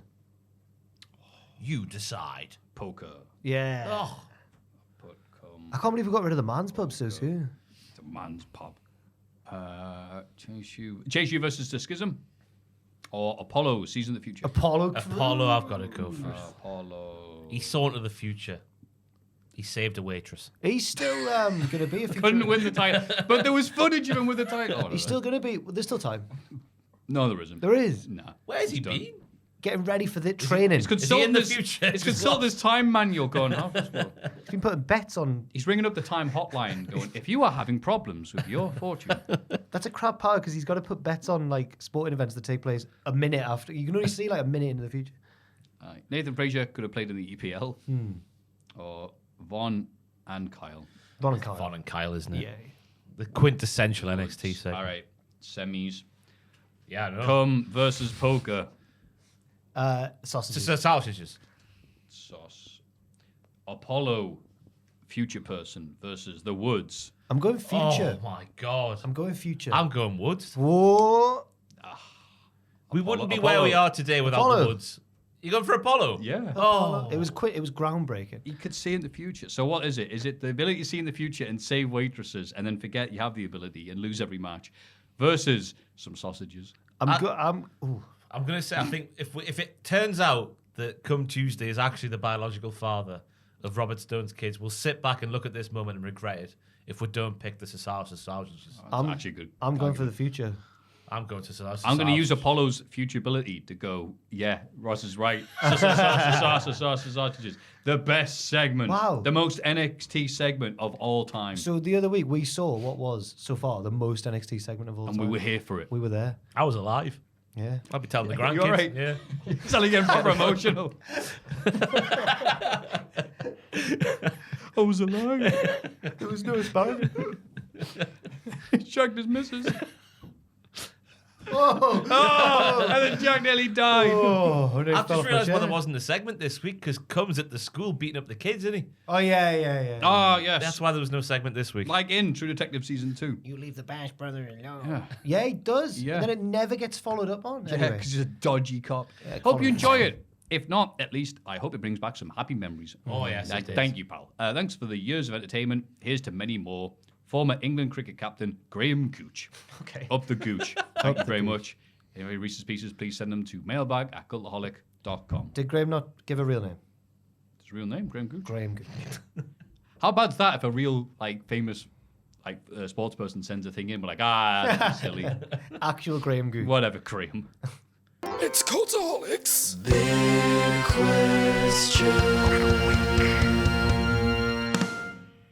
Just remember. The the big question.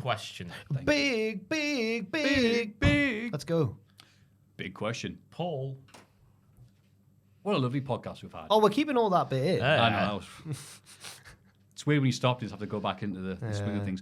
Just a quick shout out to our lovely producers. Here we go. Jason Goddard. God, he's hard. Jason Goddard. Jerulo.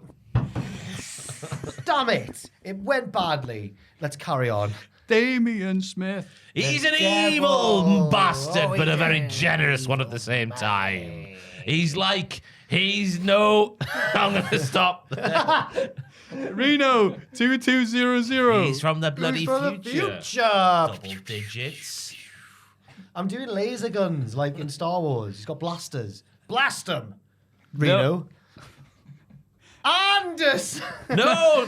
Anderson. Anderson. And finally, In the shelter, the Anderson shelter from the bombs.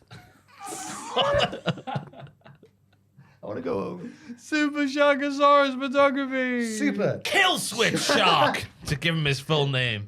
Super. Shark. Saurus. Osaurus.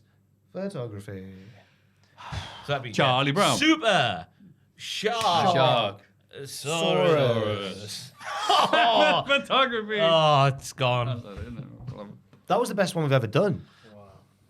Thanks, Joel. And they've Joel, all for those who didn't hear, they've all unsubscribed as of for now. those who didn't hear, Joel just went, wow. And the big question this week, we've saved CM Punk at the very end, just like on Raw. Why did I do that for Shark? It's that clearly, isn't it? It can be that. No, that's what famously eat It's like a things. crocodile, isn't it? Oh, I guess so, Super yeah. Crocodilosaurus. That's it. There's a lawsuit. Sharks, yeah, Finn, I guess, yeah. Yeah. Sorry. The big question is, how long is CM Punk going to last in No. the WWE? This big question was inspired by Montana Billy, a regular Fuck listener. the Big Bill. Yes. He's from the future. He's from Montana. He's from Montana. Yeah. Who, you really amused yourself. Really snorted there hard. Montana Billy, who wants us to put money on it, but I don't want to put money on We'll it. put a I fiver do. on each. Oh, fiver, yeah, Come that's on. fine. Okay, let's do a five. fiver. Okay, right, okay. So, place bets like bonsai. Well, let's just give the winner a fiver eventually in the end. No, you put five each in. I've I don't got- carry who's a got fiver. cash on- I'll have yeah. to bring mine next week. Yeah. We actually have a five. Look at the wedge on that wallet. Look at the size of that hook. That's not my wallet. I've got a tenner. Yeah, right. I haven't got a fiver. I'll bring my fiver next week. I don't carry cash. Well, not only your £5, that will be Well, I have a tenner, Ross actually. and Jack's face. Oh, I'm now, Once I am correct. I'm now used to the new fivers. I can't remember what the other ones were like. They were more perk. crappers, No, innit? I don't know. They're more crinkly, weren't they? They were old. You know, they're all right until you try to put them in stuff. Yeah, because you got to get them straight. Yeah, Yeah. I hate them. So So, how long? I'm reckoning. can we? 6 months. There's an important rule actually. go on. So just to use his previous leaving WWE as an example, he last appeared at the 2014 Royal Rumble, but he left in the summer on his Yeah. wedding day. He was fired on his, as we know. Yeah. So are we counting it? Say that he disappears and then gets fired or leaves like 6 months later. Which date are we counting from? I reckon we go last appearance because that's Yeah. just Okay. like. Yeah. Yeah. Because it's we're guessing when things go wrong, not when his contract runs out. But yeah. So lasted in AEW. How long did he last in AEW? Just Just over 2 years. No, but like, how long the first time before he got in a fight? just over a year. It was just over a year. It was August, wasn't it? August 21, and then Brawl Out was September 22. Right, 6 months. What? Sorry, that was too loud. I'm going for the rest of his career. I'm going to go. Oh. Might be sat here in 10 years. Same 10 years. 10 years. 10 years? Yeah, 10 He's years. gone 10 years. I'm going 10 Don't years. say bloody I'm years. going 10 years. Asterisk, Strand Ra. asterisk next to it. However long he wrestles for, it'll be in WWE. I'll go. Wait, he'll just go like quietly in the night, like Edge versus Sheamus. Well, surely how it's going to go is 6 months in advance they'll go, would you mind working with? And he can go yes or no. Then it'll be a Brock Lesnar schedule. It can't go wrong. Right. It can't. He's not going to be there week to week. So yours is indefinitely. That's your guess? Yeah, I'm going to go to infinity and beyond. No. Right, well, I'll go. By the way, have you heard in the news today? Apparently, there's a Joe says CM Punk's been fired already. there's Sorry. a behavior clause in his contract. Oh, apparently. no. There you So I don't know if that influences Santa's your brother? decision. To infinity and beyond. He's got to be on his good behavior. Okay. Well, thank you, Joel. Santa's evil brother. I'll go. No.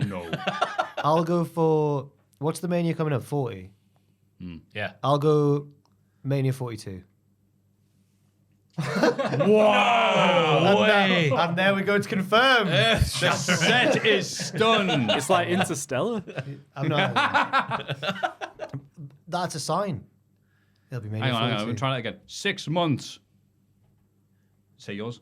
For the rest of his in-ring career, Bollocks, however yeah, long that is. Yeah, and go on, Jack. Mania 42. Oh my God! Well, nice knowing you, Churchill.